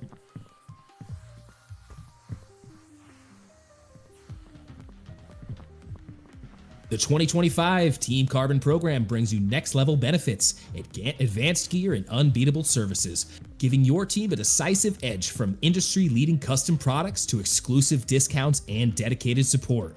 We're here to make sure that your team looks, feels, and performs at its absolute best. Lock in now or sign up and experience the pinnacle of paintball team gear and support.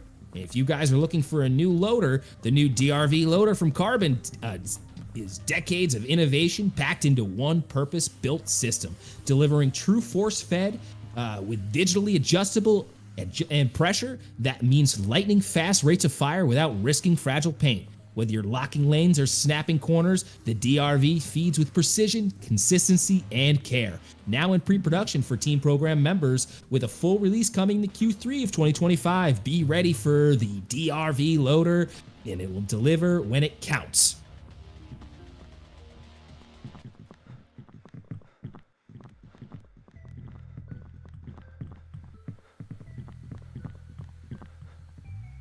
Okay, we're moving on to the last leg of the Ochos right now, and we are going to get it going here. Taco Magic throwing down another, the 29th gifted sub in chat, and that's going to go to Derp. Derp Mavriz. That, I love that name, Derp Mavriz. That's actually a pretty fire name, just so you know.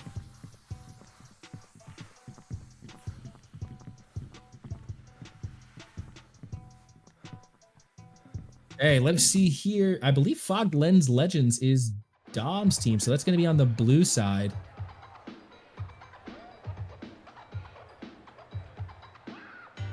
Double check that for you, Smiley, so we can get it right here, so I don't call out half the game with the wrong names like I did a couple times already today. Chrono Crew is actually Dom's team. I had that. Yeah, I had it backwards. Chrono Crew is Dom's team. So you just switch. Yeah, you switch those. We're good after that. We're doing it on the fly. Thank you, everybody.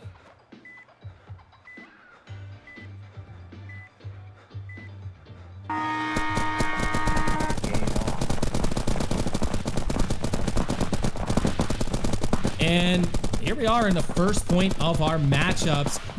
Did we have a team kill right there? Was that a team kill from Silos? Silos is going to get over wide to that D1 bunker, and he's going to look outside to try to wrap and go. Oh, they do get the point, actually, so it looks like it's going to be a Fog Lens Legends first point of the round. And here now, I do have Mr. Savage22 himself. How you doing tonight, Savage? What's going on, guys? Just chilling. Now, you're down in Texas right now at an event at your hotel, and you're with us live from your hotel. Tell me, what event are you at right now? Me and my brother, Jan 25, are going to go next hour and take on Fifth for a couple hours. Now, if you guys can't hear what he's saying, I know his audio, he's on his phone, so his audio is not too great, but it sounds like they're at a Glow Mechball event right now down at Paintball Fit. Is that right? Yep, that's correct. All right, that's awesome, dude. I can't wait to hear more about it. Let's get back into the action. Fog Lens Legends are going to come up 2 points now. Now, we're going to really have to see some movement from Sons of Barnaby Dom. You know, he's been a little cold on that snake side for the start of this round and the start of this match. So we're hoping to see a little bit more out of him. But right now, it looks like Hawk is coming in hard right now. He's got 3 kills, 0 deaths. Beautiful job by Hawk.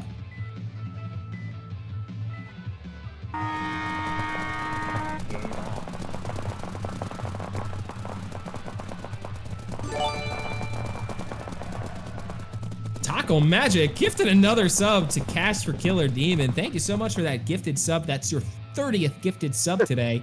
I don't know how you can top that, but somehow you're telling me you're going to. Not sure how that's possible. Thank you so much, man. We have Hawk left alive in the snake by himself. He takes out Dom as Dom tries to go do him in. Hawk versus Lux. Lux moving up to the Dorito, 45 on their side of the field. Hawk into the snake, 50 now.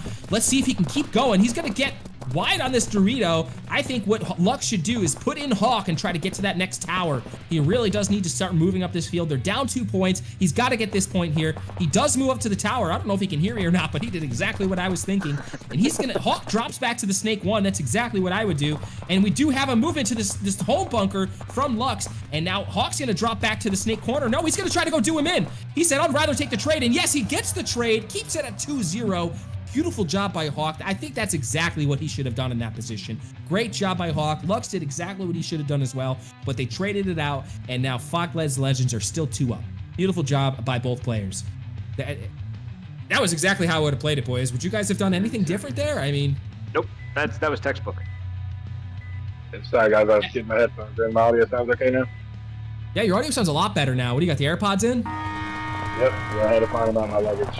Sorry about that. Yeah. Sounds better. That's good. Good. Thank you, man. No problem. Oh no. Chrono Crew are gonna drop all 3 off the break. Fogled's Legends gonna run it in for point number 3. Not looking good for Chrono.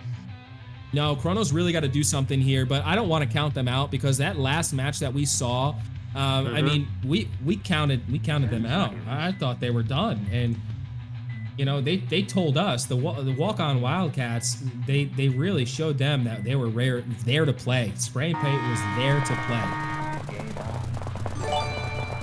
This layout is very fast. It's very wide open. If you're good with your lane, you can still work. Absolutely, I totally agree with that. You know, this is your kind of field right here, Savage. It stinks that you're not playing, that you're down there. Maybe you should have brought your headset with you. This is your layout. Almost got it. He's gonna grab his VR. He's gonna come play now. Oh my God, Taco Magic with the 31st gifted sub of the channel to get better 210. Thank you so much, Taco Magic. Somehow you just keep going.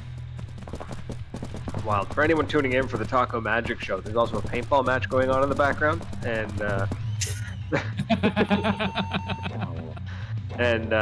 Legends, Fogled's Legends is taking that point.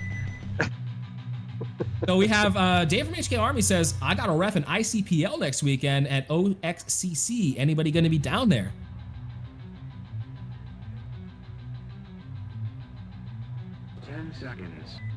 He's treating it like a fireworks show. He's like, just wait for the grand finale. This is the sparklers in the mid part of it.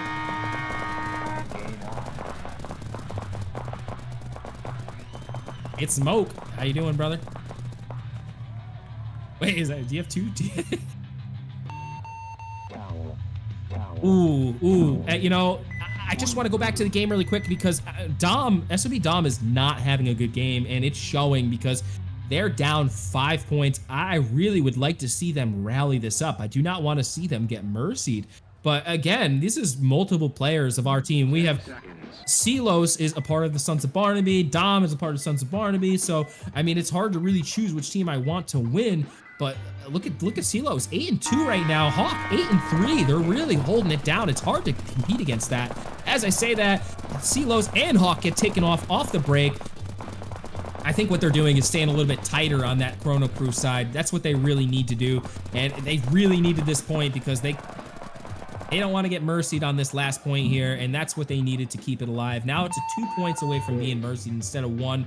Got themselves a little bit of cushion and room to work with. I think with this layout moving so fast, I mean, it's really, if you can get kills off the break, you're going to really dominate. By the time these guys are getting wide on the layout, their back players are already dead from the lanes.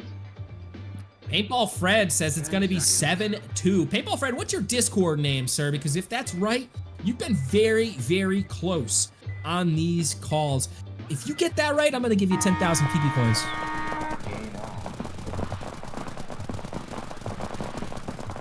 If your prediction's right again, Paintball Fred, I'm giving you 10,000 PP coins.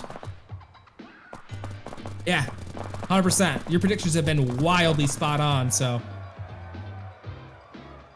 Oh no. Fog Lens Legends drops another point. Point approved.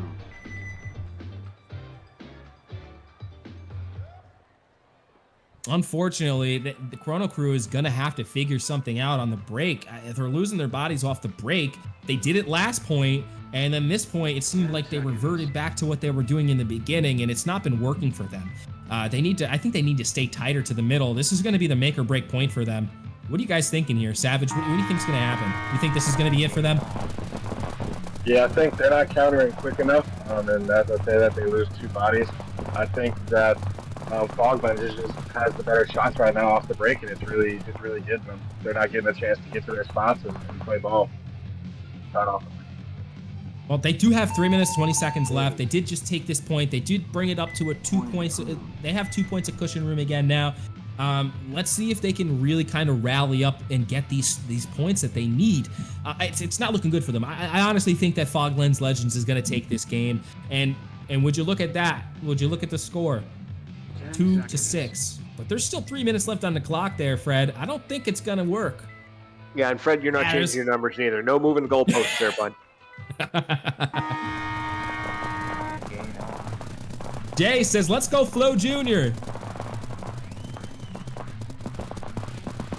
Yeah, I think this game's gonna be a little bit more higher scoring than what you were thinking. You know, I think we should start doing that. We should start giving away PP coins for predictions. That's what we should start doing. I like that idea. I think I just noticed the past 2 points. Chrono Crew really was able to get wide on that D side, and Fog Lens just stayed pocket, and Chrono Crew. Yeah, definitely. And you know what? Dave from HK Army says that I think that if your marker leaves your hand, you get a penalty or you're out. You know, it's funny you say that because that's something that I actually brought up with another one of the moderators in the PPR VR Discord. And it's really, it is a way that I would like to take this game to be more of a real simulator. Like you really can't drop your marker, but we do have to figure out a way that you can be allowed to crawl with 2 hands while still holding your marker. So that was kind of a lot of the discussion that's been going on in the background. E-Town says, there we go, guns up moving. That's what CC needs to do. Guns up to the pins, up the gut, and the D tower guns, up shooting a snake. Yeah, I 100% agree with that. You know, they definitely need to get up the gut, shoot their lanes, and try to get crossfield, chop down those crossfield angles. 100% agree with that, B-Town. A 1v1 match right here. We have Hawk, and I don't know who the other player is right now because he's not listed on the matchup here, or on the screen. Oh, Hawk gets the kill, and they're gonna go up 7 points now. Taco Magic coming in hot with 32 gifted subs now. 1 to Dave from HK Army. Dave, enjoy that.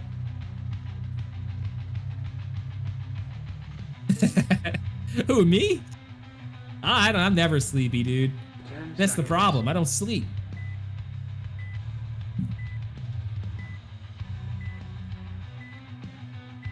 Lammy, it's gonna be 8-4, Mocha says.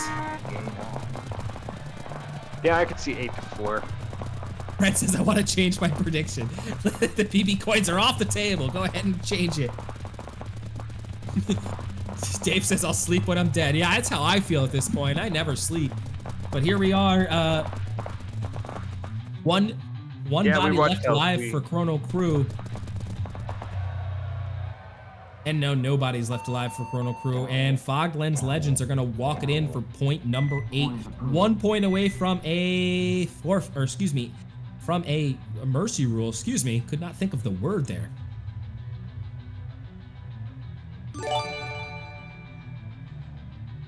Taco Magic coming in hot with 33 gifted subs, 1 to Jigga. It looks like these are all the sparklers he was talking about before the grand finale. These are all the little like flary sparklers and the one-off fireworks that get shot into the air. Yeah. This is the fireworks in the backyard. Listen, we gotta hear predictions at the beginning of the match, not at the end, boys. All right, those don't count as much. Right. Now, Fred was giving us really good predictions at the beginning of the matches, and that's why I was like, damn, I got to give him some PP coins if he's right, because he's been spot on. Unfortunately, this one was a little bit higher than what he was thinking. And wow, it looks like Chrono Crew's going to take this point. How much time do we have left on the board here, Smiley? Is there enough time for 4 points? Minute and a half. What? Nah. 1 minute, 9 seconds. I'm going to say there's not enough time for 4 points. Who knows? Maybe a miracle could happen. Savage, what are you thinking, man? This is pretty over it, don't you think? Yeah, I think it's over. I think Foglands just need to play pocket ball and story time it until the game's over. Yeah, I 100% agree with that. I think Chrono Crew just kind of lost their opportunity. And I agree with B-Town. They just didn't stay in the pocket long enough. They didn't stay on their lanes in the pocket. They were trying to run too wide. They were playing a little bit loose. And as I say that, and there they go, they drop another point, and they're dying out of their bunkers. So that, you know what I mean? It's not like they're not making it to their bunkers now. They're just dying out of their bunkers. Yeah, the moves they did to counter just came a little bit too late. They weren't able to keep 100%. I 100% agree with that.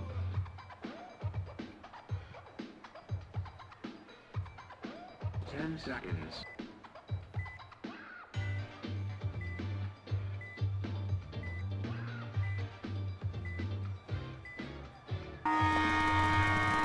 Yes, Smiley, there is. We'll just get him on. All right, awesome job. Yep. Awesome job by the Fogged Lens Legends. As Savage was saying, they just kind of need to play story time, but it looks like they want to put a double-digit number up on the board and get that That's mercy our rule. First double digit. Not only our first double digit, it is our first. Was that our first mercy rule in the Ochos? Yeah. First and in the only Ochos. mercy in the Ochos. No. Didn't we have who was it? Went 6-0. Can I get the ref spots coins? Wait, what does that mean? Is that like the refs?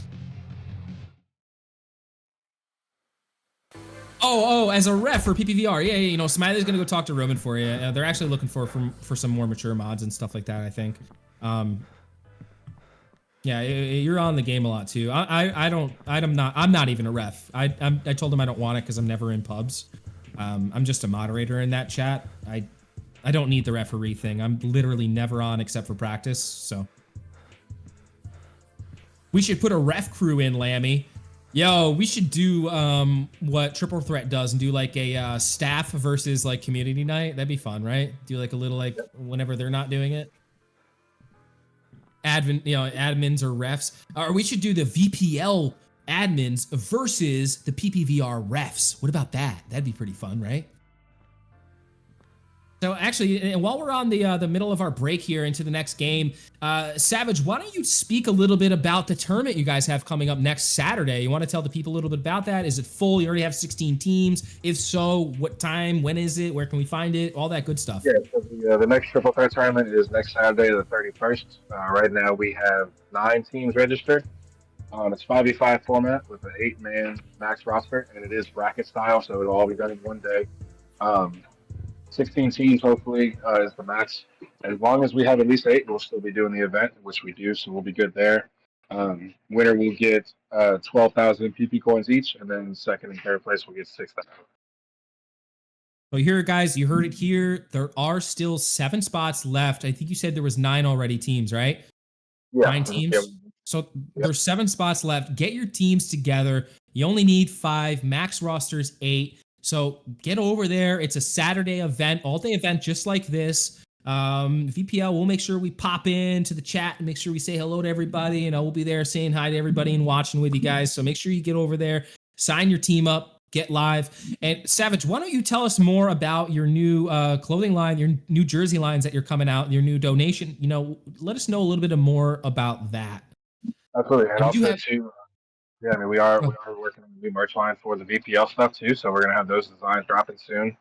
I know a couple people have seen the designs already, but we are doing an awareness bundle, so we'll have some different things. So we'll have breast cancer awareness, autism awareness, mental health, suicide awareness, and a couple other ones that we'll be selling on the website, real life jerseys, as well as tech shirts. And the good thing is all those proceeds from all those sales will go to foundations associated with each one. So we're able to also give back a little bit while also getting some quality stuff to you guys. That's awesome, dude. Really, really, really think that's awesome.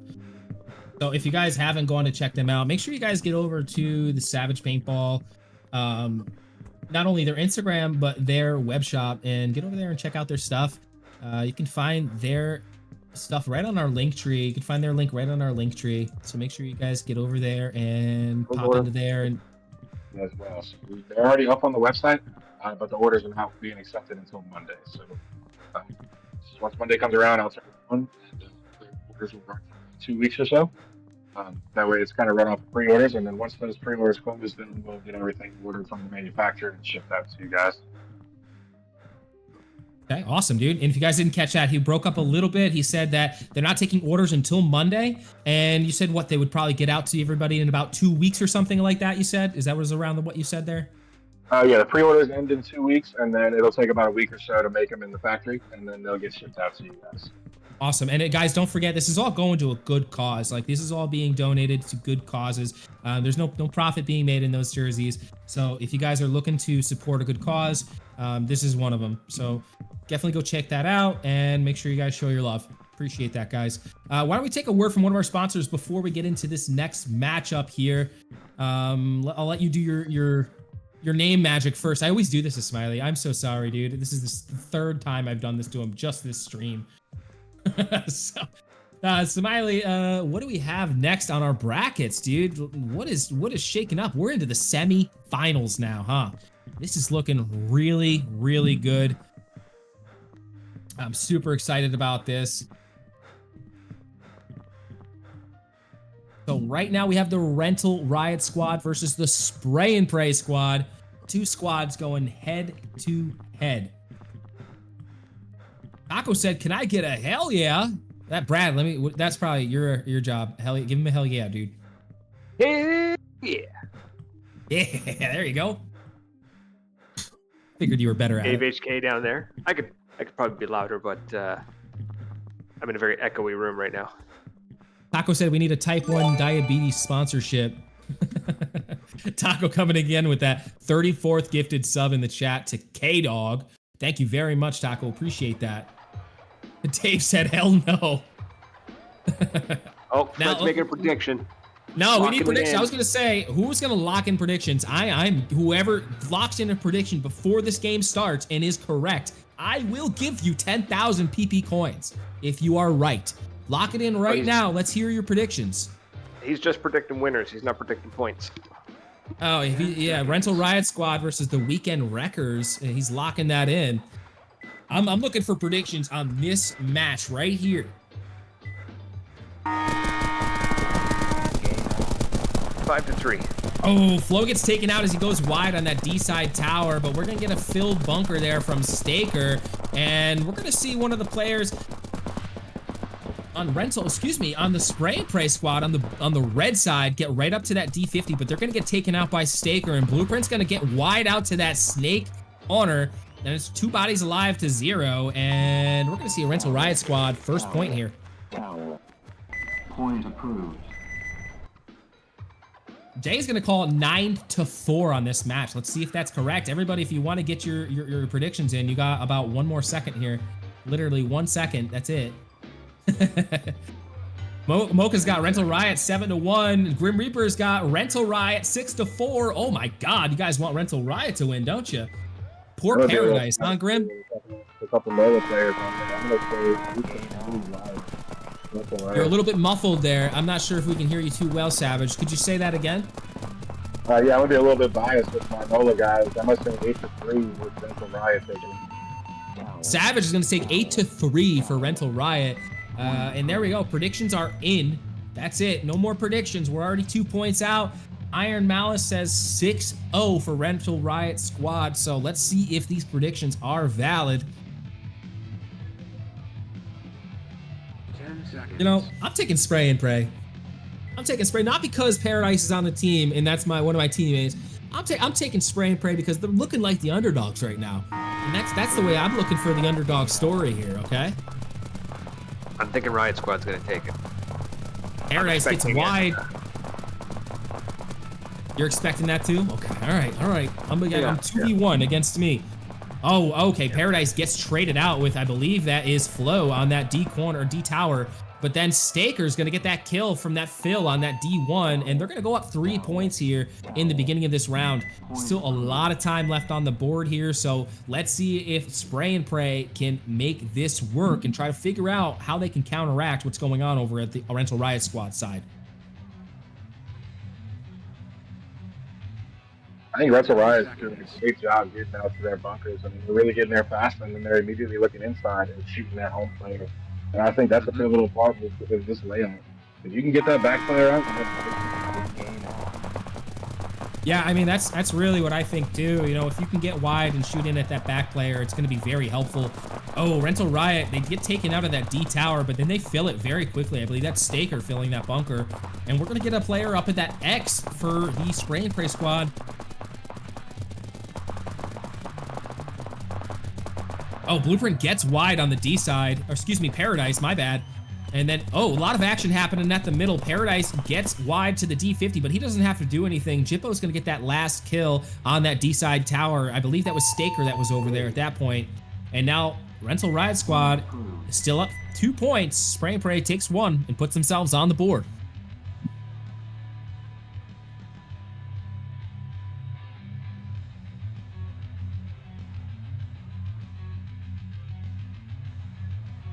Seconds.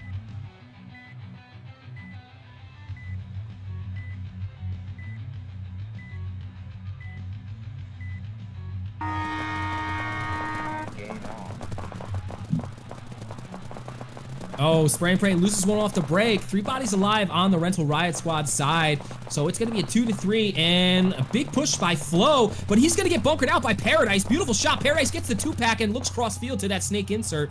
Beautiful job by Paradise. That was an awesome play. That's exactly the aggression that you want to see on those kind of moves. But I believe it's a 1 versus 1. Staker and Paradise. Let's see who can take it. Oh, Staker takes it. Paradise takes the walk. And Staker with an 8-1 kill count, commanding lead on the field, is going to walk it in for point number 4 for the Rental Riot Squad. How's it feel, Savage, to see your players playing like this right now? I mean, it's got to feel pretty good. I mean, Staker, captain on one of your squads, right? He's really holding it down out there. yeah, he's one of our newer additions. He's been really grinding in our scrims and putting in a lot of work. I think all of our guys are looking pretty solid, but it's nice to see, you know, of course, to know the name at the top of the scoreboard. Absolutely. I mean, couldn't ask for anything more as a captain and team owner than to see your team really putting in the work to show up for your brand, not only your brand but your team. You know. And it was nice to see one of the teams in the tournament was actually all of our Beeline players. It was 3 players. I believe it was Agent, Optic, and someone else. I'm not sure who, but it was pretty cool to play together. Yeah, Andrew. It was actually. It was all random too, and it was pretty cool to watch that. And it looked like Optic didn't get a chance to play with that line because his power went out at his house. He was having really bad storms, so he ended up getting on a different line actually. So it wasn't a full NOLA line, unfortunately, but it was supposed to be at first. Yeah, Green, we do have Savage on the line here. We got him in a call. He's down in Texas in his hotel live with us. Wow, Flo just made an awesome move. Good job by Flo. He got wide and got that kill onto the snake side. And that's going to be point number 6 for the Rental Riot Squad. I don't think anybody had this prediction here. This is really. I should have got it in time. Paintball Fred had a. Wow, that's Paintball Fred with a 7-1 way earlier. Yeah, but then that Paintball Fred brought that in, like, you know, after there was 2 points on that. Oh, you know what? Let's see here. Let's see. This one is going to be close one, but Rental Riot Squad will win 8-6. That was Fred's first prediction. And we don't have any 7-1 predictions right here, so let's hope for your guys' sake that Spray and Pray takes this point. And they don't, unfortunately.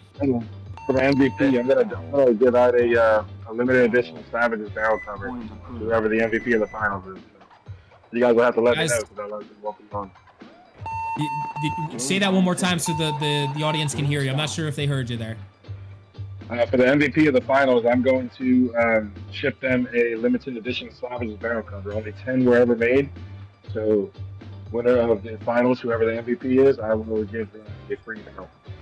You guys heard it here first. So Savage is going to be making, or he has a 1 of 10 custom NOLA Savages barrel cover, and he's going to add that into the prize package with Brad from Maritime Paintball. So the MVP package is going to be pretty awesome. Rental Riot Squad takes the win there with a mercy rule over the Spray and Pray squad. Great job to both teams, and your Rental Riot Squad is going to be in the finals. Now, don't get too excited yet. Spray and Pray, you are not out of it. You still have to play a third and fourth match, for the third and fourth place. So whoever is the loser of this next match with the Weekend Wreckers and the Fog Lens Legends, you will be playing that loser. So we're going to be playing the 3v4 match before we play the finals match.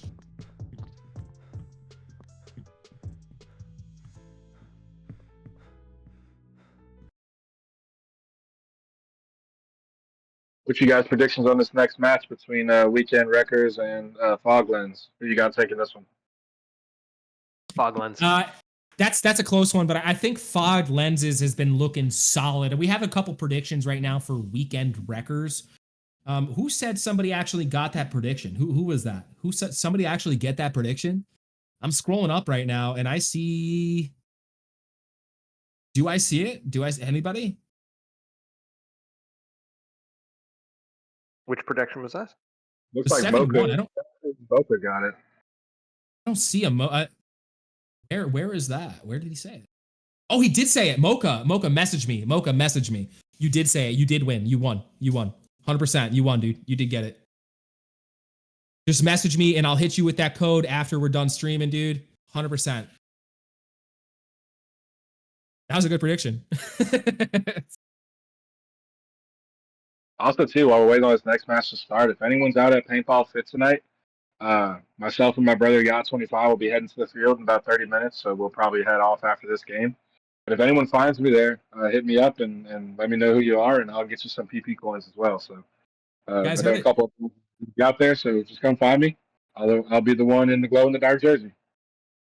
No, so that's pretty funny you say that because I do the same thing. If you find me out on the field at an event or something like that, I'll hit you up with some PP coins.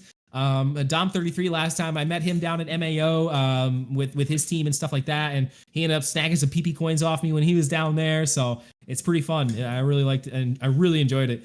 So this matchup is going to be pretty fun to watch. I'm very excited for that.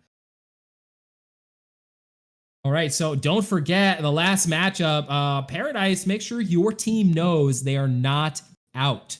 You guys still are playing for prizes, okay? You are still playing for prizes. You are not out of the tournament yet.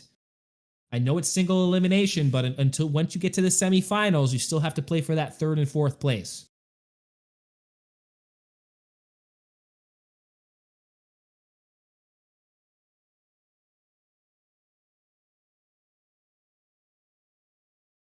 I don't have a code yet. Hopefully they'll get a code to me ASAP.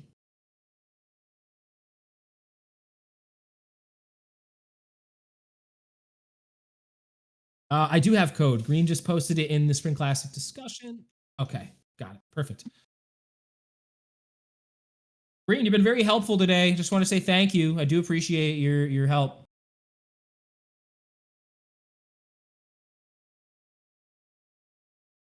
Here, did Mocha message me yet? Mocha, you still gotta message me, okay? I'm gonna get this coin ready for you.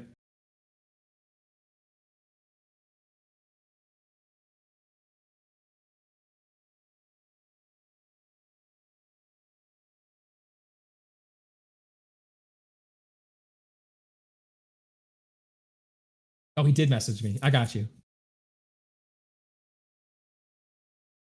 Hey guys, I actually have to head out. I gotta get ready to get to the field, but I appreciate you guys having me on, and just let me know who that MVP is. And have Yeah, a absolutely. Thank you so much, Savage. We really appreciate your sponsorship. We really appreciate you being here with us tonight. Have fun tonight, man. Don't get hurt, and let everybody down there know about the VPL and Triple Threat, okay? Thank you guys for having me. Have a good night. All right, buddy. You too. Thanks, man. All right, guys. There we go. Savage22 was in the house and he let us know about some awesome drops that he's got coming come Monday. So make sure you guys go check out his website and we'll get it rolling. Make sure you guys go support those awesome causes that he's donating all of that money to.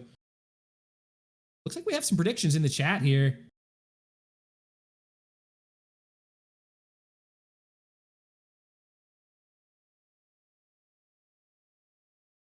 Just trying to get into the lobby here, but I would love to hear some predictions from you guys for this next matchup. Let's hold off. You know what I'm gonna do? How can we do this so you guys don't just spam chat? I got to be able to see it. So try to just do one prediction, okay? If you can just do one, then I can read it easier. And yeah. But this is fun. I like doing these predictions.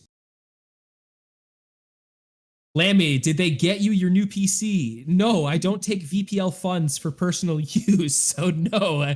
I will not be getting a VPL. I will not be using VPL money to buy myself a computer. That's not how this works. I wish I could, but that's not how this works, dude. That's how you get in trouble.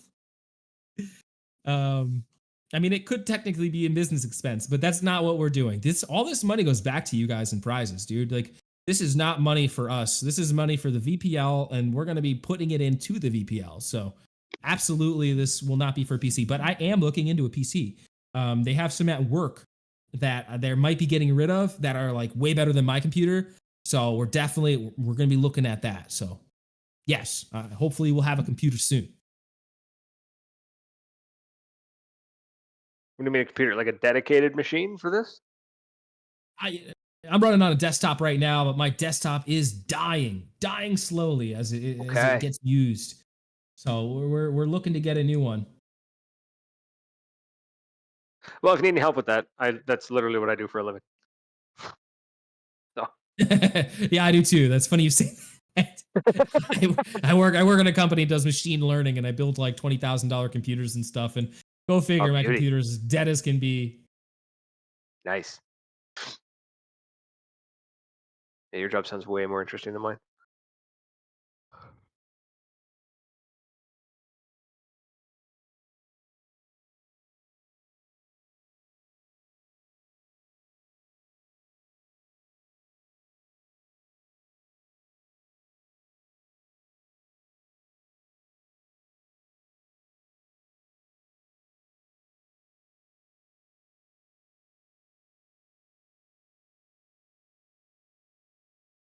All right, we got to get a new code, guys. So that code is not working that we're trying to join, but as soon as everybody leaves that code, I bet it'll work for us. So that's always fun.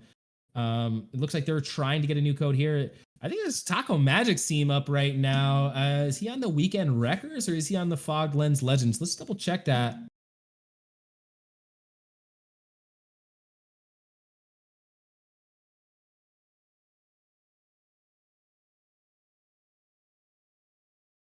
Here, Taco Magic coming in hot.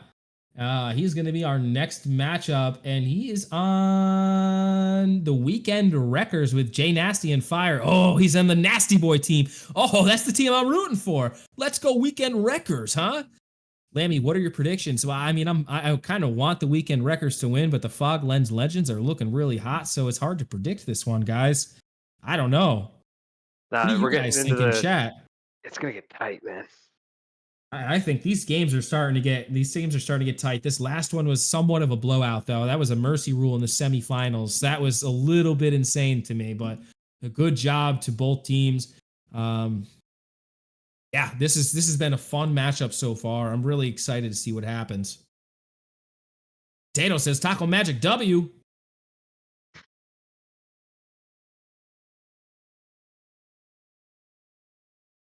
I hope everybody's having a good night.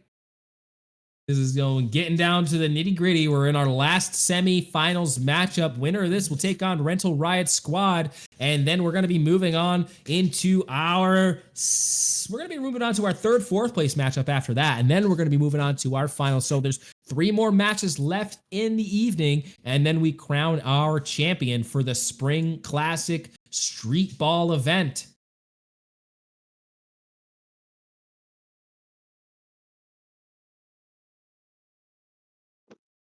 Could be exciting. good stuff coming up. You know, as soon as we can get into it. Yeah, absolutely. Brad, why don't we talk a little bit about D-Day? I really would like to hear a little bit more about it. You said there's going to be a mobile tattoo shop. Like, is it really that crazy Yeah, over there? You guys yeah. are lighting stuff on So fire. I saw one of your promo videos, dude. It looks like Swamp Fest in Florida. It's like, but with paintball.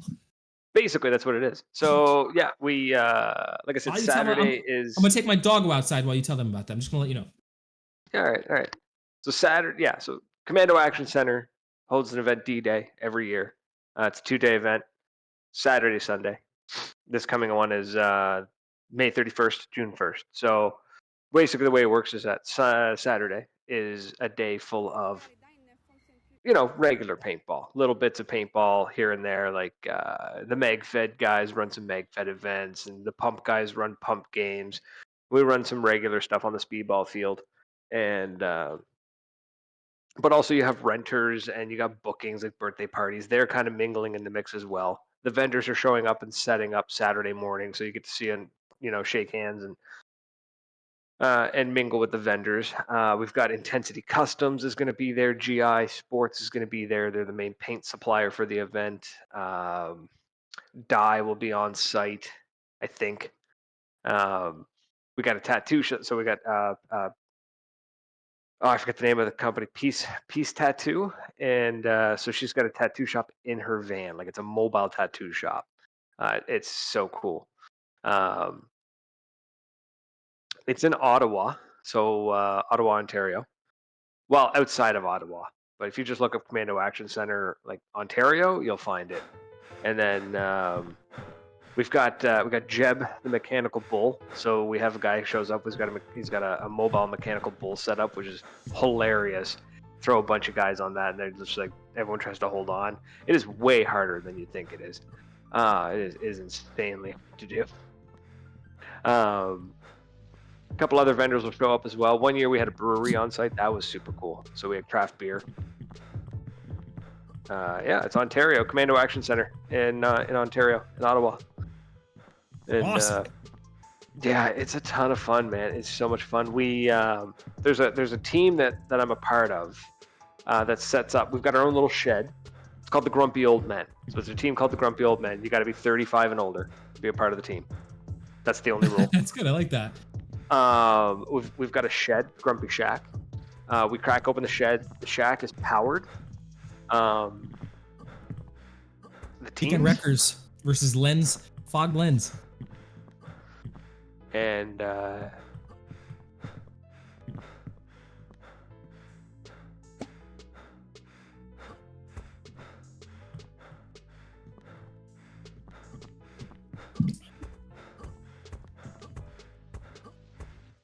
Zerky. So basically, the way the subs work is if somebody can't make it, we'll sub you in, and you'll be a part of that team then. But everybody when we get down to the semifinals and stuff, it's really tough for people to want to drop out unless they really have to.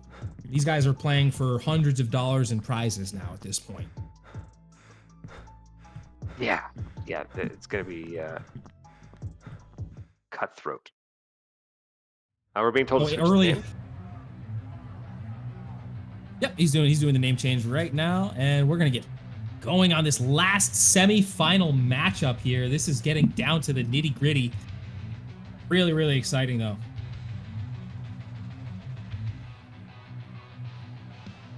No, Weekend Taco. All right, we'll do a taco cam. Mr. Nuclear Power Plant, man. See if he can explode. You could almost say that he's gonna go nuclear. Right? I thought it was just me with all the dad jokes. You got some too, and you're not even a dad, huh? I got two. Oh, you got two also. All right, look at that.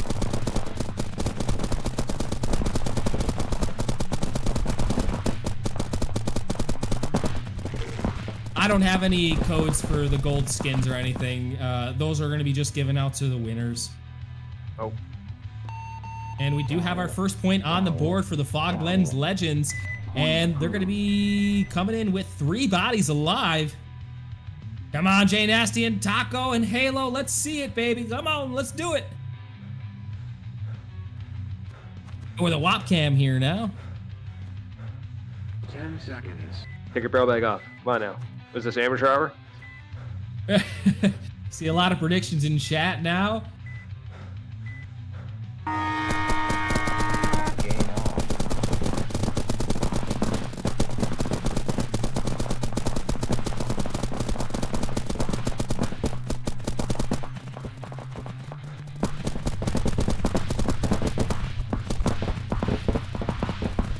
Oh no.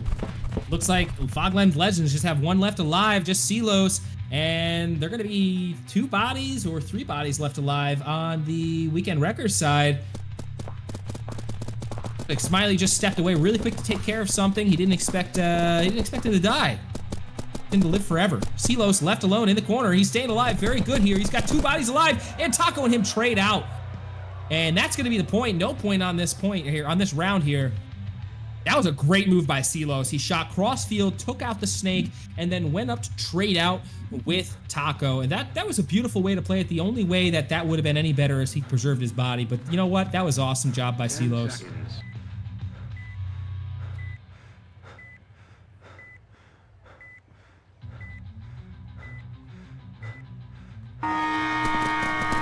Game on.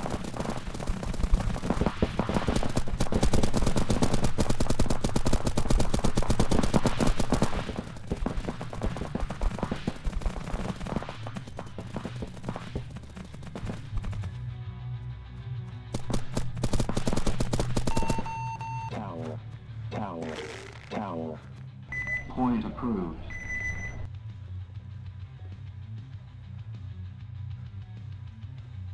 I think this is going to be a high point match. It might be. We have a lot of, it looks like it's going to be some back and forth. Both these teams have a very good 10 lineup. seconds. These lineups are very, very, very even match. And you know what, man? Even if a team loses, they still have a chance for prizes. I mean, you could still be walking away with a pair of joggers in 3rd place. Like I don't even. Why are those the 3rd place? What joggers? Those are sick pants. I own a pair myself. They're awesome pants. I don't have the thighs for joggers. Okay, it's looking like a close match. It's a 1v1 right now. Taco versus Hawk. Taco does not know where Hawk is right now. Oh, and is he gonna catch him as he moves up? No, Taco gets into that D-side bunker and he's in there clean. Let's see if he can pick up Hawk on this Snake 1, on their Snake 1 that is. He's gonna move cross field and he gets taken out by Hawk. I'm not sure if he saw him or knew where he was, but he was trying to get into a little bit better cover. I don't blame him for that, but he has to try to get his gun up before he tries to move. You got to put him in and go. If you just wrap without your gun up, and then sometimes it could be fatal. Terazati said, "Just say it, Lammy. They're stacked." I think both teams are stacked. That's what I was saying. I was saying both teams look stacked. Is there a prediction badge for headband in game for the for participators? That would be cool. I don't listen. I don't have that much pull, okay? I can't just have anything put in game. What's up, Staker? How you doing, man? I just want to say you played awesome, dude. You played awesome. Nice match. Well, you're in the finals now, man. Oh, WAP stays alive, brings their team up 2 points and to a 2-point lead over the Weekend Wreckers. Let's see if the Wreckers can pull this one out. They really do need a couple points to stay on the board. I would like to see a little more back and forth. If they could just kind of figure out their breakout, get a couple kills off break, or even just one, they would really even out this match. No, but I don't think that's something we can do, Fred. I'll be honest.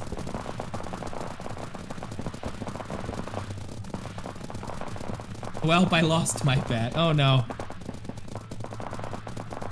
Yeah, I don't think this one's gonna be easy to predict. Now we have the Weekend Wreckers coming right back with 3 bodies alive, and there they go. They're up. They're only down 1 point now. This is still anybody's game. There's probably 4 minutes left on the clock. I mean, it's still going to be a very, very high-scoring game. I think Brad's right. Yep. 4 minutes, 10 seconds on the board. You know what? My prediction for time in game is just insane. It's almost like I'm built for this. 10 seconds. We've got 4 minutes left. 3-2. I'm willing to bet we're gonna end the match with a 7-4. Game on. 7-4 prediction from Brad. Okay. Yeah. Not looking for any prizes or nothing. I'm making the prediction halfway through the match. I'm just saying. I'm saying 7-4. That's what my gut says.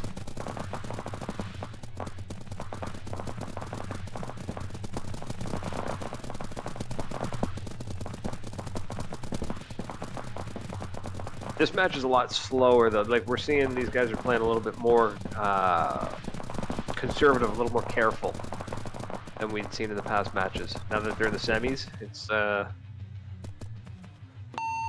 think we're going to see a little bit more careful playing. Foul. Point approved.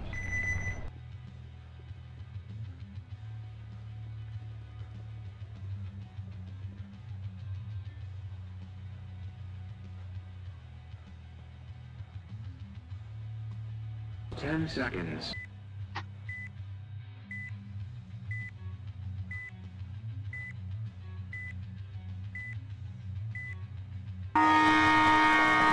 Game on.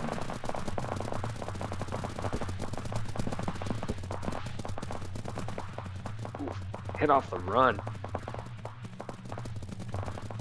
Okay, it's Who's looking that like running up center? Oh.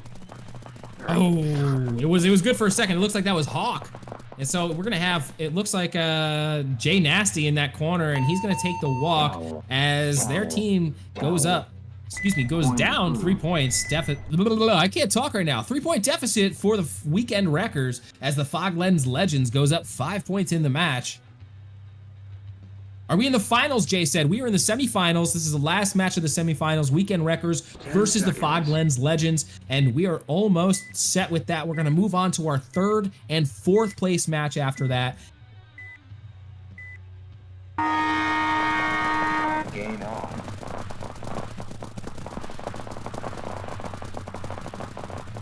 Hopefully whoever loses this match has enough battery life in their VR headset, because they do need to play back-to-back after this. Luckily, it's only 1 round. We're not playing best of 3 like a VPL matchup, so it should be good.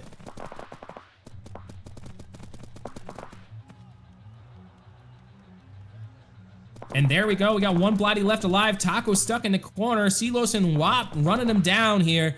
Oh, they get traded out, and now only if Taco could just stay alive there. That was a great spot to be in. That deep corner, you can really stay alive back there.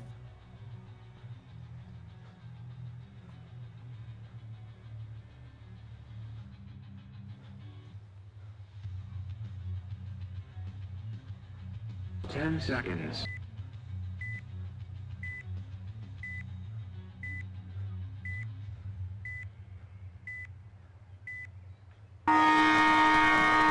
Game on. Hawk was taking him right off the break. Then Wap dropping like flies.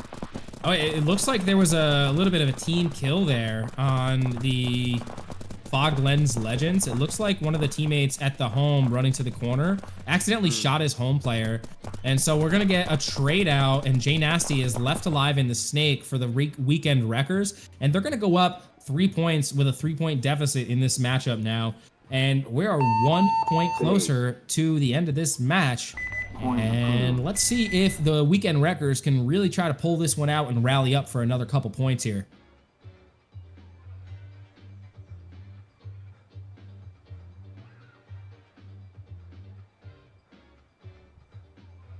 Ten seconds.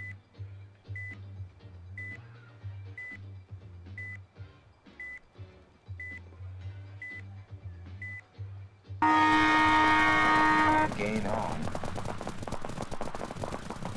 Weekend Wreckers gonna drop a body, but so does the Fog Lens Legends. It's a 2-2 matchup, right? Excuse me, no. Weekend Wreckers does not drop a body. They just kill a body off break. And it's still a 3-2 matchup. One up to the X. Oh, he gets shot underneath the X. Beautiful job by the Fog Lens Legends. And they're gonna tie it up 2-2 right now on the bodies. And Jay Nasty looking snake side, but his feet are hanging out a little bit, but he tucks him in right before Wap can shoot his toes. Oh, he better look cross field right now or else he's gonna get taken out. Not much room to wiggle around in right there. Jay Nasty, good job staying alive as long as you did. It looks like the Foglands Legends are going to go up 4 points in this matchup. What's the time left? Because I predicted 7-4. I want to see if I come out with this. Minute 17 left on the clock. Nah. It looks like the Weekend Wreckers are going into our 3rd and 4th place matchup. If they don't squeak this one out here, and there's probably not enough time for 4 points on the clock the way that these points have been running. So I don't want to take it away from them yet, but it's not going to be an easy, it's got to take a miracle at this point. Jay Nasty, the only one left alive. Oh, and he gets taken out. Point approved. 1 point away from a mercy rule. Halo with 10 kills, 10 deaths, CeeLo's 10 kills, and Hawk 10 kills, WAP 9 kills, Taco 9 kills. I cannot see Jay Nasty's kills. 10 seconds. Beautiful job by both teams, though. I really do commend all these teams in the way that they've been playing. Good job, guys. Game on. 2 and 3 bodies drop for the Weekend Wreckers, and that is going to be a mercy rule for the Foglands Legends over the Weekend Wreckers. So now we have our finals matchup, everybody. Now let's kick it over to the brackets here, and let's check out who we have playing for the 3rd and 4th and the finals.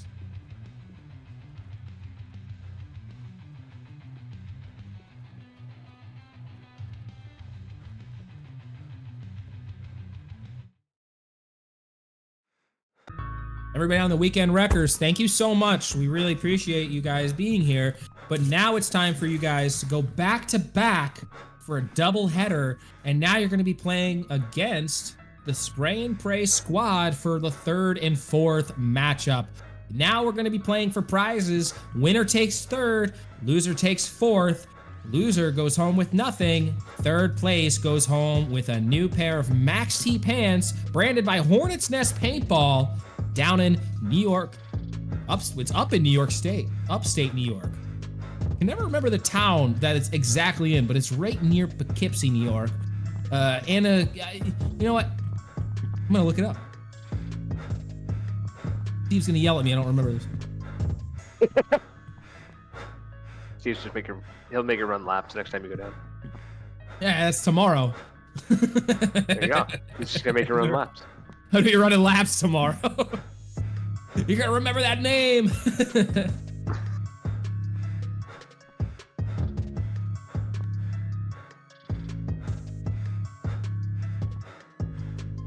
Anna Crimdale, New York. Okay, that's where Hornet's Nest Extreme is located.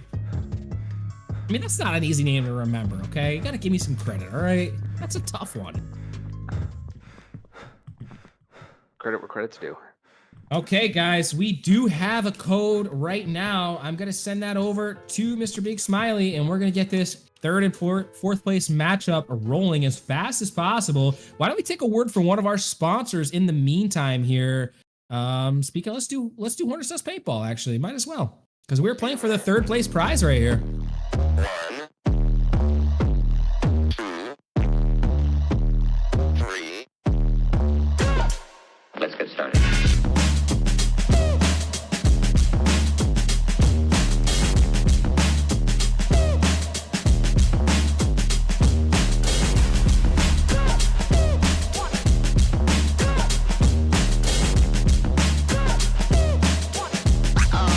Oh, that's real good.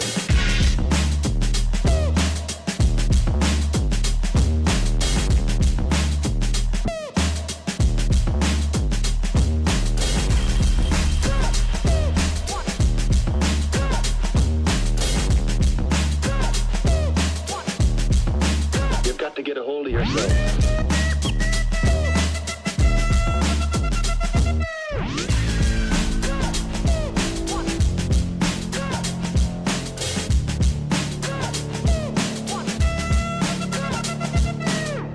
Ain't nobody stopping me. Ain't nobody stopping me.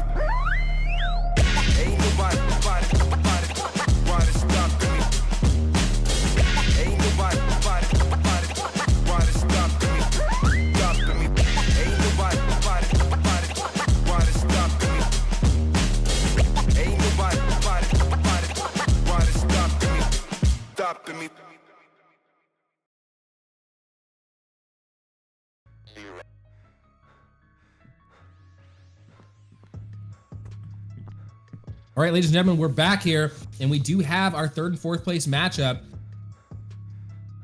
We have the Spray and Pray squad versus the Weekend Wreckers, and this is going to be a very exciting matchup in my opinion, because this is going to be for prizes or no prizes. It doesn't get much better than that. You know, these guys are going to be coming out swinging. And I have one of my teammates, Paradise, on Spray and Pray squad, but Jay Nasty is on the other team. I can't root against Jay Nasty. He's one of the Nasty Boys. What am I gonna do if I root against Jay Nasty? I'm unfortunately gonna have to be taking the Weekend Wreckers on this one, even though Spray and Pray squad does have my teammate on it.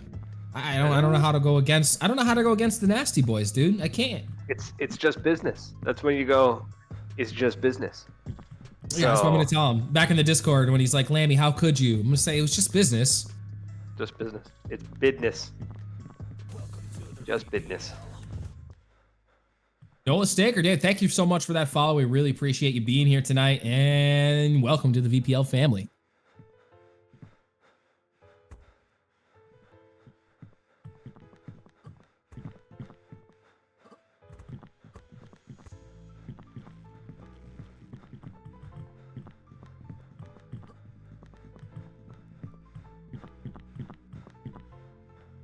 What do you think? Are we predicting a high point match, or are we predicting like a 6-0 or a 7-1, like just wipeout?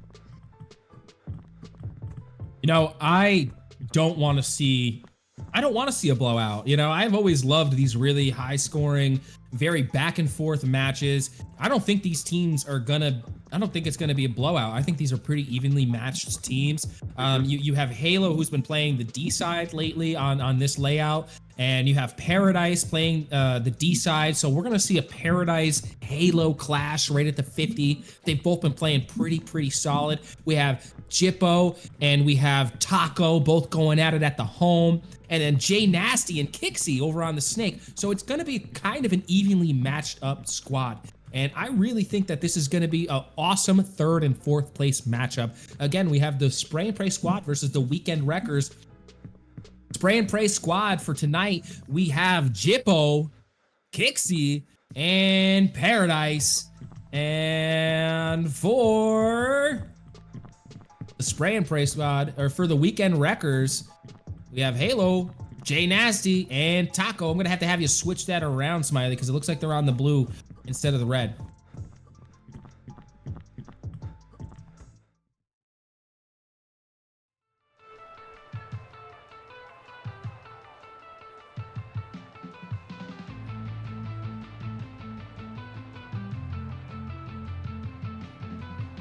Tough, dude. Let's see this happen in the action.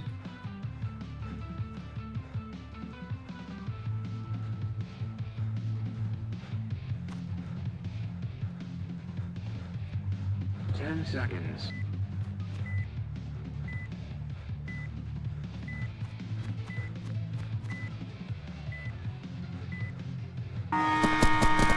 There we go. Time has started.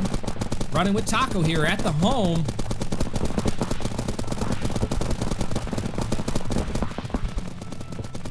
Oh no, Taco gets taken out from that D-side tower. Halo's gonna try to stay alive in this little cake bunker. Not the best bunker to be in, so he's gonna get wide over that Snake 1. Jay Nasty gets taken out, and then here's Halo holding strong. He does get the first kill. Only one player left alive on the other team, just Jippo.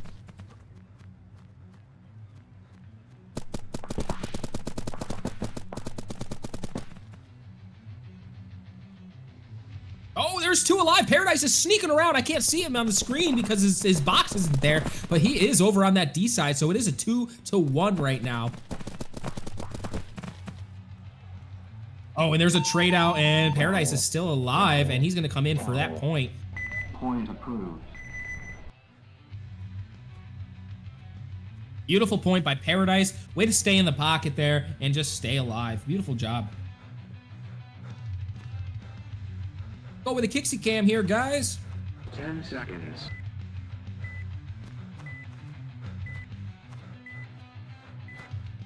Kixie, Paradise, Jippo. Let's see what they can do. 1 point on the board for them. Gain on. Love this. Love this aggression. Already moving up snake. Oh, and their home player does get taken out. I believe that's Jippo. Oh, and he takes out Jay Nasty. Kixie, beautiful job beautiful job looking down that tape line.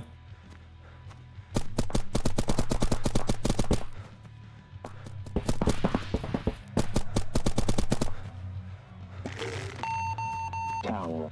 Towel. Towel. Point approved.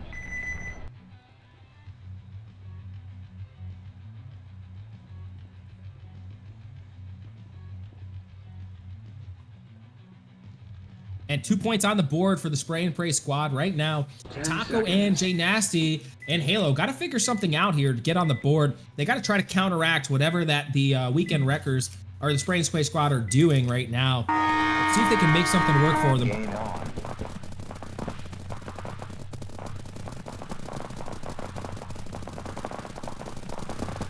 There we go. It's a clean break for both teams. And oh, wow. Beautiful shot by the D50 player. I think that's Paradise right there. And he's going to get right up the field. Let's see if Jay Nasty can pick him up as he crosses the center. It's just one left alive. Just Jay Nasty. Kixie's coming down the snake and Paradise across the middle. Played a little bit slower, but Jay Nasty makes a big move. And oh, no, he just couldn't get his bunker. It. He couldn't get his gun over the bunker, and Kixie just stayed low and stayed alive there. But that was an unbelievable move. I was waiting to see some greatness right there, and it didn't follow through. It was a great move, though. Good job, Jay Nasty.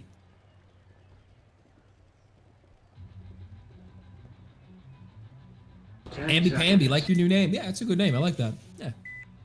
Yeah, Flo, I mean, just stop being so good, okay? You won't win so many Stock Bros stocks, okay? I don't know what to tell you, man. Stop being so good. Come in second place, then. Gain on. You might want to throw, dude. Just throw.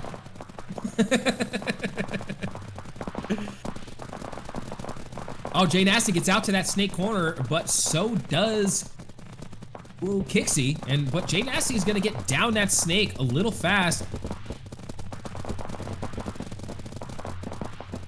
Oh, beautiful shot by the snake, too, into that hole player. This is looking like a Weekend Wreckers point right here. 3 alive and just a snake corner left for the Spray and Pray. But he does get taken out at that snake one. And oh, beautiful. He really needed that trade. But that was... Ah, okay, there is Taco left alive in the corner there. I didn't see him right away, but there he is coming down for that first point for the Weekend Wreckers. Beautiful job by Taco staying alive over there. Now, Brad, what are you thinking here, man? I mean, you've seen some of the gameplay so far. It's looking like Spray and Pray is a little bit hotter right now. What are you thinking that's going to happen? What are your predictions? I'm thinking Spray and Pray is going to take it. I'm watching them play. They tend to, well, on Snake side for sure, they tend to get into Snake immediately. But then they're also pushing up the 45 and the Doritos right away. Like, there's very little. Well, they're going to make a liar out of me right now, but there's very little going wide and then working their way in. They just go in off break. And it just gives them, I think it gives them better angles faster. And I think we're going to see a Kixie 3-pack right there. We just saw a Kixie 3-pack. Kixie goes wide, gets to that snake one, looks to the middle of the field. He gets that runner up to the X, and then he looks to the outside, gets the snake insert, and then he gets the fill over at the snake as well. Beautiful job by Kixie, staying alive. 8 points on the board for Kixie right now. 10 seconds. Yeah, you know, you might be right. As much as I want the Nasty Boys to win with Taco, it's looking like a Spray and Pray domination right now. They're doing really good. Gain on.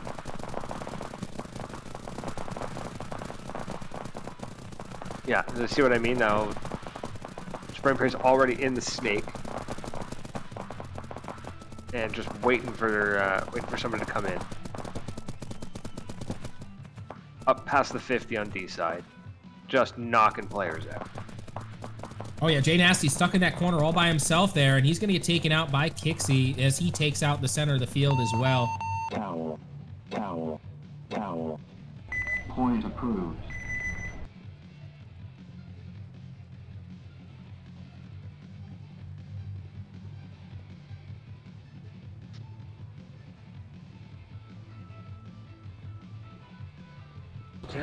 Now, Spray and Pray, as Smiley just said in the background, is coming in hot right now. They're up 4 points over the Weekend Wreckers. Weekend Wreckers, I think they got to get their guns up off break. See now, Kixie's just sliding in to that corner every single time. They just don't have their guns up off break, it looks like, and they're getting taken out. Wow, Kixie just took out that corner in that D-side tower super fast. Yeah, so Kixie comes off break, immediately goes to snake corner, stops for a second, confirms that, like, double checks, and then keeps moving. There's no stopping and waiting and bunkering down. It's just push, push, push, push. And it's working. 10 seconds. A great job by Kixie right now. We're seeing a lot of awesome gameplay from him. 11 kills, 3 deaths on this matchup. Too bad. It's too bad the Spray and Pray squad didn't make it all the way to the finals. I think we would have known our MVP for this team.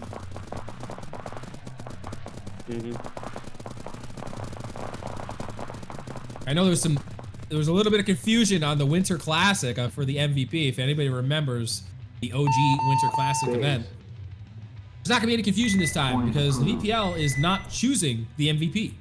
It's going to be chosen by Brad from Maritime Paintball Podcast. Game time finished. Much easier that way. Much easier that way. So, Pray and Pray squad. What I strongly recommend is that everybody follow me on follow the podcast on YouTube, TikTok, Instagram, and Facebook, and start DMing me why you think you should be the MVP. Yeah, I mean, you could even donate. You could do whatever you want. I was kidding. So it's called lobbying. It's called lobbying.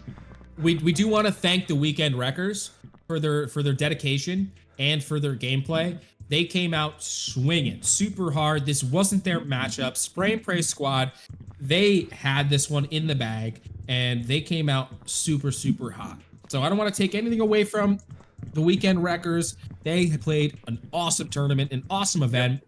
Taco, Jay Nasty, and was it Jippo? Thank you so much for being here, or Halo, excuse me. Thank you so much for being here, guys. I know you're going home empty-handed, but at least you guys had some fun, and I know that sucks, but thank you so much for being here. Empty-handed, but with memories. With memories, though. That's right.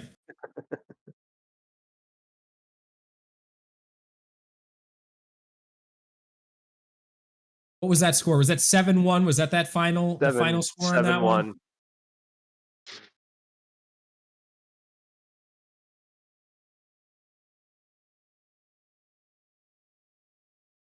Now, I just want to say we're actually ahead of schedule right now. We are almost 30 minutes ahead of schedule right now, guys. You guys are awesome. All the admins behind the scenes that are getting everybody together. Green, Nasty, Lumber. I'm not sure if you're Lumber. Where are you?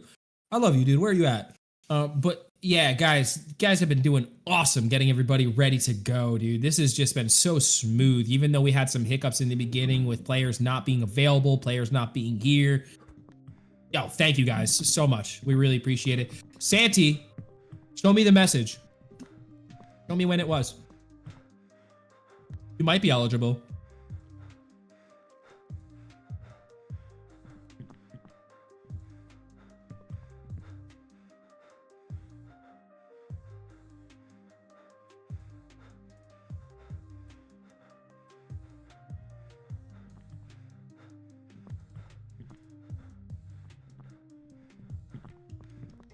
Well, thank you guys so much. Right after Smiley does this, we're going to be into our finals matchup, guys. This is getting super exciting. Super, super exciting right now. What do we have? We have Rental Riot Squad versus the Fogged Lens Legends. Beautiful, beautiful. And everybody that just played on the Spray and Pray squad, I have your prizes. Message me. I will get them out to you. I have those prizes in my possession. I'm going down to get them tomorrow. I need to know your size. I need to know what size pants you wear. So please message me. Get me your size. We'll get it going. And we'll make sure we get those out to you ASAP.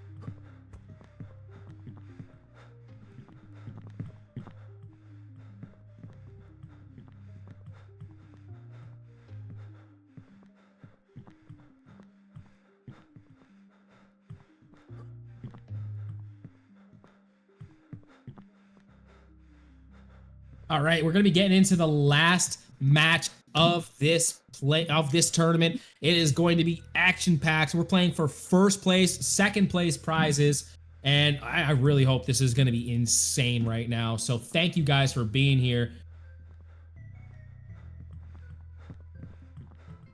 This is gonna be good. This is gonna be a good one. It's gonna be wild. Yeah, I think it's gonna be great.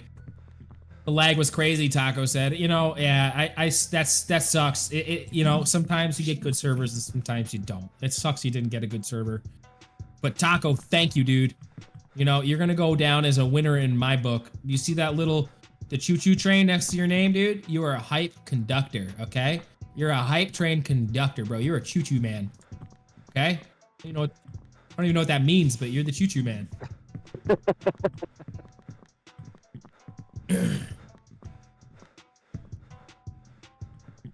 Does that count as getting it correct?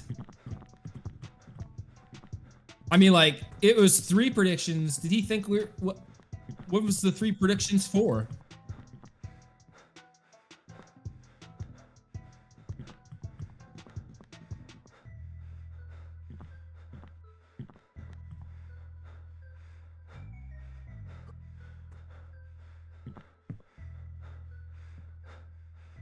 All right, we're just waiting for one more player in the lobby. Why don't we take a word from one of our sponsors while we wait? It'll probably be one of the last few ads that we run here, and I really just want to give a nice, good shout out to them.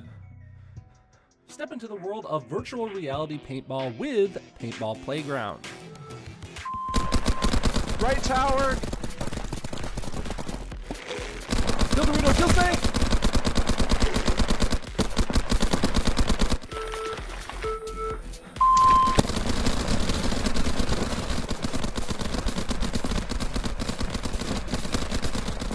Join us on the field by searching Paintball Playground on the MetaQuest store or Steam VR.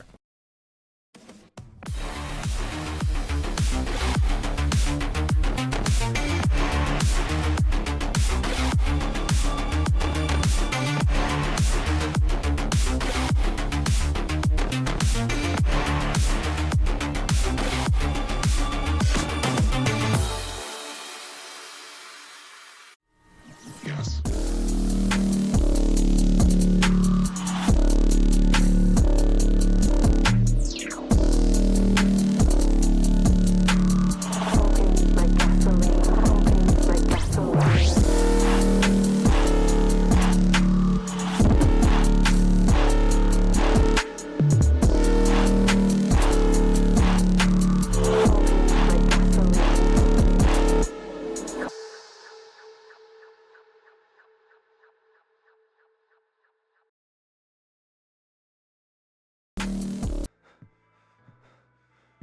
And we're back here live. We're in the heat of the action, waiting on no players. They can start it up now. Let them know that we're ready and that they're ready, and we can get into this action live.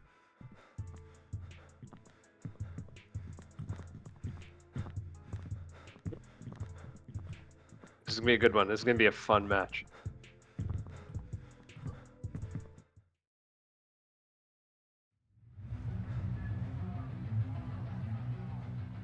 Okay, guys, this is for all the marbles.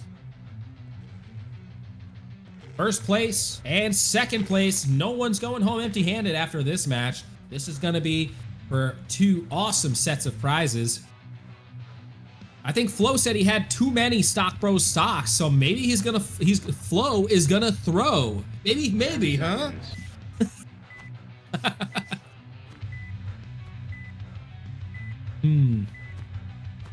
Lamby Pamby. I don't know. That one, it doesn't flow that good. Sounds like a bully trying to come up with a bad nickname. Lamby Bamby. Oh, beautiful trade, actually. That was a good trade. Beautiful shot. Who was down there on the other side of the field? That could have, I think that was Staker. That's the bunker Staker's been playing, so. First point's gonna go to the red team, the Foglands Legends.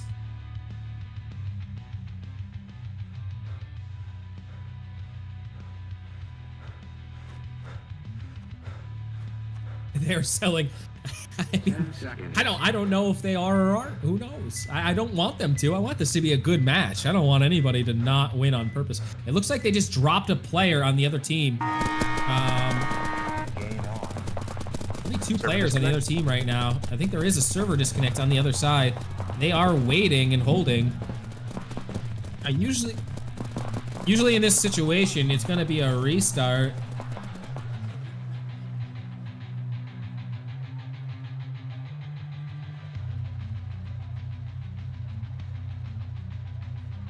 We're gonna let both teams know that there is rules that if a player drops at a certain amount of time in the game, that we'll do a restart on it. So we're gonna get the message over to them because this is the finals. We don't want to mess around with the finals here.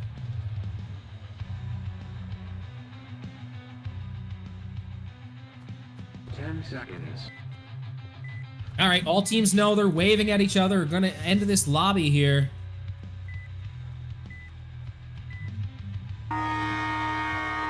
Gain on.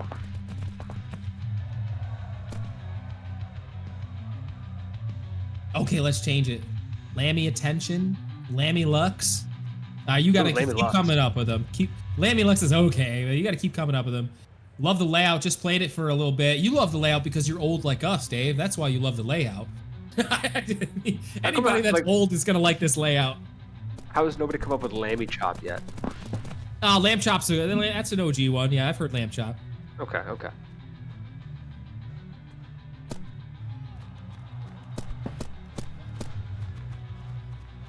Yeah, I saw that too. Base. Point approved. I think they are. That's good.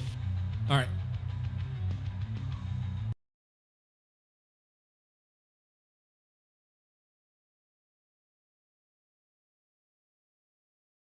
All right, we're gonna get a restart here, guys. Sorry that ended up a little bit shaky. Sometimes the servers don't always go the way they're supposed to.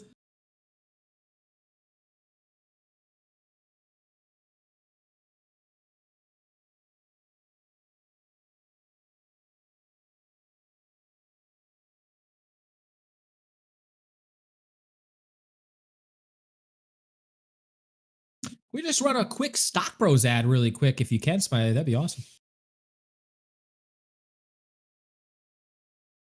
Thank you again to Sika. Awesome, that's fine.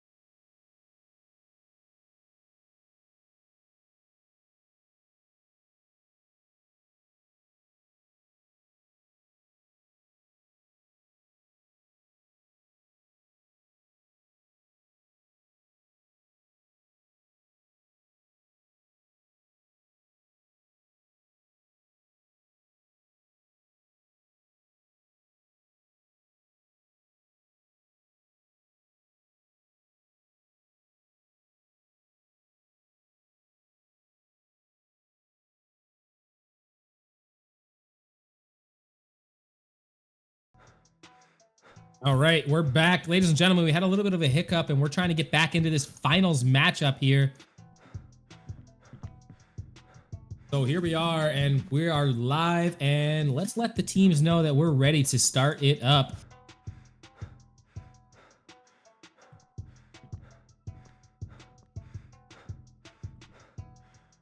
So thank you again to everybody. Dirty Lammy. Oh my God, now you're just being mean. Triggered Lammy, you're just coming. You better go ask ChatGPT, dude. I think it's got a lot of good ones.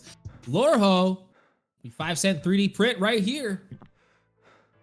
Oh, I think they're like 25 cents, maybe like a couple dollars actually, Lorho. Maybe like, I don't know. I'm just kidding. Yeah, if you get your own 3D printer, it makes life really easy. But for those that don't, go to check out stockbros.com.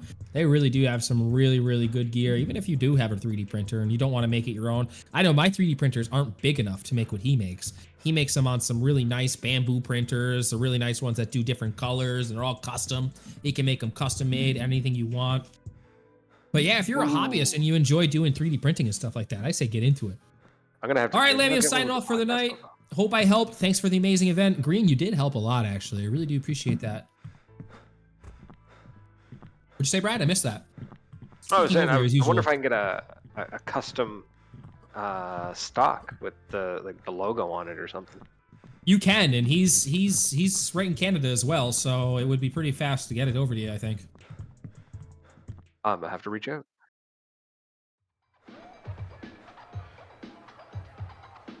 Yeah, I think he is there. I think you're right, Smiley. Cool. He's only 10, 12 hours away. Are you east? Yeah, you're east. You're like Yeah, you're east. You're far east. Yep.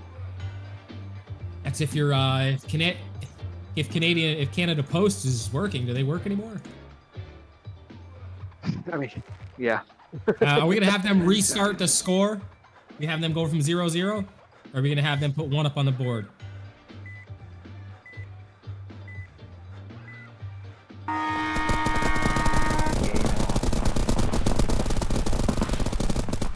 Yeah, I mean 0-0 is fine. It was already pretty much a 1-1 anyways, except the body dropped to the other team before they got that one, so who knows. So here we go. We're into this first and final match of the finals. Rental Riot Squad is gonna drop the first point to Foglands Legends, and there they go. Blueprint and Flow stay alive on the point.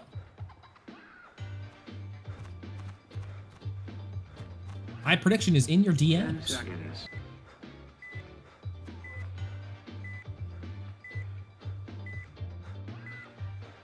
Oh, little Lammy poop, little Lammy pop.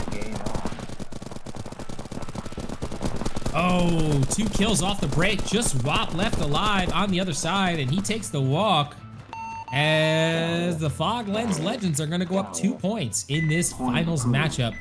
We really gotta see something happen here from the Rental Riot Squad. We have the team swap. Somebody thinks we have the team swap here. Let's double check that. They changed sides then after the fact. I love that. 10 seconds. They must have.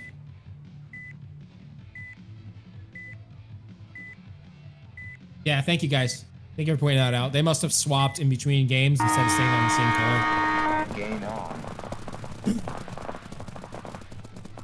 The New Jersey Open layout from the 2010.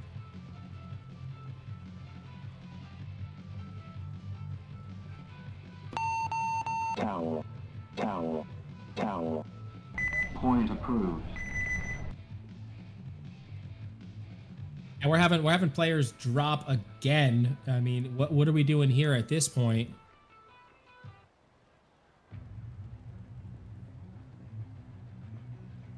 Ten seconds.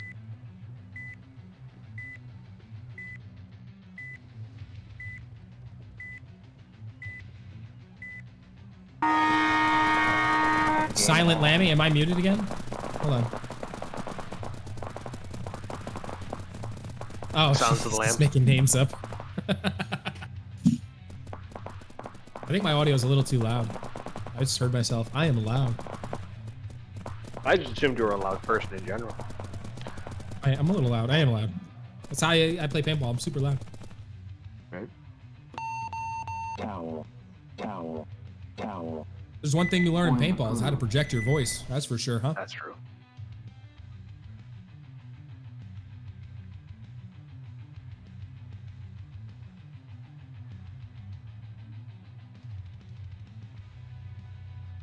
Ten seconds.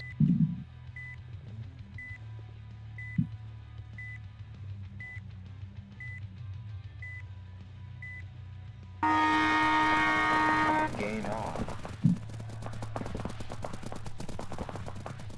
Rental Riot Squad is really showing up right now. I'm not sure if that restart really had something to do with it or not, but here we are, 4 points up for them, and Foglands Legends is now Towel. 5 points behind. Point approved. This is not how you want to see a finals match go.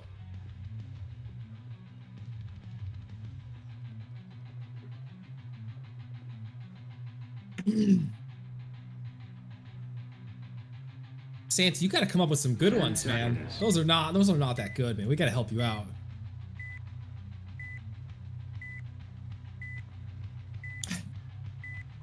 Taco, you're not obligated to do anything, brother. You're already a legend in the gifting book anyways, dude. Lammy the Dandy.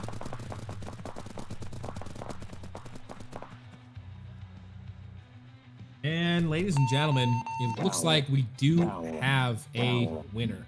Point approved. It is in the books. Mental Riot Squad has taken the championship of the Spring Classic in an upset.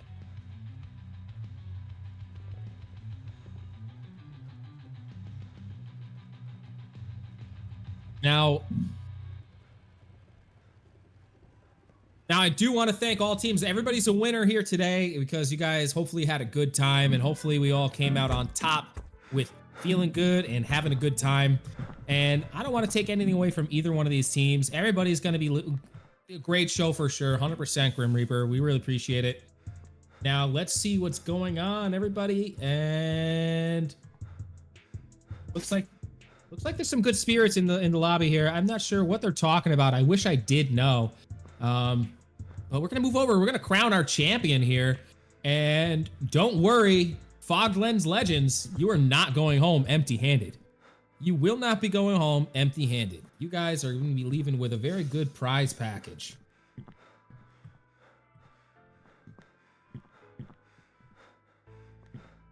So for the second place, they're gonna be walking away with HK jerseys plus 3 bet headbands from Conscious Paintball.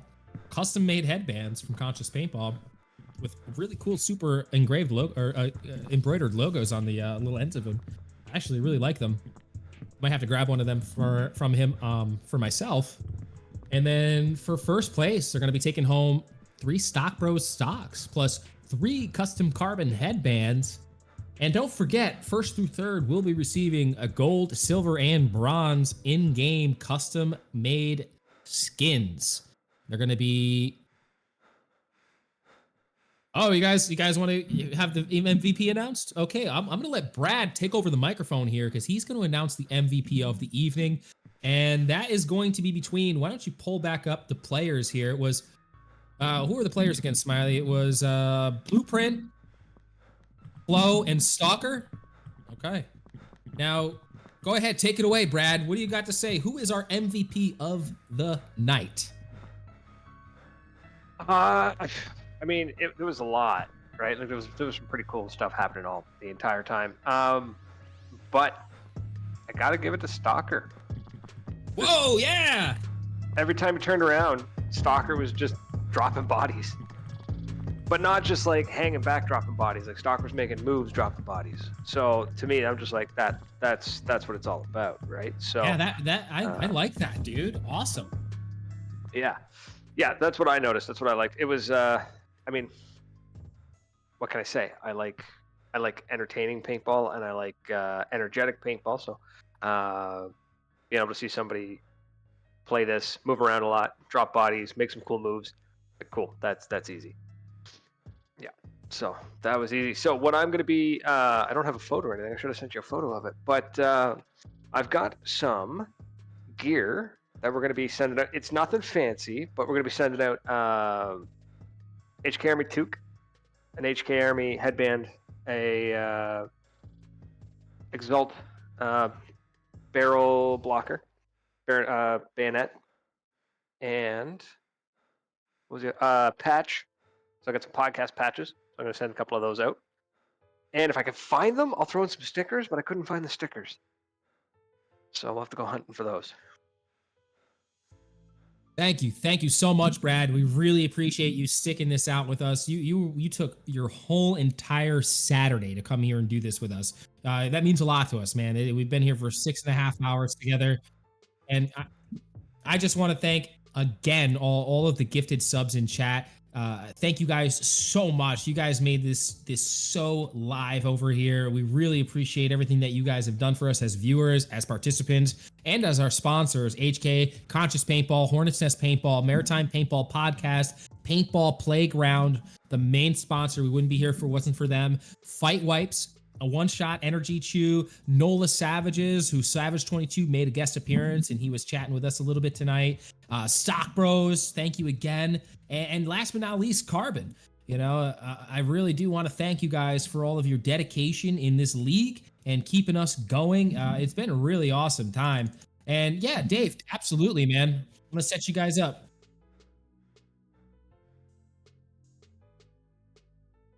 Yeah, so it was a ton of fun hanging out. I'm super happy that I got to see kind of like the behind the scenes of running one of these things. And 5.5 hours kind of just flew by. When you mentioned you were like, you used your entire Saturday, and I was like, oh wow, I did. But it was raining, so what else am I gonna do, right? So yeah, so thanks for everyone who hung out with us, everyone who was in the chat watching. Thanks to his competitors, everybody did an amazing job. I would truly appreciate it if everybody could go support the podcast. Give us a follow on we got Facebook, YouTube, Instagram, TikTok, and Twitch. It's all at Maritime Paintball Podcast. So if you go look that up, give us a follow, give us a like. Truly appreciate it. And don't forget to check us out every Thursday at 8 p.m. Eastern on live on Facebook, YouTube, and Twitch. And if you really want to, you can go to 97.9 CHSR.com and you can listen to the radio feed if you want to, because we're the only paintball podcast on the radio. That's awesome, man. And Taco, thank you again, baby. We appreciate, I don't even know how many subs you gifted, dude. It's kind of an insane number. 34 gifted subs. You and Foch, I'm going to call him Foch, went literally insane tonight. And we wouldn't be here without you guys. So thank you so much, guys. Dave, somebody says, Brad, one question. Dave wants to ask a question, apparently. Wait till next time. We love you, man. Go ahead, Dave. What do you got, man?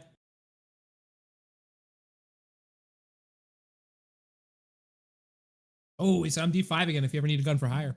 You're going to have to travel up to Canada. Yeah, you have to come hang out with. There is no D5 up in Canada. You'll be unranked. Yeah, we'll find a place for him to play, though. Thanks for streaming this event, Lammy. I appreciate the hard work. Staker said, thank you so much, Staker. And anybody that did win, please, we're gonna be getting in contact with you guys. So we'll be getting your prizes out to you, we'll be getting your information. So thank you so much, guys. We really appreciate it. A lot of hard work and dedication went into making this event happen. So don't just thank me, thank Smiley, thank Brad, thank all the admins, thank everybody that put in a lot of this work. OG Nasty for making some of the graphics. And most of all, thank our sponsors, because honestly, these prizes wouldn't be here if it wasn't for the sponsors. And the sponsors wouldn't be here if it wasn't for you guys. So make sure you give your guys selves a pat on the back as well, okay? And for any of you guys that are going down to Lone Star, I'll see you down in Texas. And any of you guys that are in Ohio, I have a wedding to go to, or else I would be there too. We really appreciate you guys. Have a great rest of your evening. And from the VPL, we love you. And I'm out. Cheers, folks.